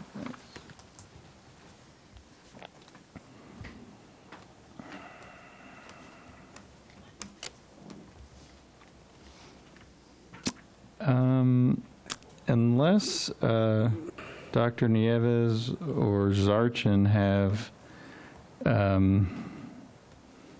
anything to add, that would be something that we would have to look up. Typically, they are either in special programs or they could be itinerant, working for a number of schools, but I don't have a specific answer for you. But you can get back to me on that? Yes. Okay. And on that same page, the projected enrollment in the top right-hand corner is 111,269. But on page 18 of the budget book, our enrollment is at 115,038, which is a difference of 3,769. Can you tell me why we show that difference, or why we have a number that's different here than the number that we often all use, 115,000? I think the difference is programs. Can you explain that? I believe that the numbers on this page are those are strictly the numbers that to which the ratios on the prior page are applied in our formula for classroom instruction. And as Whit said, there are programs, stuff that isn't subject to ratios. So does that mean we're providing services for approximately 3,700 students outside of the schoolhouse? Well, they're in the schoolhouse, but they would be programs that are not. Right. So one of the answers to the board's question dealt with Spark, for example, extended that's what year, I'm trying to get to. And that would approximate that number and I think account for most of that variance. Excuse me, Ms. Henn has a footnote that she Ms. can Mack, actually read. Footnote number 1 explains what it excludes. Okay, thank you. You're welcome. Home assignment, evening, and special schools. Thank you. I did not see that. Board question 123 asked about devices for paraeducators, and staff's response was that BCPS is currently working on a plan regarding paraeducator device access based on input. This could carry a cost of up to $1.5 million. If there are at most 1,100 paraeducators, why is this total $1.5 million instead of $330,000, which would be 1,100 times approximately $300 for a Chromebook? Jim, do you want to take that? Hey, Mr. Mack, how are you? Hi. So that number is based on an understanding of what would be issued to a para. So if paras were to be issued the same device that a staff member would be issued, it would be about an $1,100 device. If we were to issue a para a Chromebook, then it would be a much lower cost. But that's why we gave you an upper limit. Without further input, we haven't been able to narrow down exactly what that device would look like. Okay, so there's no compelling reason that you know of that they would need what a teacher has. You just gave us the upper limit. So again, based on what the need would be. So if we were to say we wanted to mirror what the student interaction would be, for the next year at least, high school paras would all need to have a PC because that's what the students would carry. So at the elementary school currently, we have Chromebooks, which would be something that would mirror that. At the middle school, until this budget is passed, we have proposed Chromebooks, but again, until those decisions are made, I can't give you a hard number. Okay, so it's somewhere between $330,000 and $1.5 million. That would be a great estimate, yep. Thank you. Sure. So as part of board member questions, staff provided Exhibit 1A, which includes curriculum and instruction, digital subscriptions, software licensing fees, and 1B, which is innovative learning subscriptions and software licensing fees. The total FY 2021 projected expenditures for curriculum instruction are $2.6 million. Most of the contracts on 1B are included on 1A, but there are 4 contracts that are not, and I can tell you which ones they are if you want.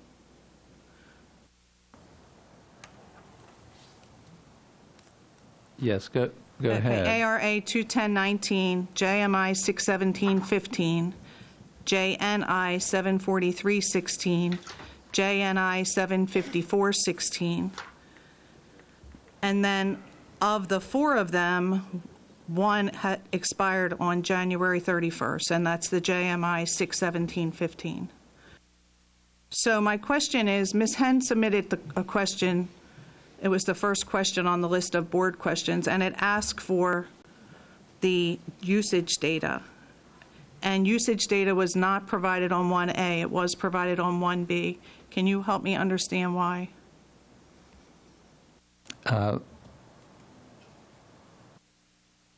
Whatever data that the Department of Technology and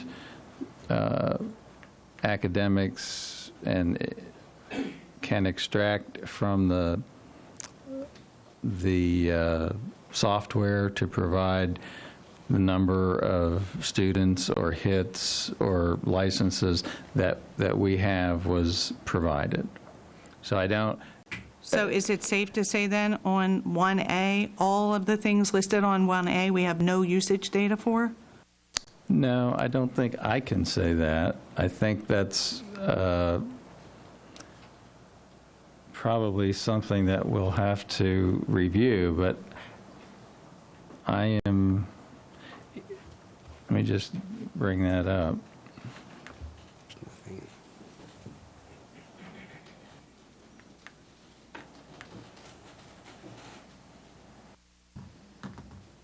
Do you have it? There's no data in it. Yeah.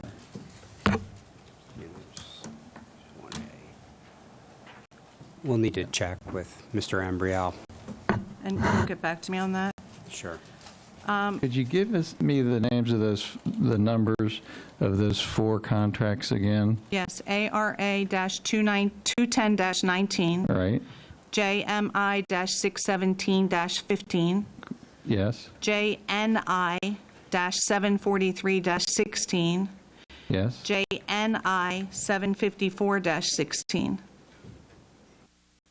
And these are the ones that appear on both? No, they're not on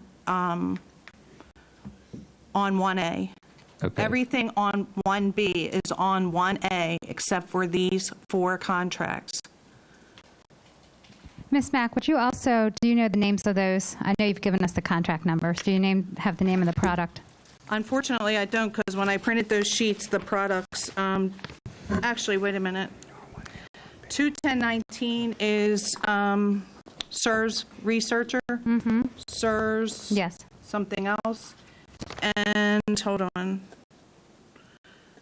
Oh my. I'm sorry, I don't remember the first. They're all 3 things on the same contract. SIRS Discover, SIRS Issues Researcher. Yeah, but there's the one above that. Culture Grams. Thank you, yes. Ms. Mack, I think on 1A, the column where they have usage listed is what they could find data on usage. I don't think, hold on. Or in 1B, I mean, Yeah, there's no column usage K. at all on 1A. On 1B in column K, I believe that's what they had usage data on, but we'll follow up. Okay, and then on 1A, we had projected FY 2021 expenditures, but we were not provided that information for those 4 contracts that are on 1B. There was no FY 2021 expenditures on 1B at all. Those would be budgeted or projected since we're talking about that fiscal year, right? In other words, there's no actual FY 21 projected or expenditure. Well, there's continued spending on the contract.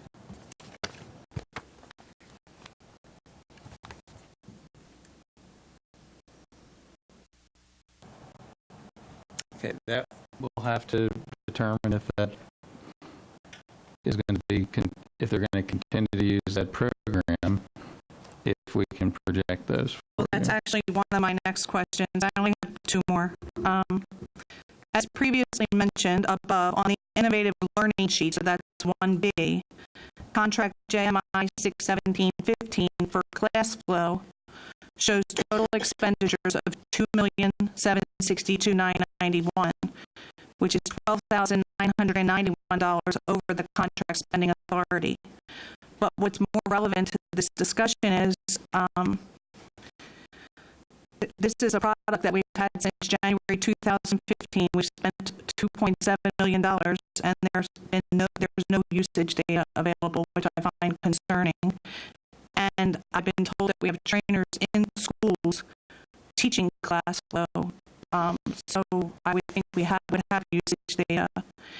And then we have this contract ended January 31st of this year. So if the contract expired, do you know if that FY21 budget includes any dollars whatsoever for class flow? If it's not listed on this spreadsheet, I do not. Contracts do expire. Sometimes they replace, sometimes they aren't. And it may be that curriculum instruction has not planned to replace it, or they may be going to rebid it and move away from this particular product. So that would be something we'll have to follow up with you on. Okay, and then on ARA 21019, and that's the one I think that are the SIRS researcher, SIRS discovery, and whatever Mr. Embryali just said, culture gram.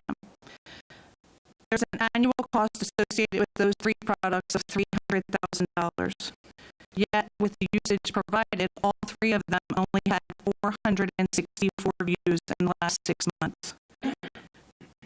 I'm curious, what is the continued justification for funding a product that only had 464 views in 6 months for an average of $107 per view? I can speak to that, Matt. So part of the research database for SIRS is it provides resources that search for controversial issues, famous people, countries, states, animals. So oftentimes the decision is that they may offer research on topics that other databases do not. So I understand your concern is the volume, and what I'm saying is some databases offer a unique set of research resources. But with a budget as tight as ours, the question I ask is, can we really afford to pay $107 to search?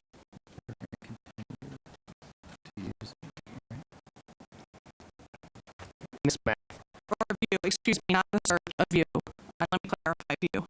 I just want to clarify the $98,000 on there, that should have been represented one time. That's the cost of all three of those products.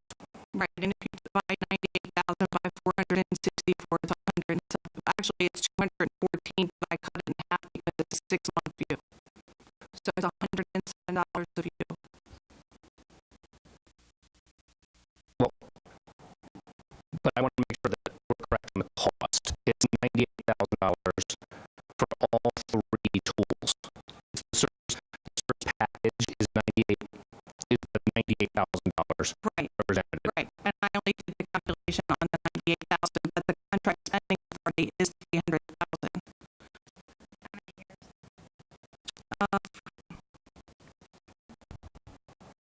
From 18 through 23. It's a multi-year spending. But I guess my question still is the same. In a tight budget situation, when we have teachers asking for raises and 5 bargaining units asking for raises, can we really afford to spend $107 per view, regardless of the level of information that it provides? And that might be just a rhetorical question, so I'm not going to ask you to answer it. I do have one more question, and Mr. Saris, you'll probably be happy that it's not for you. There have been a lot of discussions, and I sent this question in, and the answer is not going to be relates to the budget and might have good implications. There's been a lot of talk about the 34 resource teachers, and I am confused about the resource teachers, and specifically in the DTTAs here, the Office of Advanced Academics. And the reason I'm confused, I attended a meeting where it was acknowledged that there were 8 people, and 7 of them were leading advanced academics, leaving the coordinator, 1 resource teacher, and administrative assistant.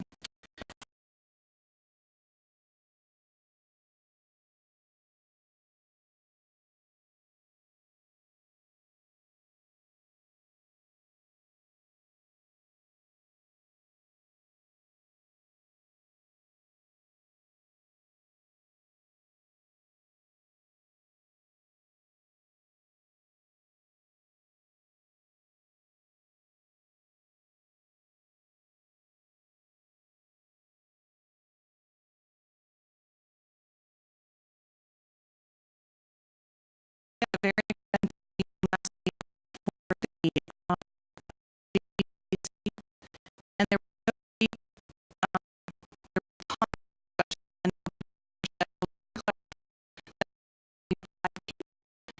acknowledged that there were 8 people who teachers total 7 were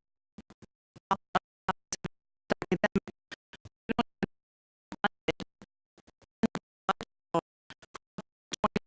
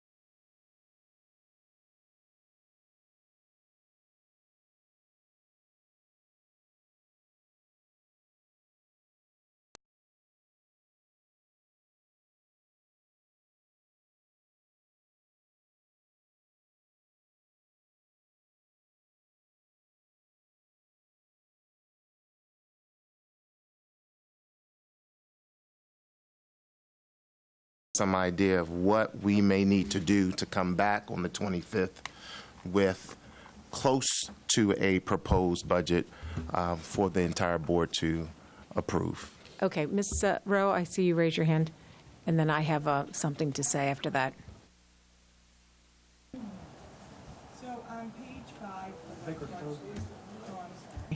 So on page 5 of the budget highlights that we got last week, under learning, accountability, and results, there are $6.7 million allocated for Title I and focus schools. And one of the budget questions mentions 10 focus schools. So can you tell me what a focus school is and which schools are the focus schools? And are we piloting a new program? What exactly is a focus school? Right now, that program is 83 of the highest need schools in the district. So that was 1.5 FTEs Dr. Williams wanted to allocate to each of the 83 schools, which would include all of the Title I schools also, and the schools that are close to being Title I.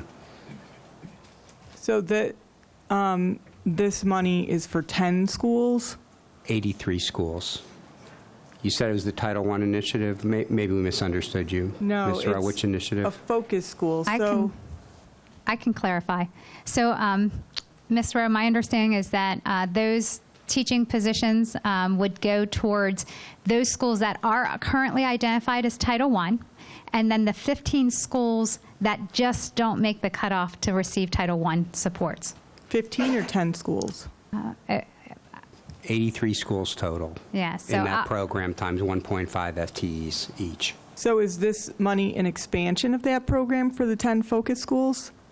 No, the referring to them as focus schools is a new expression for us, and the idea is that those are the schools that we recognize that they have a high poverty rate. Their poverty rate, however, doesn't hit the threshold to actually receive Title I funds, so we want to supplement them with additional resources.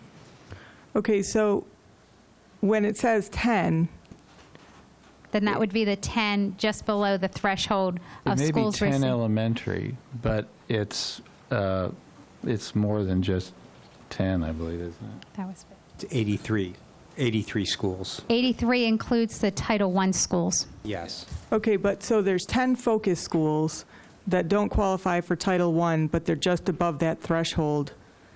Is it because there's only 10 that meet that criteria in the county, or did you select 10, or what are the 10? I'm not sure. Where are you seeing the 10? On the handout, the flyer. So it's between 40, the schools with 48 to 55%. Learning and accountability and results, there's $6.7 million.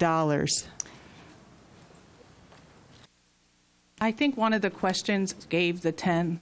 Oh, one of the answers to the questions gave the 10 focus schools. So I just want to know if we're citing 10 focus schools for additional allocations, which 10 schools these are, and is there only 10 in the county that we're doing this for, or are we doing, I'm confused as to. So I do not have the list of those 10 schools that just missed the Title I threshold in front of me. And it is a differentiated support, so not all schools would be receiving that. It would be those 10 that just missed the cutoff for receiving Title I funds. Okay. The idea is a tiered system of support so that we know schools that are impoverished, the most impoverished schools, of course, receive the supplemental Title I funds. Mm-hmm. Schools that also are impoverished but not impoverished enough to receive the federal funds would then get some supplemental support. Okay. Thank you. You're welcome. Ms. Causey? Yes. Are we doing everyone's question first and then motions, or? Motion. Because I have two motions. I'm happy to, I don't feel like more questions are going to add or take away from them. Certainly. Okay, so my first motion is an amendment I'm calling pay equity. And I move that BCPS amend the current budget so that employees who are not represented by bargaining units be ineligible for pay increases that are greater in percentage than the increase given to the bargaining unit, which is given the least percent increase.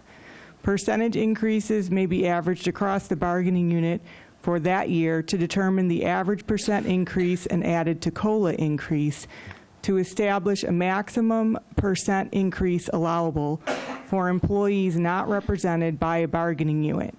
Current terms of employment contracts and legally mandated increases in the minimum wage take precedence over this motion. And if I may speak to that motion. Second. Oh, second. Second. Okay, so if I may speak to that motion, one of the things I noticed when going through salary increases across multiple sections of the budget book is that we have various departments where maybe you have 4, 5, 1, 2, 3 people who work in that office. Some of them may be represented by bargaining units, some of them are not. But it seems like the percent increase in wages can be anywhere from 1% to 7%. And to me, it seems like it's, when I look at even the incomes, some of our positions, if the same income, if that position existed in the government sector doing almost exactly the same thing, those employees would have half the amount of money that they're making in the school system. And so to also have our hardest working in the schoolhouse people who are begging for even the smallest raises, I feel like people who aren't represented by bargaining units are somehow getting much higher incomes and much higher raises than some of our hardest working people in the schoolhouse. So I feel that tying those staff who are the highest paid in our county and not represented by bargaining units to the pay increases that our bargaining units get creates an equitable situation that will discourage unjustified wage inflation. Are there board member questions or comments related to Ms. Rowe's motion? We're going to try and keep it tight to Robert's Rules of Order with speaking to a motion no more than twice and for, a minimum amount of time that's necessary. Ms. Henn? So, looking at the data itself and Ms. Rowe's motion, this equates to approximately $9 million. And again, I rely on our experts to give us the exact number. But in terms of an increase of, say, 2%, using that as an example, if we were to look at non-represented, or I should say looking at non-school-based increases across the system, those, if we were to look at the difference between a 2% increase and the increases that this budget represents, we'd be looking at a difference of roughly $9 million. And that $9 million redirected to, as Lily said, whether it be teacher pay, administrator pay, these are choices that this board needs to make. And it's why I'm supporting her motion, because I do believe there are some inequities that we need to address as a board. We heard from our bargaining units tonight. Teacher retention especially is a major crisis facing not only the system, but facing our nation. We are attracting fewer and fewer teachers, and we are losing teachers at an alarming rate. And we need to address that through pay. And this is one way that we do so. So it's why I'm supporting this motion. Mr. Kuhn. So I just have a question so that I fully understand the impact of this. So are you talking about what we approve, or what the eventuality of the budget looks like once the county executive and the county council approve and2 or cut or whatever they do to the budget? So the idea is that, let's say with what happened last year, 2 of the bargain units were not given anything until later. So our employees who are not represented by bargaining units would the max amount of pay increase they could get would be whatever the average that the bargaining unit that got the least would get. Based on what's ultimately approved. Okay, thank you. Ms. Joes and then Mr. McMillian. So I don't know if this is a question for you, Dr. Williams, or for Mr. Saris. What are the number of employees that are not part of a bargaining unit? So we have 16,383 employees. 123 are not part of a bargaining unit. And for, I want to say almost all of those 123, they currently mirror any cost of living a raise that's negotiated by either CASE or ESPBC. So, for instance, this year, neither CASE did not get a cost of living adjustment, and so about half of about 62 of those non-represented employees did not get a cost of living adjustment, and most of the remainder got the 2% or 2% for ESPBC that will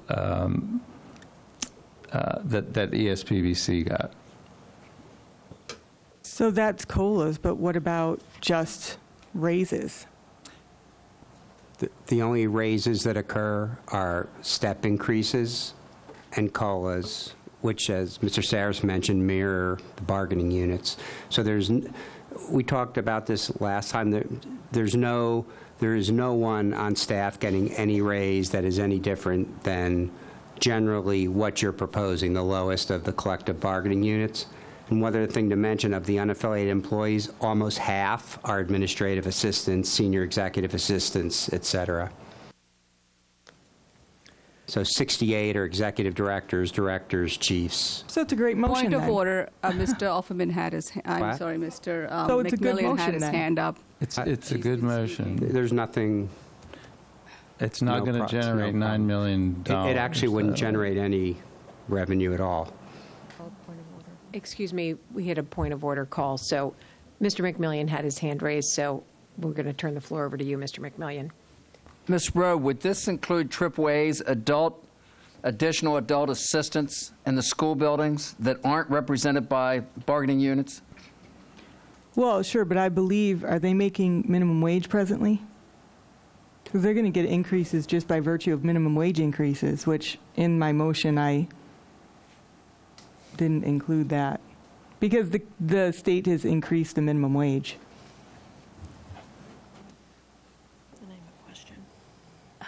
Mr. Tantliff. Just one clarification. The additional assistants are not FTEs, and they're not in bargaining units. So Ms. Rowe is correct. Right now, they're rising as the minimum wage eventually makes its way to $15 an hour over the next few years. Thank you. Ms. Scott? Thank you. So I guess I'm still trying to understand, what impact would Ms. Rowe's motion have on, I guess it would be these 183 people who are not in a bargaining unit?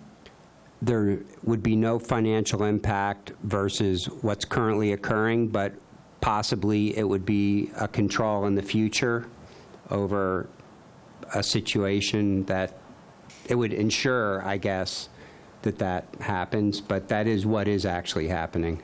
So it's already happening right now, and there would be no financial impact if this motion were to pass. There's none that I see. Do you see any, George? No, in other words, the budget would be exactly the same. It'd be exactly the we same. built that in to the numbers that you have.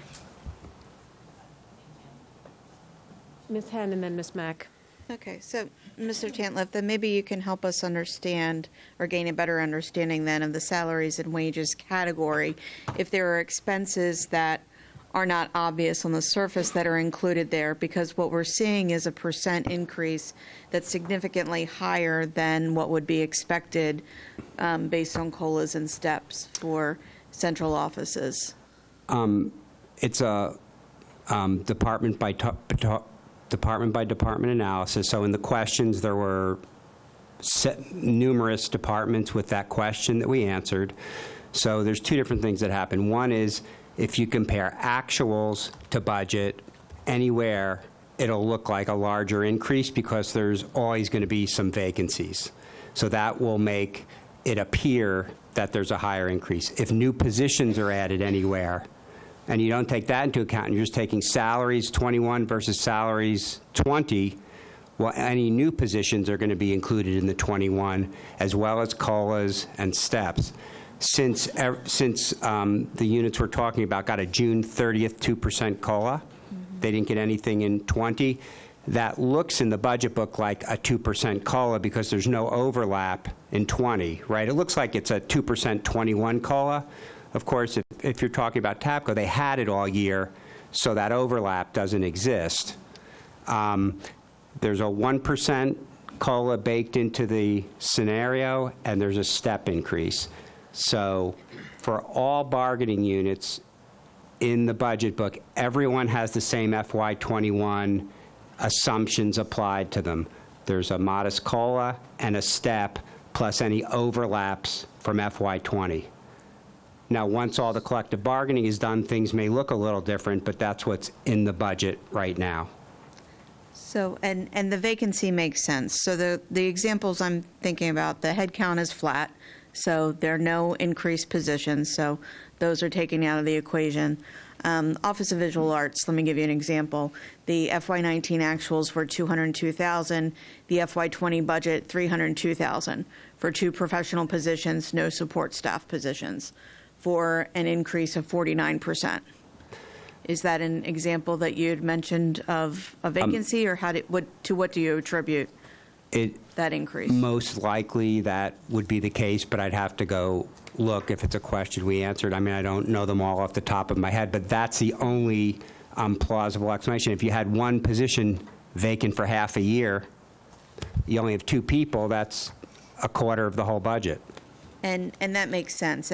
But the answers that were provided to the board were what you had just said, that the COLA and steps were the response, and that doesn't add up. So I'm asking for greater clarity. I think we did look, though. If a position got added, we said it was due to positions, COLA, step, vacancies.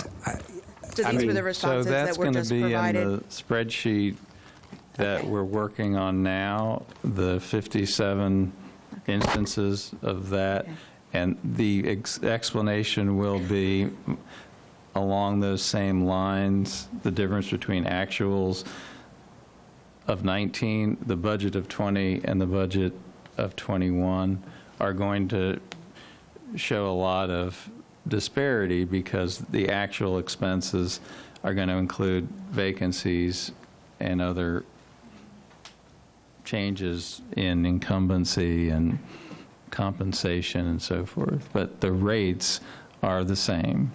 Okay, and there aren't any other expenses that would not be obvious on the surface that we're not thinking about when we look at these numbers and that we should be taking into consideration?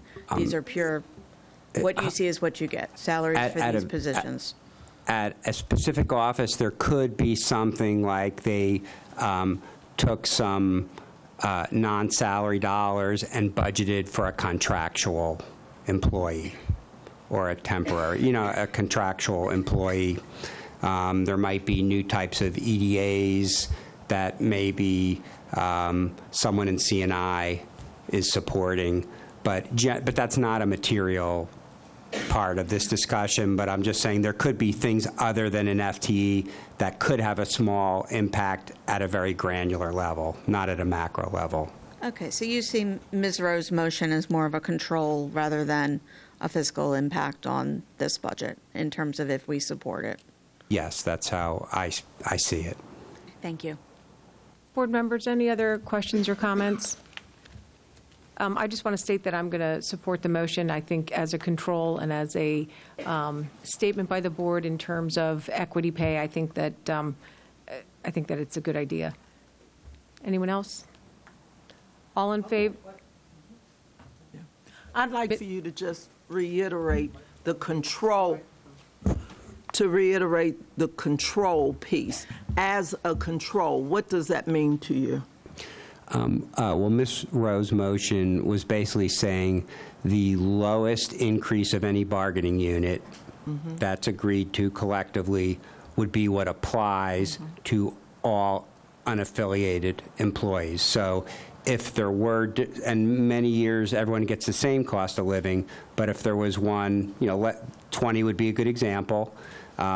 If one bargaining unit got 2% and another one got 1%, unaffiliated employees could get no more, would get the 1%. Now, I understand clearly what she is suggesting, but you're saying, or you said, that right now it's there, that it's happening anyway. So when you talk about controls, control over what? Are you talking about a control next year, year after next, et cetera? I just need that articulated so I get what the word control means in terms of the motion. If right now we have the situation in play, what does that mean? I think it's giving the board confidence that that will always occur. Okay. You're essentially memorializing that. Thank you. Any other questions or comments? All in favor of Ms. Rowe's motion, please raise your hand. Any opposed? Any abstained? The motion fails for lack of a majority.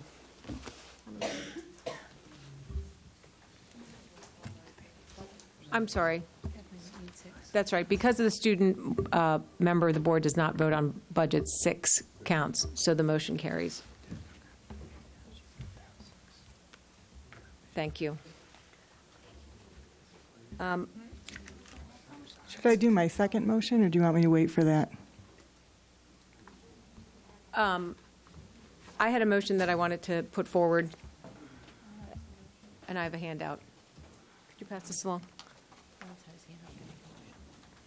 Thank you.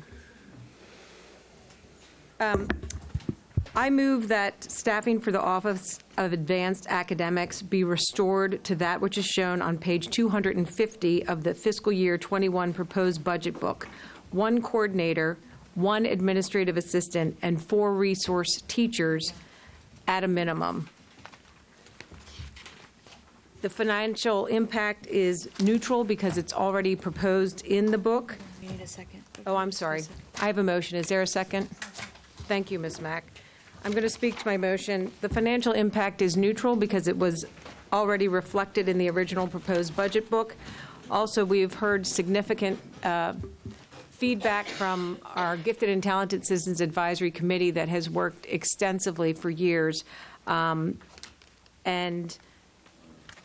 the issue is that while we transition to more school-based resources, it will be helpful to, as the GTCAC president said, that we have this right now very experienced group in Gifted and Talented, and they can support the growth of the professional development of those school-based academic advancement facilitators.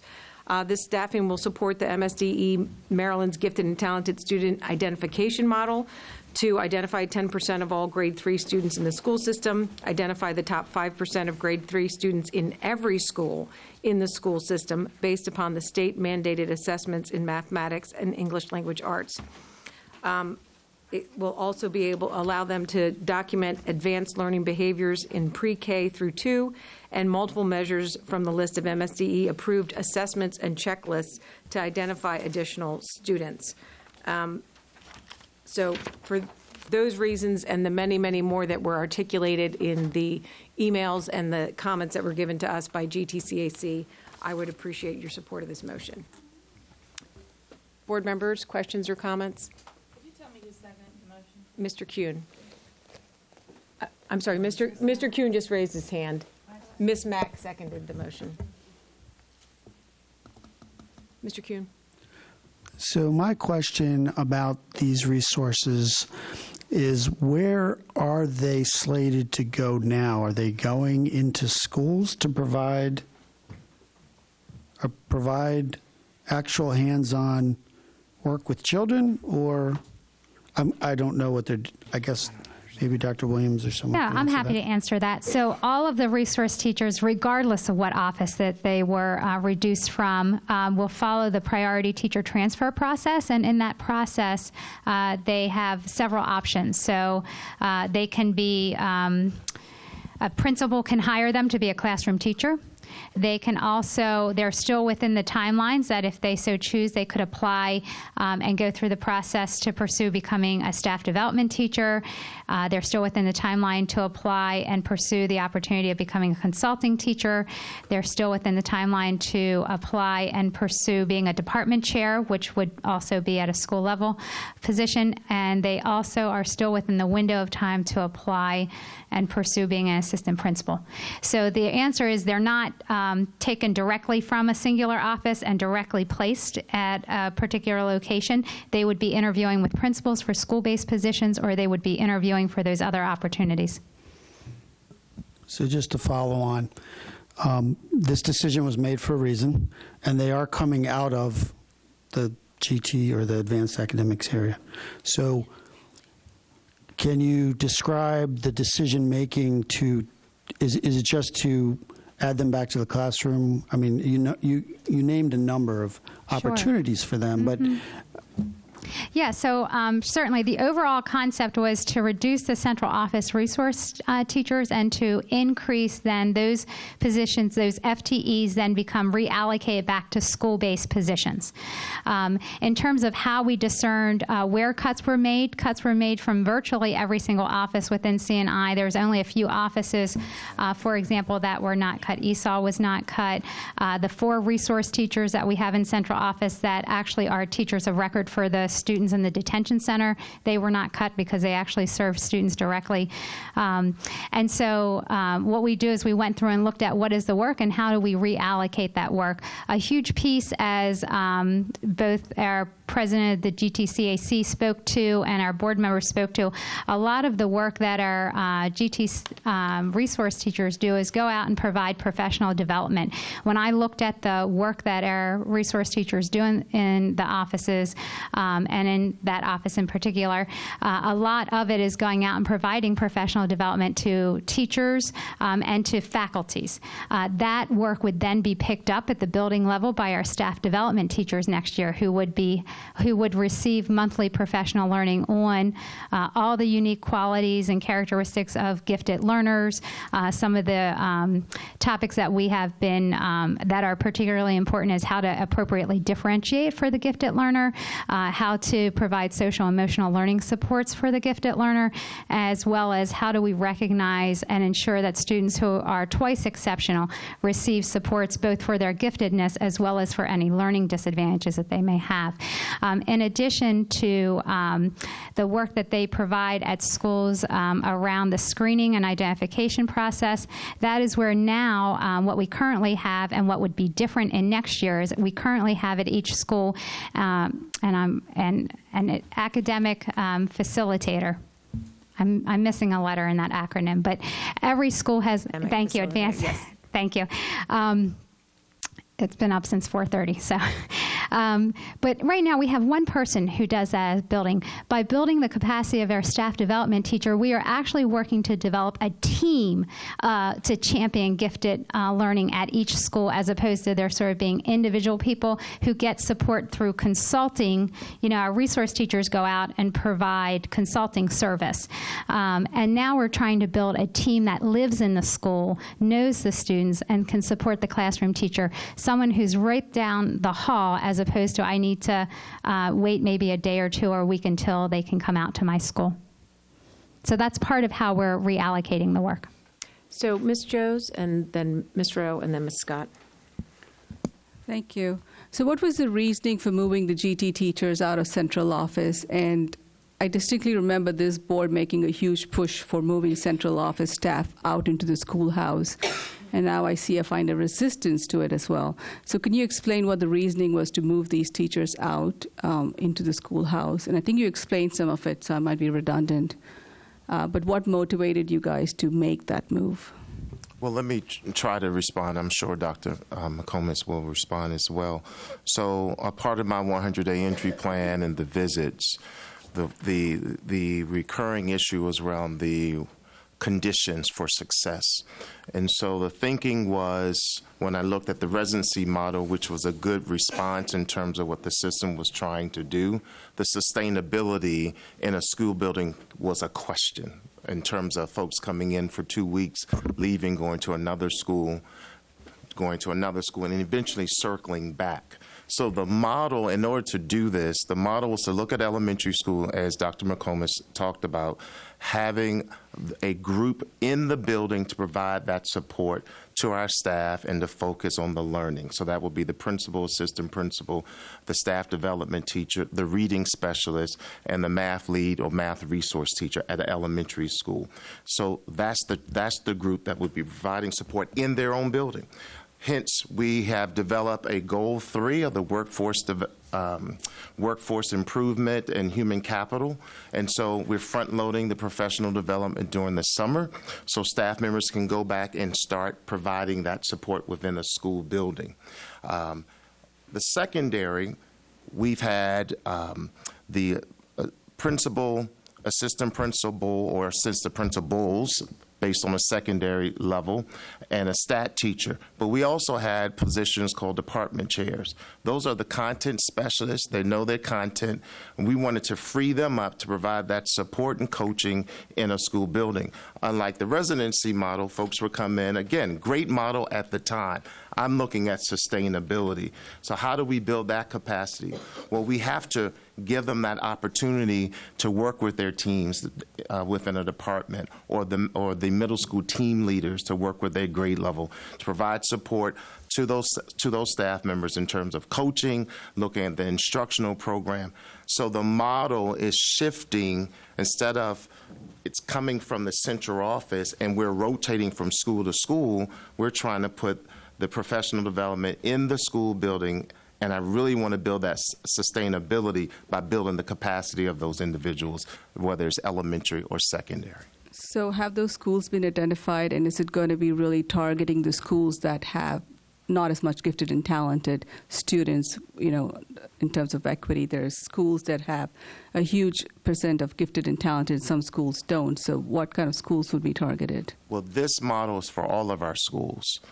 So we're shifting to have this model in our elementary and our secondary schools. In terms of special ed, we're having training around special ed. We're going to have training around advanced academics /GT.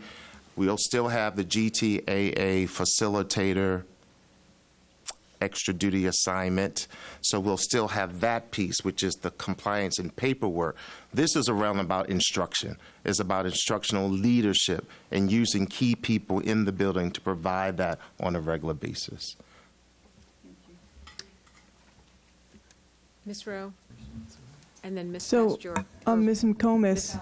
And then Ms. Pasteur. Okay, thank you. It sounded to me in your description like basically these resource teachers that were accessing those positions, and then they have to find their own position within the system or somewhere else. But I didn't hear in the list of positions, and maybe I missed it, can these resource teachers from the central office not apply to be development teachers in the schoolhouse? No, they can. They are still within the window to apply to be staff development teachers. But if they don't find an opening within the school system, the position is accessed and they don't work for us anymore? Is that what you're saying? No, they will definitely find a position within our school system. They are employees. And these typically are professionals who, as Ms. Miller-Brute spoke to their expertise, and whether they're a resource in GT or a resource from any other content office,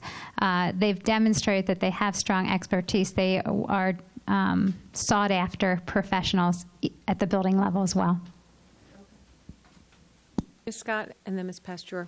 Yeah. So it sounds like you kind of answered this, but I mean, that was my question as far as the level of support. And it sounds like the level of support will be at a school-based level as opposed to being from central office, which is something that I have heard this board talk a lot about, having more teachers and resources in the schoolhouse itself as opposed to everything coming from the central office. And am I understanding correctly that the resource teachers, that they can apply to any school that they would like to? Okay, so it's not like they're being sent to certain schools. They can apply anywhere in the system. Okay, and then, so I think what the concern is that there's maybe a void or something, like if you have them all leave, then there's going to be like a void left here. How maybe you could speak to that. What will happen? Sure. So we will still have our coordinator of advanced academics, Mr. Kern, and we will also have another resource teacher as a support. Mr. Kern will be working across our other academic offices to build capacity within the academic offices. So our math team will grow their capacity around gifted learner. You know, part of this idea, you know, if we are shifting resources from a central model to push them out to schools to build strong teams at schools that live in schools and support capacity at schools, we have to also shift our model at the top. And so really what we're doing is working to ensure that it's not in isolation or a silo, that Mr. Kern alone is not the only person responsible for gifted capacity. And so that is going to be a shift because we have thus far sort of really kind of worked in lanes, if you will. And so that will require us to engage Mr. Kearns in building capacity in the math office and the ELA office so that, again, it's building a broader capacity across the board. No one office can carry that work. I think when we think about the disparity in our numbers of students who are under-identified for gifted education, I think that really reflects not only that we need to take a different approach, but I think it reflects the downside of working in silos unintentionally. And I think, you know, we've put, and our community is very committed to our gifted learners, and I respect and commend the work that they've done over the years to build that office back up. And so while I know that this feels very disrespectful to that work, the intent here is to, again, build strong teams at schools so that schools have capacity around gifted learners, and that we break out of a silo and we really cross-develop the central team so that all of us are responsible for gifted learners, just as every one of us is responsible for special needs learners. Ms. Pasteur? Yes. Okay, I'm not real sure whether I'm addressing your motion. I'm just throwing this out in terms of the whole concept.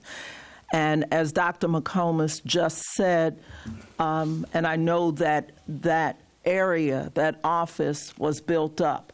And it's been built in the last few years because it really was not happening, I'm going to say, 7.5 years ago, because you had to get on a schedule to get someone to come in and work with your GT students. When I go to the GT meeting, I hear some of the problems, the concerns, et cetera, that still exist. So the idea of having that team in a building and there being in every building, operative word here, every building, that in every building, not just in schools that have GT, because every school is supposed to have GT, but we know that sometimes we fall into a deficit of being able to identify children who really are GT. Some of them are not easy to love.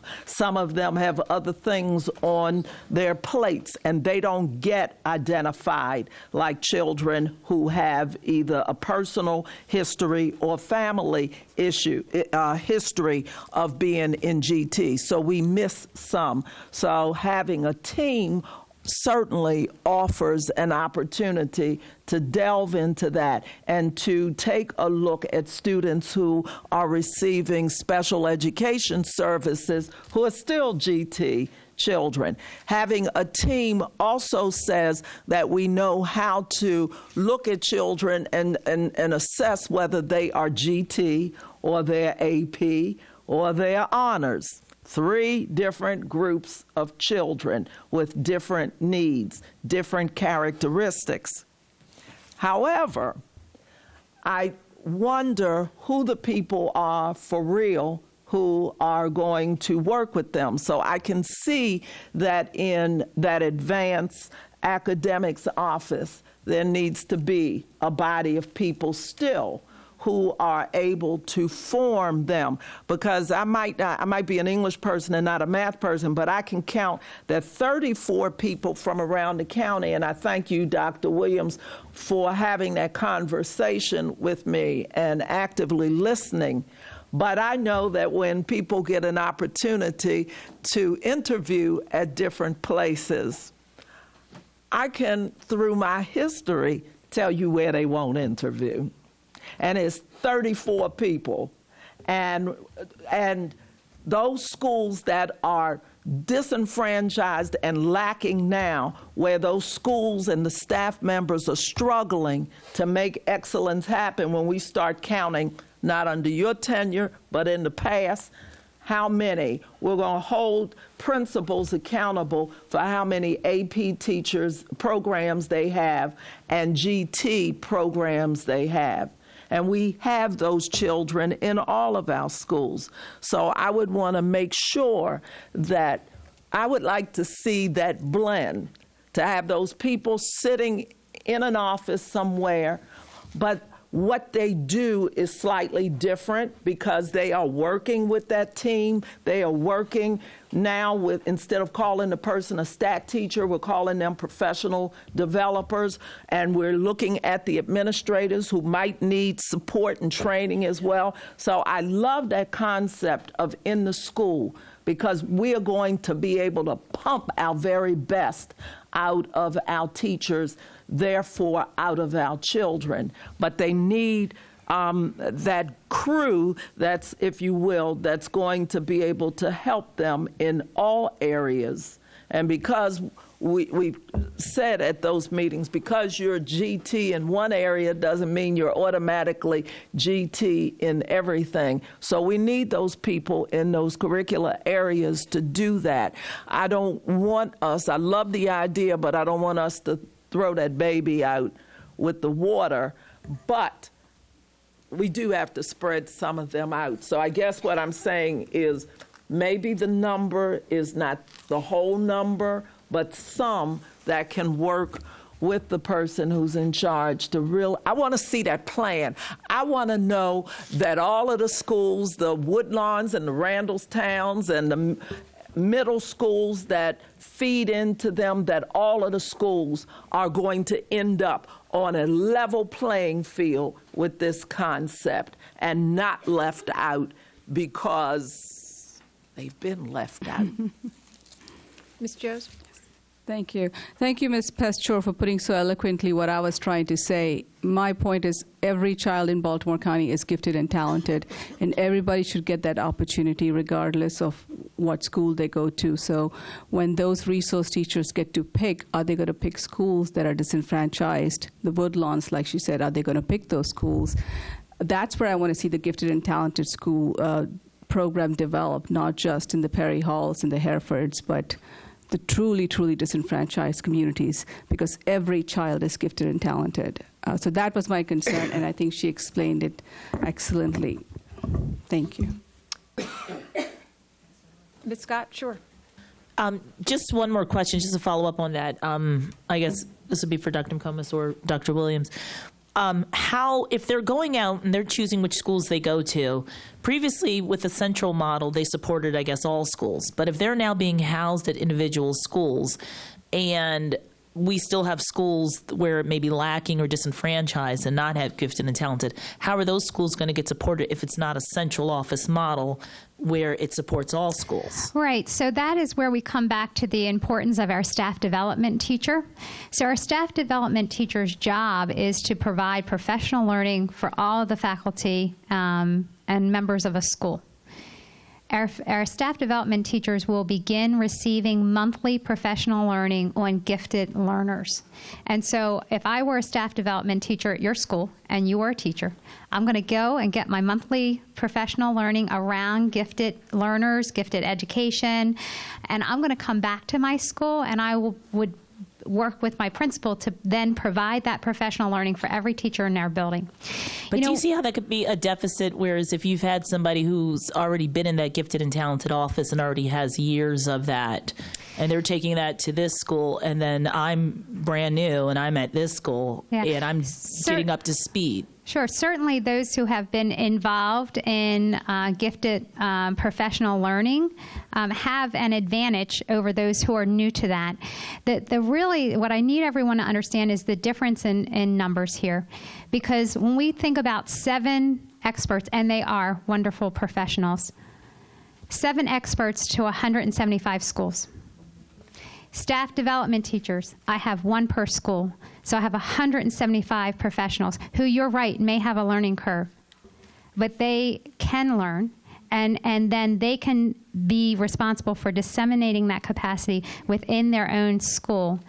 Now, I certainly am not here to disparage the expertise that our resource teachers have, because many of them have had a passion for gifted learning and have really pursued learning about giftedness over years. And so I won't just argue that. But I will tell you firsthand as a principal, having someone in my building who is a professional developer, who can learn and then can help me teach the other members of my faculty month after month after month, I think is a valuable resource. Dr. Williams? Let me just clarify. What we're trying to do is build the instructional leadership team in every school. Just like we would have reductions, those folks who were former assistant principals, former GT, former staff development, you know, they bring a certain skill set that, of course, all schools. But the ultimate model is to really look at every school and to really build the instructional leadership team at every school. So that's what we're trying to build, to really look at why our students aren't learning. How do we close those gaps? And those students that are learning, how do we accelerate? How do we give them opportunities? So I just want to add that to what Dr. McComas was just sharing, is really building, and that was the message to the principals at their monthly leadership development team, was about you can't do this work in isolation. You have to collaborate and to define what is that instructional leadership team, what should it look like, how are you going to build the capacity, how do you front load the learning for everyone and front load the planning for the upcoming school year. But the point was well taken about looking at this different model and the questions and concerns that were Can that be raised. done, though, with Kathleen's motion? Can we do that with her motion and still do the training and development and everything that you're talking about? It doesn't. We're going to proceed, whatever I get, we're going to proceed with looking at training at the school building. So whether it's $1 or $1 million, that needs to happen. We're not going to see gains across all 175 schools, centers, and programs until we invest in building the capacity at the school level. And I would just like to speak to my motion, and then I am going to have the vote, because I know there's a number of other issues that board members want to address, and we need to, understand that we have staff here and we need to move through this. The points here are very well made. I appreciate everyone's comments. And what my motion addresses is that we have accumulated specific knowledge in the GT office. And so I am asking that 4 resource teachers remain for this year, and it can be evaluated next year whether they're not needed. But when we're talking about building the staff development resource teachers, the advanced academic facilitators are also teachers of record. So this will allow, in my opinion, in conjunction with the GTCAC, to train the trainer model in a faster way, to get that GT knowledge from the resource teachers at central office out into the schools, so that the learning curve is shorter for this coming year for training the trainer model, because I believe in that model. I believe the direction that Dr. Williams is headed. In this case, I just think we should be more deliberate in how we make that change this year. So, Ms. Pastor?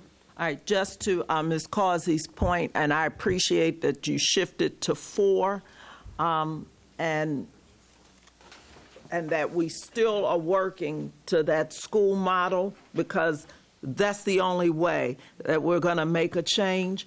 And in 4, I would just like consideration to possibly processing with the 4. See, I'm thinking Northeast and Central and each one having an area, and they are part of the team because they can be instrumental in the teaming. That's what 4 will do, and their focus is a little different, but the schools in each area know that they have a person to whom they may go to get assistance, and you are building that team in the school, and that as you're processing whoever, because we know, and we've heard people around this table saying that not all stat teachers are equal. So I know that means that in each school, principals get the opportunity to make possibly new decisions about who will comprise that instructional leadership. So thank you for going to 4, because that's Thank you. So I'll just repeat my motion, and then we'll take the vote. Staffing for the Office of Advanced Academics be restored to that which is shown on page 250 of the fiscal year 21 proposed budget book: 1 coordinator, 1 administrative assistant, and 4 research teachers. It was already seconded. All in favor, please raise your hand. Any opposed? Any abstain? 1 abstention. The motion carries. Thank you. Board members, who's next? Ms. Mack? Okay. I move to amend the proposed budget for FY 2021 to reflect that all employees represented by bargaining units, including TABCO, CASE, ESPBC, AFSCME, and OPE, receive a 2% COLA. Second. Would you like to speak to your motion, Ms. Mack? I think quite a few people tonight spoke to my motion, but I will say this: we're talking about a $2 billion budget, and if we don't retain our staff, we won't need a board, we don't need a superintendent, we don't need curriculum.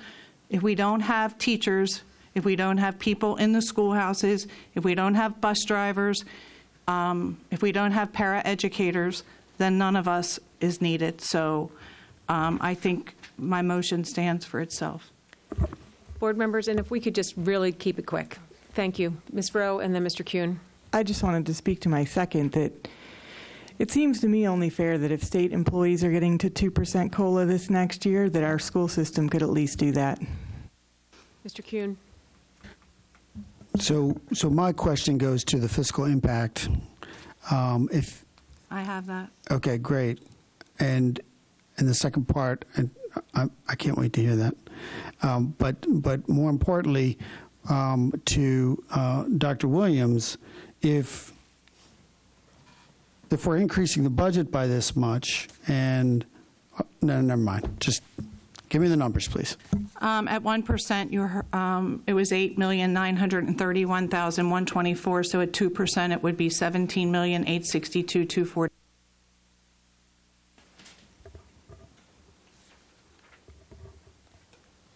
Any other board members, questions or comments? All in favor, please raise your hand. The motion carries unanimously. Thank you. Should I keep going? Sure. I move to amend the proposed budget for FY 2021 to reflect that all TABCO represented employees who have reached step 30 receive a $2,000 longevity bonus. Second. You want to speak to your motion?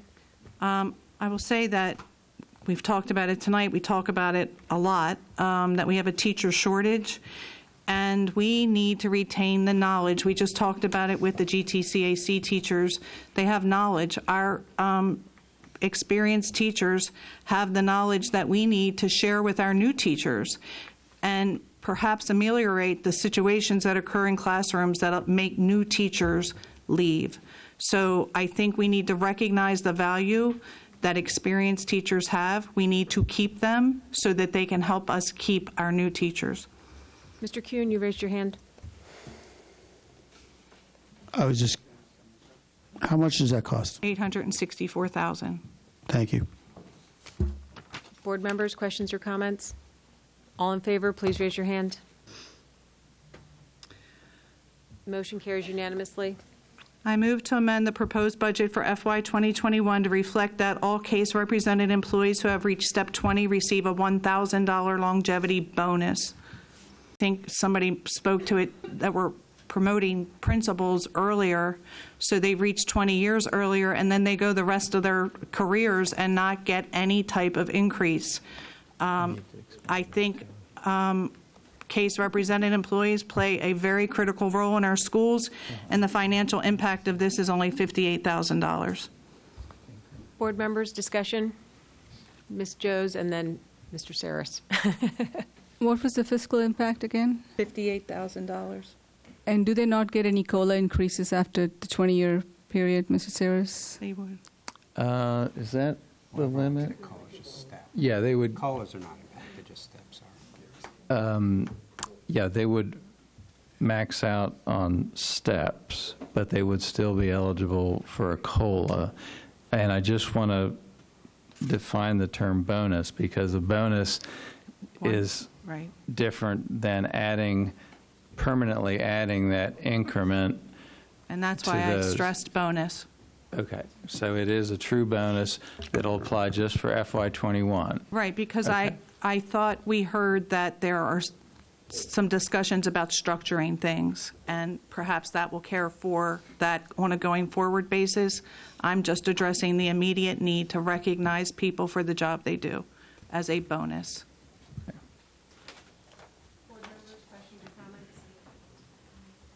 I did just want to say that Mr. Tom DeHart from the Executive Director of CASE just spoke this evening to the issue that COLAs don't always even cover the consumer price index, so the actual cost of living. So, so that's an issue. I'm almost finished. I move that in. Excuse me. Oh, sorry. We need to vote on that one. It's getting late. All I'm in sorry. favor, please raise your hand. Okay, the motion carries unanimously. I move that in the proposed budget for FY 2021 that BCPS provide paraeducators with devices, and that the money for these devices be included in the budget being presented to the county executive non-transferably for any other purpose. I have spoken to Excuse me. Oh, we need a second. Oh, sorry. I'm moving right along here. Sorry. Do I have a second? Mr. McMillion's a second. Thank you. Some of the concerns I hear from paraeducators are that they are a critical member of the team. In fact, in the curriculum committee meeting, when we asked about how staffing was done with special education split between teachers and paraeducators, the comment was they are a critical part of our team. And if they're a critical part of our team who needs to have access to email, who need to be able to communicate with the teachers with whom they work, or even documenting information about students, I think it's only reasonable that we would provide them with some type of device. And the financial impact, as you heard us discuss earlier, could be anywhere from $330,000 to $1.5 million, depending on the level where the paraeducator is and what type of device they're provided with. Board members, is there discussion around this motion that has a second? Ms. Joes? Mrs. Saris, can you explain what that entails, that motion? Because I know these very same board members are trying to cut down devices. So now we have $1.5 million in devices going out. And where is that money coming from? The money will be included in our request for local county funds. As of now, we have a pretty good estimate of our state funding for next year. So any additions that are made tonight will will move the request from Baltimore County government that much more over maintenance of effort.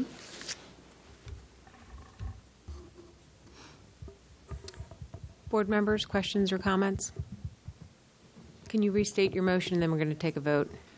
I move that in the proposed budget for FY 2021 that BCPS provide paraeducators with devices and that the money included in the budget being presented to the county executive non-transferably for any other purpose.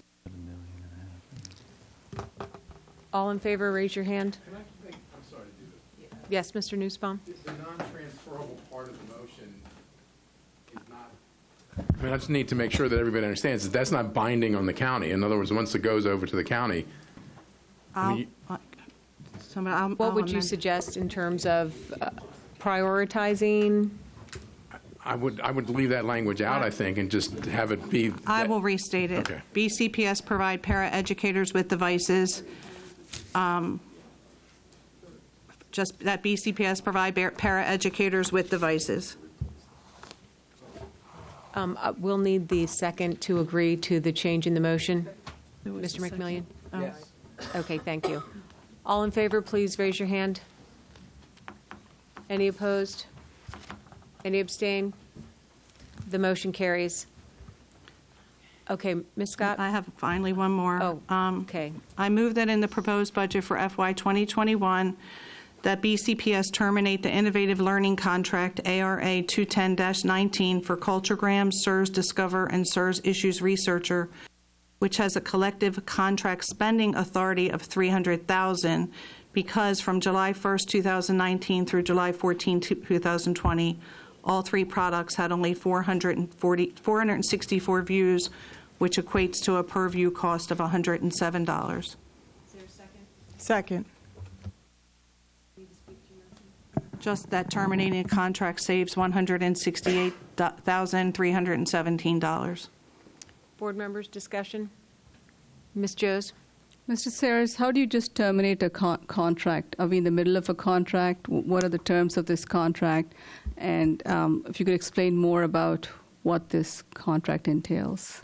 Well, most contracts can be terminated for convenience. I don't know the specific details of this contract. For instance, I don't know if we just renewed or if it comes up for renewal, let's say in April, if we can terminate it even though we've paid a year's worth of dues, will we get that back, et cetera. So I'll have to, but any contract can be terminated. I just don't know, I can't give you the fiscal impact or the user impact right now.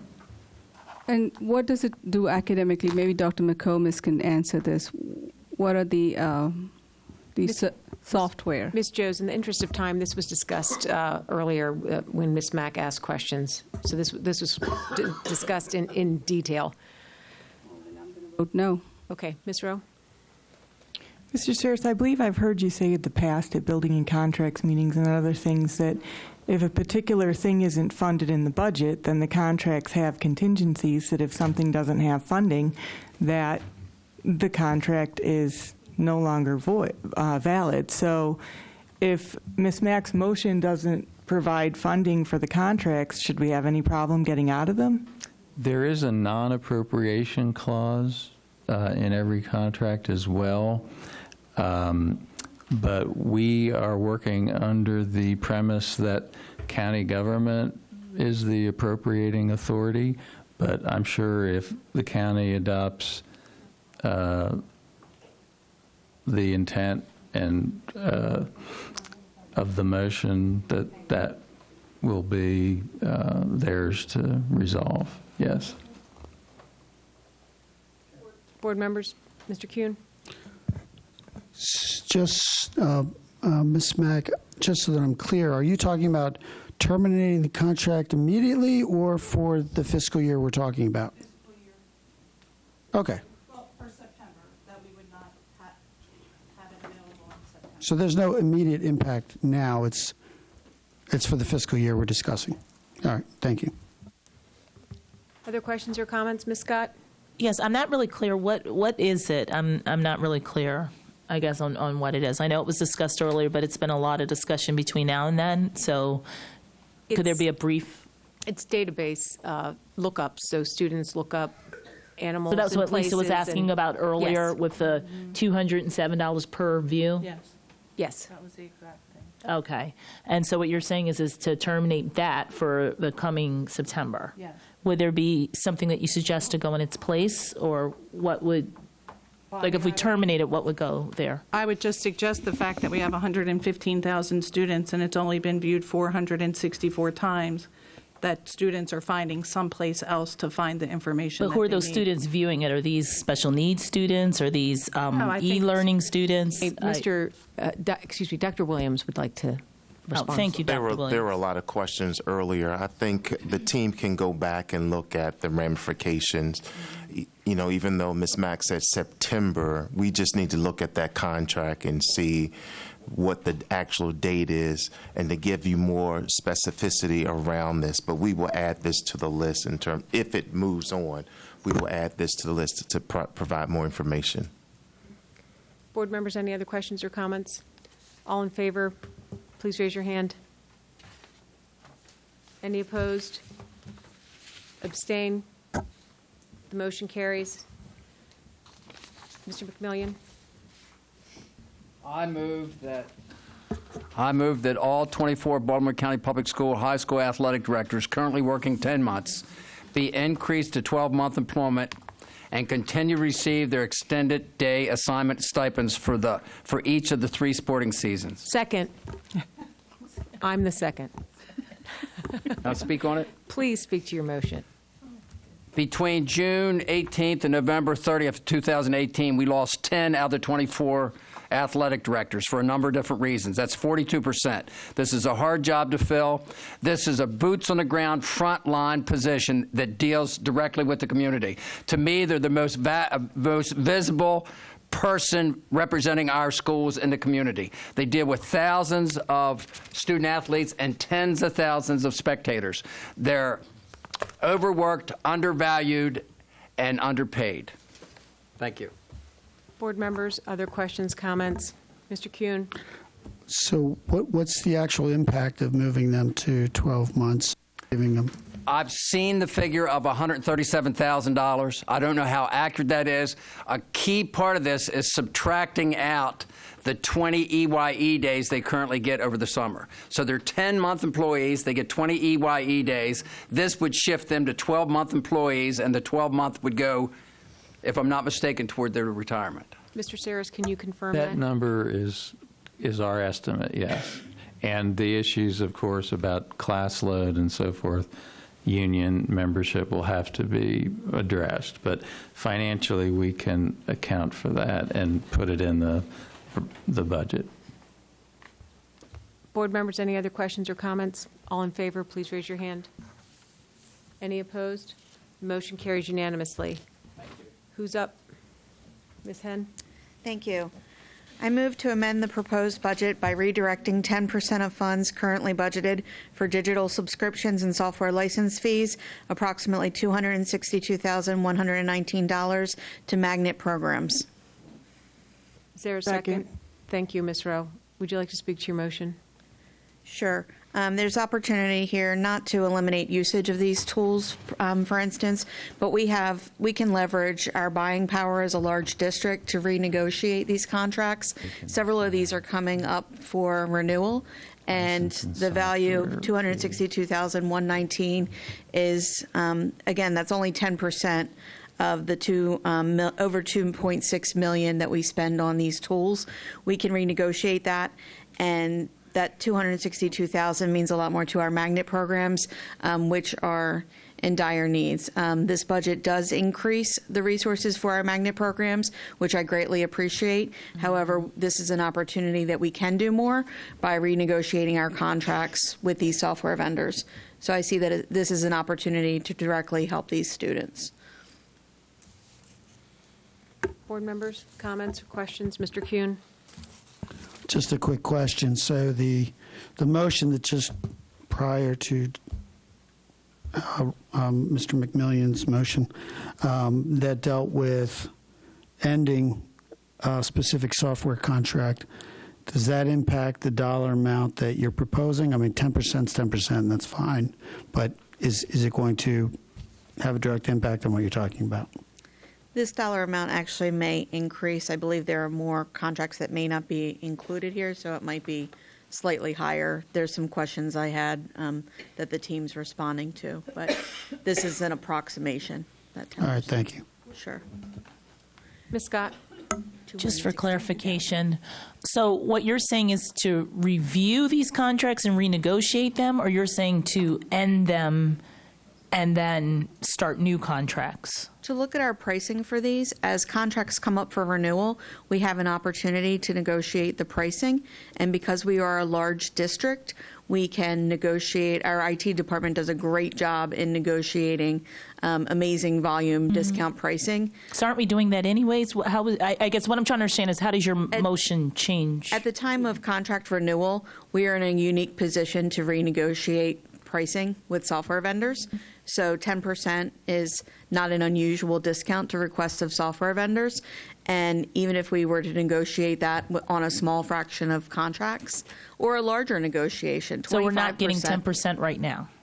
We may be. What I'm saying is there's an opportunity to leverage any savings from price negotiations or discontinuation. I'm not prescribing how to cut that 10%. If there are tools that we're not using, we could realize that 10% through other means. My motion is not prescriptive. What is your, maybe I need you to repeat your motion just to distill it down. Maybe I didn't quite get it. I move to amend the proposed budget by redirecting 10% of funds currently budgeted for digital subscriptions and software license fees, approximately $262,119, to magnet programs.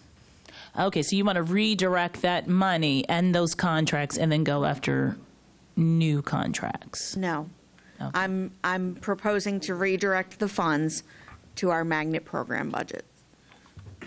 And then what would happen to the digital programs or where it's going right now? What would we do with where the money's going right now? The programs that it's going to right now, what would happen? We're paying. My motion proposes that we pay less for those or reduce our usage. Pay for less for those and reduce our usage. Okay, and then what impact would that have if we were to? I understand paying less would save us money, but to reduce the usage, what impact would that have to the programs that are currently benefiting from that usage? Like reduce it by 10%, 50%? This is a question about funds, so reducing what we're paying. Okay. I was just following up because you had said usage. All right. So just a point of clarity, we are actually, that sounds like a reduction to redirect. So we're taking away from one to add to the magnet program. So I just want to make sure it's clear. It's 10%, but you gave a figure. The ultimate goal is to get to that figure of $262,119. Yes. Is that what you're saying? Okay. Mm-hmm. Ms. Pasteur and then Ms. Joes. Okay, just based on the question that Dr. Williams asked, you're trying to get it down to a number, or which part is the point, the amount or where it's going? The motion is to reduce the amount by 10%, and the exact figure I would rely on Mr. Tantliff and Mr. Saris to provide. That's an approximation. I'm sorry, I missed that. I was having a microphone moment. Sure. My motion is to redirect 10% of funds currently budgeted for digital subscriptions and software license fees. And I would rely on Mr. Saris and Mr. Tantliff to provide that exact number. That the $262,000 is an approximation to provide you for fiscal impact purposes. But you don't want to take it out the budget, you just want it redirected? Redirected to magnet programs, correct. All right, isn't that something, help me with this, I guess where I'm stuck is if the money is in and we're moving it forward with the money, isn't that something in terms of a discussion later or whatever? I'm just trying to figure out why this change, it doesn't change the budget, is that right? No, it's a net neutral impact on the budget. It's changing the bucket. Where? Mm-hmm. Okay. Ms. Joes? So is it taking away resources from regular schools to magnet schools, to redirecting 10% of what would have gone to a regular school to a magnet program? No. And don't the magnet programs already have resources right now? Because, and I don't know, Dr. McComas, if you could answer this. I'm still not very clear on what her motion is. So my understanding is, first, what we already have proposed in the budget does bring magnet funding up to its highest level as earmarked in 2016. And I believe if Mr. Sayers, I believe I'm saying that correctly. Thank you. So what we already proposed brings up the level of magnet funding directly to schools that principals will have at their access. That's separate from what I understand Ms.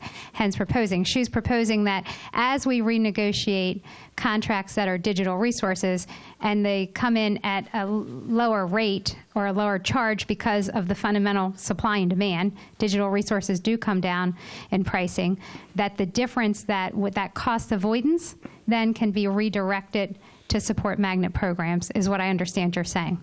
We would be redirecting those resources to support instructional programming as cost avoidance occurs. So that's a hypothetical situation. That is if the vendor agrees to give you a 10% discount, or he may not, or give you a 5%. Correct. So it's just a hypothetical then? Correct. All right, thank you. I guess we all must be tired. I think what I keep hearing is that the motion was to redirect whatever we have in digital subscription and licensing to then go to the magnet program, whether it's up for renewal or not. The goal was 10%, and you gave an amount, but now that was the approximate. So it's actually reducing. Whether it's we're renewing or not, you want us to reduce so that funds will go to magnet program. That is correct. Okay, all right. And I had a question. Thank you. I had a question, Dr. McComas. When you just stated that the increase in the budget, which we saw and I think is wonderful, to the magnet program levels to 2016, is that total? That's not a per pupil allocation, because we have rising number of students in our magnet programs, right? So you're increasing the total, not the per pupil. No, the total that a school gets is based on the per pupil. So I, as a magnet principal of a magnet program, as my enrollment in that program goes up, my per pupil allocation goes up as well. Okay, so the increase that's shown in the operating budget is the rate of per pupil. The rate of per pupil. So if we're restoring it to the 2016 level, we're restoring it to the per pupil level at 2016? Yes. Do you know what it was in, say, 2014? I don't have that number right in front of me. Okay. But I believe 2016 was the high point. So, for instance, high schools will go from 225 to 250 per pupil. Okay. Thank you. Board members, other questions or comments? So we'll vote. All in favor, please raise your hand. Any opposed? The motion carries. Oh, who's abstaining? The motion carries. Okay. Thank you. Thank you. I have other motions. Oh, Should okay. I continue? Yep. Okay. I move to amend the proposed budget by increasing the proposed magnet office budget by $387,000 to restore its funding to FY19 levels. Is there a second? Can you speak to your motion? Because based on what Dr. McComas just said, Yes. So the current magnet office funds have not been restored. In terms of the central office, the FY19 levels were 387. I'm trying to locate the page.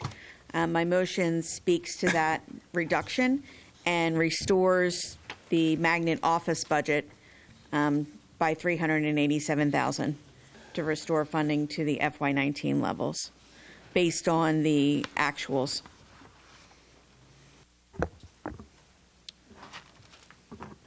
Questions? So, Mr. Kuhn? do we know what those funds were for in the central office? I'm guessing bodies, were they for directors and folks like that? Yeah.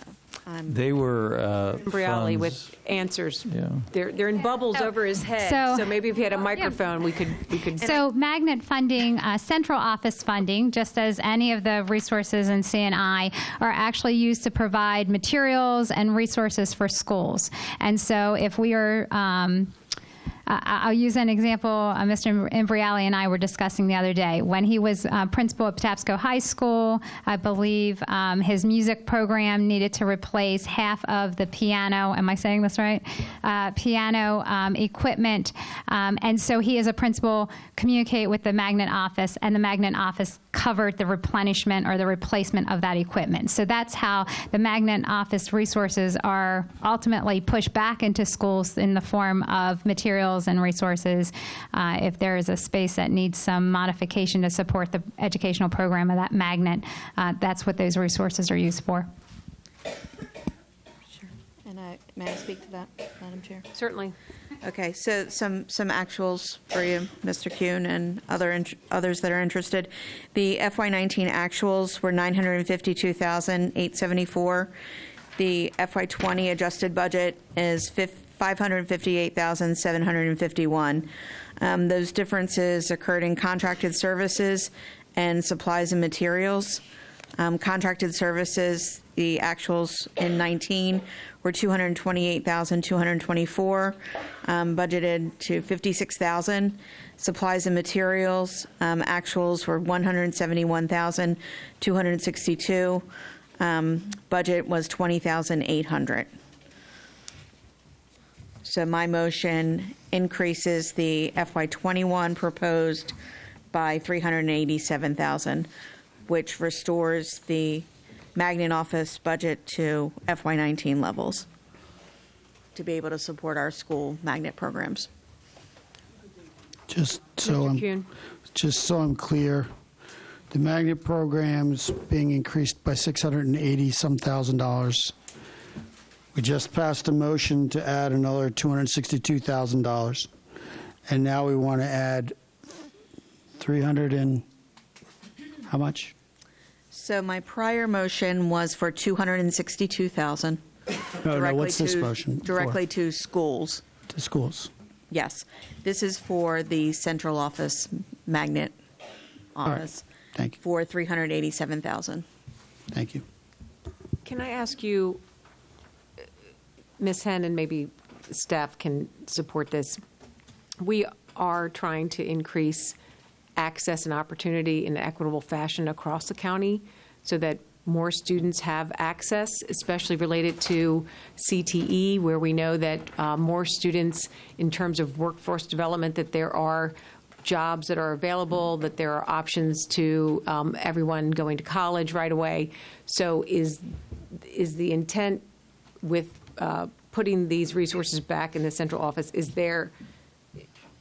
would that be the intent, to increase the access and opportunity across the county? Yes, it is. One of the department objectives, as stated in the budget book, and it's page 263, is to ensure equity of access to magnet programs for all students and to ensure countywide implementation of BCPS policies, rules, and admission procedures for magnet programs.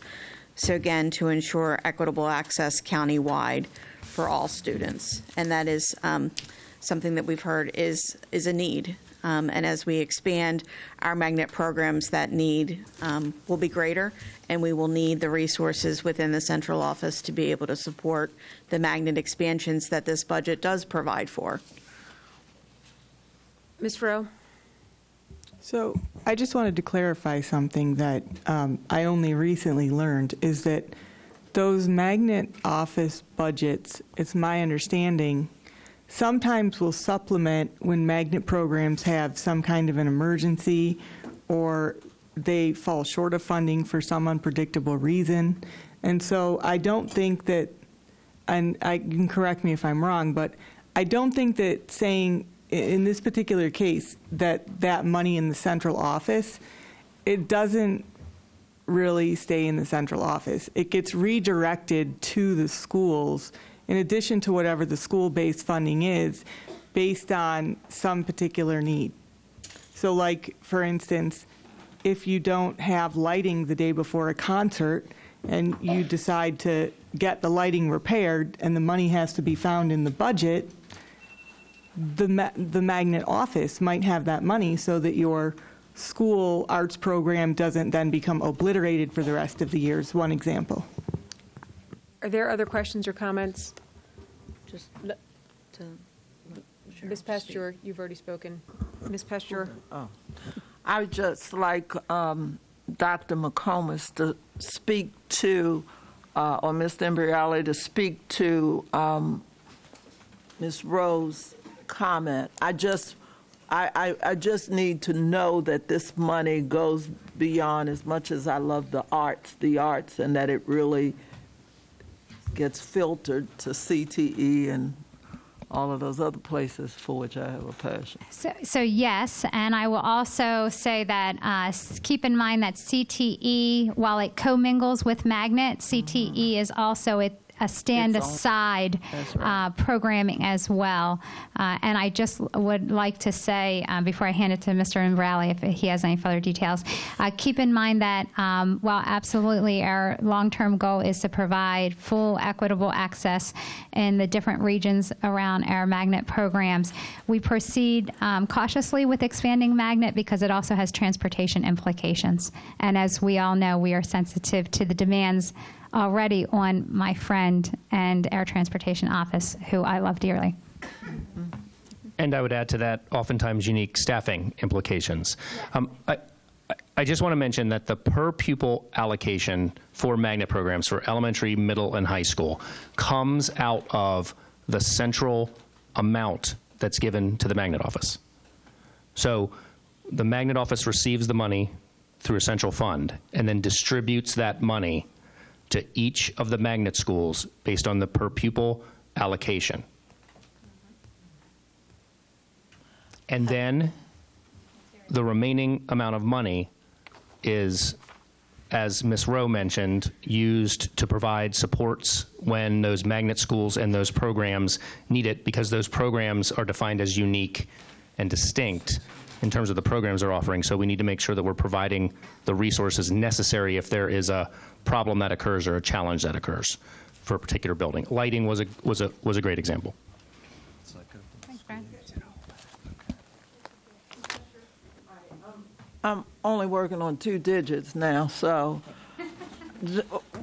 since I wanted you to say that because very often we just lump CTE into magnet. So I need everybody to just extract that from their thinking. So the $300 and some thousand, where is that going now? I probably should know that, but I might have known it this morning, but I don't know it again. Where is it going that was taken out that the motion wants to put back? What's going on? What's happening with it? I can't even tell.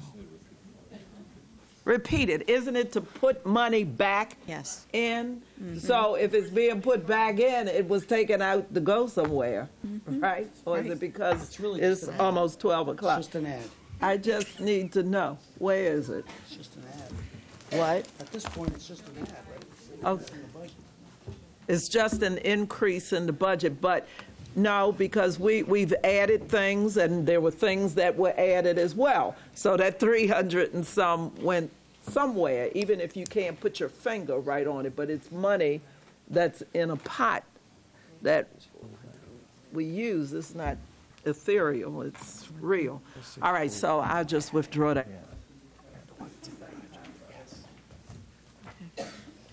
Board member, any other discussion? That's all sound. All in favor of Ms. Henn's motion, please raise your hand.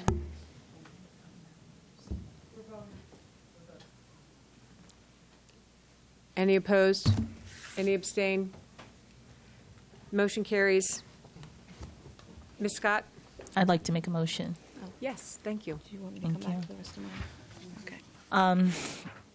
So this is a little different. I move that in the proposed budget fiscal year 21, that in the interest of allowing and encouraging more parents to attend board meetings, that I move that the Board of Education, Baltimore County, provide child care to parents attending board meetings during the first regularly scheduled board meeting of each month, starting in July on a first-come, first-served basis for children ages 2 years and older. Is there a second? Second. Yes, I would. There's precedence for this. There are other boards that offer childcare, drop-in services. The staff has been wonderful to send me information on how something like that could happen and the feasibility of it and the parameters around it. We offer it when we have community meetings. We offer it when the superintendent goes out and meets various places. And I'm thinking it would be something that maybe we could look at for maybe a year or 12-month period to see if that is something that our parents could make use of and would feel comfortable in doing so, and encourage more attendance at board meetings and allowing parents to come and speak and participate. Thank you. Questions, Ms. Rowe, and then Mr. Offerman? So are you suggesting this as a pilot, and do you know what the fiscal impact of that is? I don't believe it's been done here before. I checked with the staff, and correct me if I'm wrong, if there has been childcare that was offered previously. If not, then it would be a pilot. And the fiscal impact, as I see it, this was sent to us in our weekly updates. If we were to do every board meeting, I had said 12, so doing one meeting a month, it would be roughly around, looks like $25,000.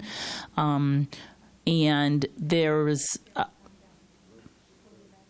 Sorry? Oh, I'm sorry. I thought you were talking to me. Yeah, so, and basically starting during the open session, and, but yeah, that's roughly the estimates that they gave and, for right now, as opposed to what the fiscal impact would be. Ms. Joes? So that is $25,000 a year, is that correct? Yes, for a 12-month And period. so it would be one board meeting, and it would start around 6, just before public session, and then end around 7. That's what I was thinking, yes. Okay. About an All right. hour. Mhm. Thank you. Other questions or comments? All in favor? Oh, Ms. Pesture? Do we need a contract for that? Yes, it looks like it would be there would be a contract. It says looks like they would review contracts and also review existing space and where it would be available. So it says that we would have options of negotiating for specialized contracted services. This is from whom? Which staff? Who? Oh, from. Okay. I was just wondering who the they. Okay, and one person you raised your hand. Yeah, we made some estimates, and the way the motion's structured will significantly lower the cost from the estimate, and the hard part will just be finding a provider, that's convenient, but limiting it to an hour will significantly help. Saying considering it's a pilot program, hasn't been done before, and it would be the first time. Mr. Kuhn? So just so we're clear, is the child care going to be in total of like 3 hours for the night? Because you'd have to get there, drop the child off, come over, and I don't honestly know where the plan is to do it, so I don't know if it's actually in this building on site. This building is probably not, does not comply with the facilities that the state will require in terms of lavatories and so forth. Closest one I could come up with was West Towson, assuming that the pre-K facility might be available. there are a couple of other, we could only identify a few drop-in providers in the county that are not really close to us. So we would approach as many as we could find and see what their capacity is. And just to finish out, what is the age range you're talking about? I said we could do it as young as ages 2 and up. Do we want to limit that? I said, would we want to limit it because kids of certain ages have come to our meetings and sat quietly or said the pledge or whatever? I'm curious, do we want to really narrow it so that? Well, we couldn't take babies, so it would have to be at 2 and up, up to. But up you're to saying what? limiting it as like far not as up to 18, up not to, to 18. There wasn't a cap that was put. 5. I'm just curious because I would say probably 10. But again, that's where I would defer to the school system, the experts in that, as far as what the age range would be and how that would play out. But yeah, I'm assuming we wouldn't take 18, 16, 17-year-old high school students. No, that would keep Ralph busy. Yeah. Right. Any other discussion? All in favor, please raise your hand. That motion carries unanimously. Thank you, Ms. Scott. Ms. Rowe? So I have a motion. I move that BCPS add $15 million to this budget to provide the school system with funding flexibility to negotiate with bargaining units for adding 15 minutes to the school day. Second. So the purpose for this motion is because we heard that if it's not in the budget, it can't be negotiated. So in the interest of furthering potential negotiations for that 15 minutes, apparently we need to add it in the budget. Questions and comments? I'm just asking that I heard your motion clearly. This is not tied to planning time specifically, correct? No, it's just putting $15 million in the budget to allow the school system to have that $15 million as a tool to negotiate with the bargaining units to see whatever they can come up with up to that amount to add 15 minutes to the school day. Or, 5 or 10 or whatever we can get out of that. Because the state has wanted us to add that 15 minutes and our school day is shorter. Whether that involves planning time or anything else, I'll leave that to the negotiating teams. Mr. Offerman. Yeah, I'm wondering, when the state has asked us to add the 15 minutes, the state, my understanding is that has to do with the high school time. Is that correct? That's primarily where we run into constraints with the state requirements, yeah. Okay. So, maybe it's the wrong time to bring this up. Is it possible to add 15 minutes to the high school day and not to the elementary or the middle day? It's just in terms of cost saving.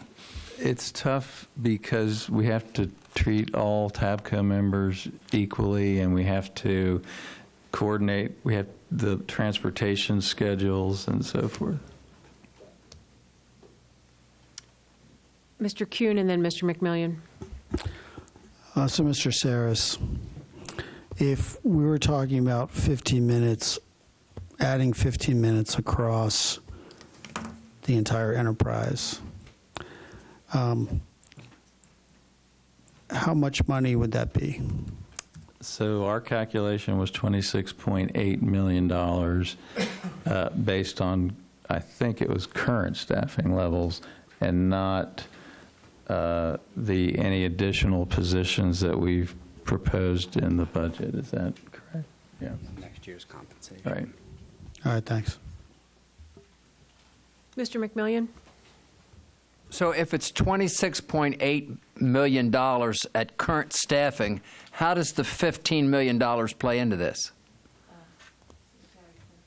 My thought was that right now we have nothing in the budget to negotiate for any additional time, and therefore it can't be negotiated because any budget that passes won't have any money passed for negotiation.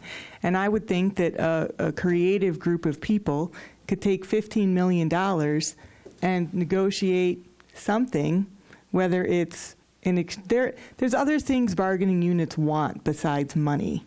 And if we put some money in the pot for there to be some negotiation, maybe bargaining units would want to find a way to get that $15 million as opposed to not adding any additional time to the day and the school system giving that $15 million to the county.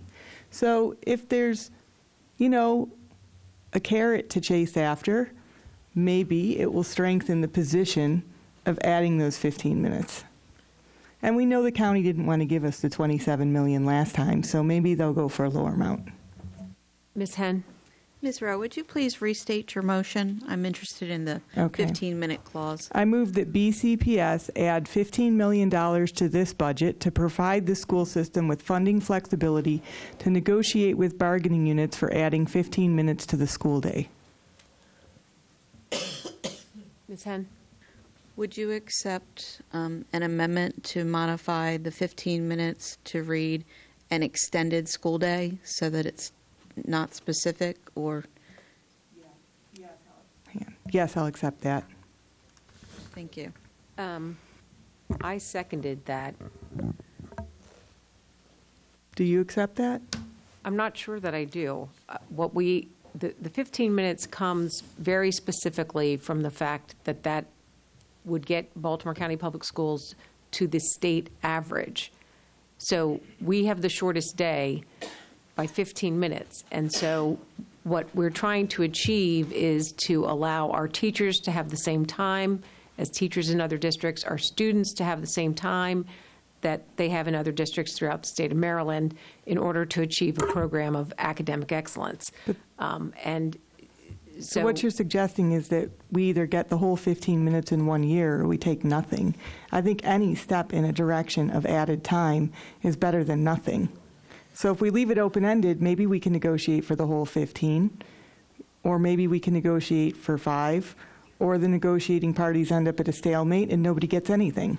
I don't know. I'm just trying to put something in there to negotiate with. I would support between 10 and 15. I mean, I think if we're going to ask the school system to make this change, it needs to be worthwhile because there are logistical issues, tremendous logistical issues. So adding between 10 and 15 minutes to the school day, I think that's fair because I think 5 minutes isn't worth $15 million. That's correct. Between 10 and 15, okay. So I'm changing the motion to BCPS add $15 million to this budget to provide the school system with funding flexibility to negotiate with bargaining units for adding between 10 and 15 minutes to the school day. I'll support the second. Mr. McMillian? The piece I don't understand, if they project $26.8 million for 15 minutes, and I understand that you want something in the pot, the $15 million, but if those people are representing me and I'm paying their union dues, I'm not going to like the fact that they're compromising half of that.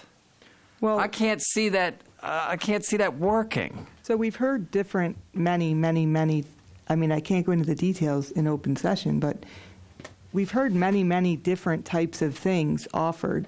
Some of it involves the estimate that was at $26 million involved just money compensation in last year's budget. But there are other things bargaining units want. Planning time, as we've heard them talk about. We need to be mindful of. Okay. Well, I mean, this is what they say when they sit here, so. But there are other things they want, and they may be willing to negotiate for some of that, or not. And then in which case, then not. So you're just not focusing on the 10 to 12 minutes or 10 to 15 minutes. You're looking at other things. I'm suggesting that without money in the factor, that there's not a lot to work with. So by putting money in the budget, it gives the negotiating parties something to work with that they don't currently have in the budget. And I think that without any money, we're not going to get any movement on 15 minutes. And if it's not in the budget, then it can't be negotiated. And right now, there's no money for that 15 minutes or added time of the day.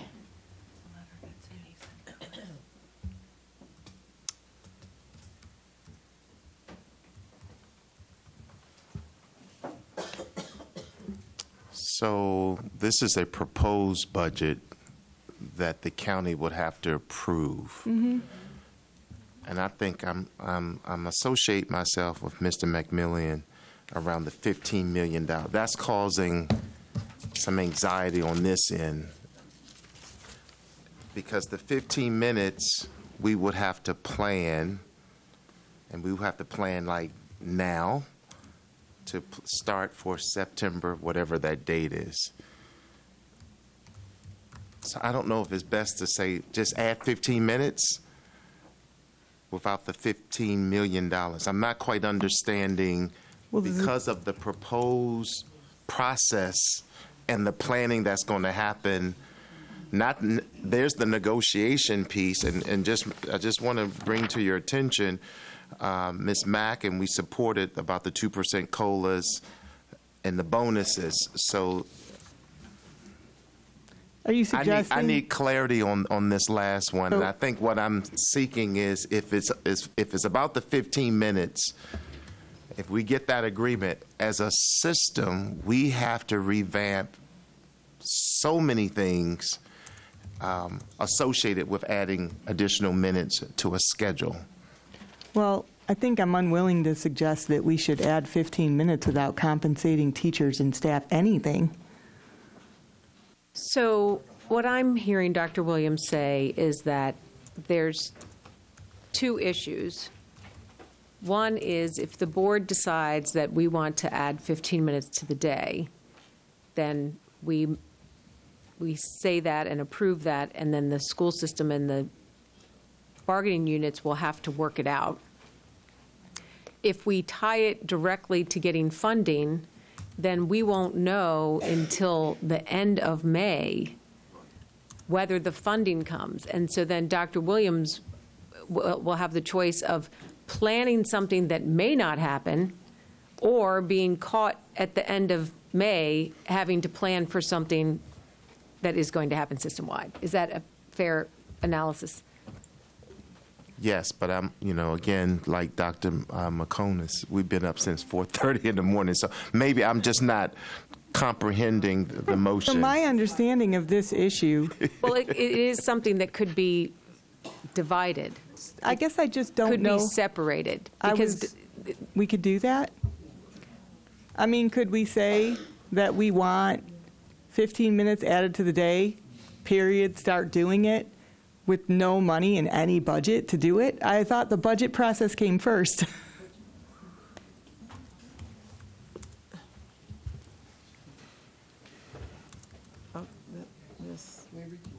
Let's think about that for a minute. Ms. Pesture? Because we can't just add, schools can't just tomorrow or next month or whatever, just add 15 minutes.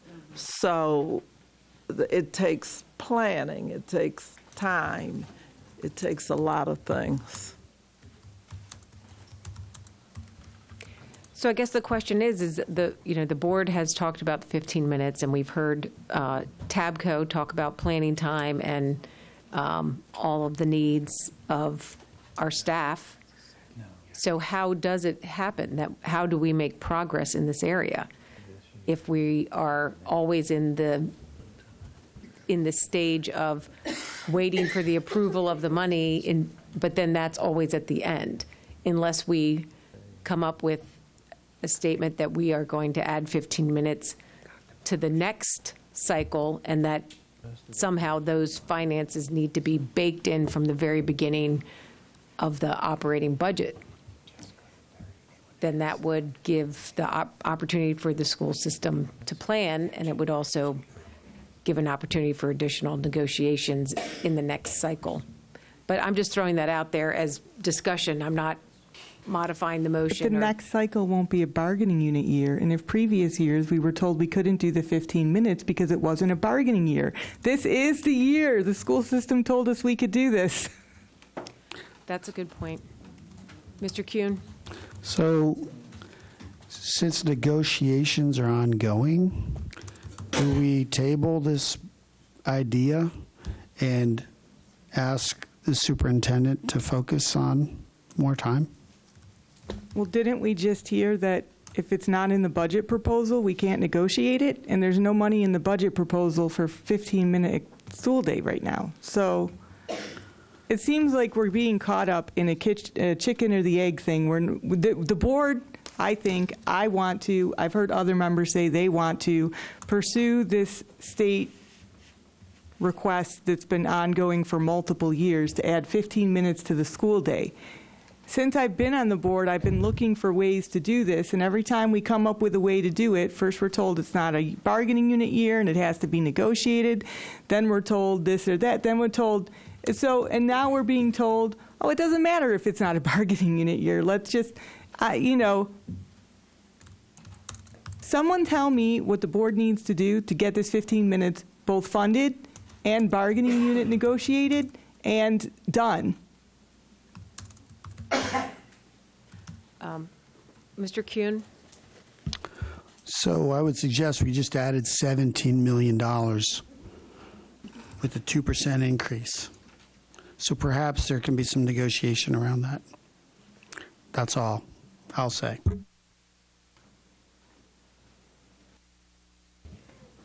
I'm sorry, Mr. Kuhn, could you repeat what you said? So in a previous motion, we increased the budget by $17 million to University. I'm Sue Hahn. On this edition, we will learn how business partners and school staff work together to help students graduate with a plan, one that aligns with their strengths, interests, and long-term career goals. So, let's get started.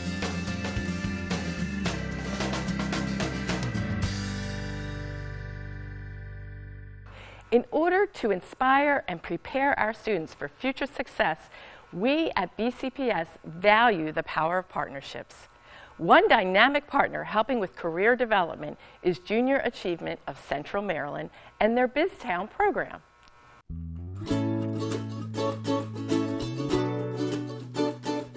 So Junior Achievement is an organization that shows K-12 youth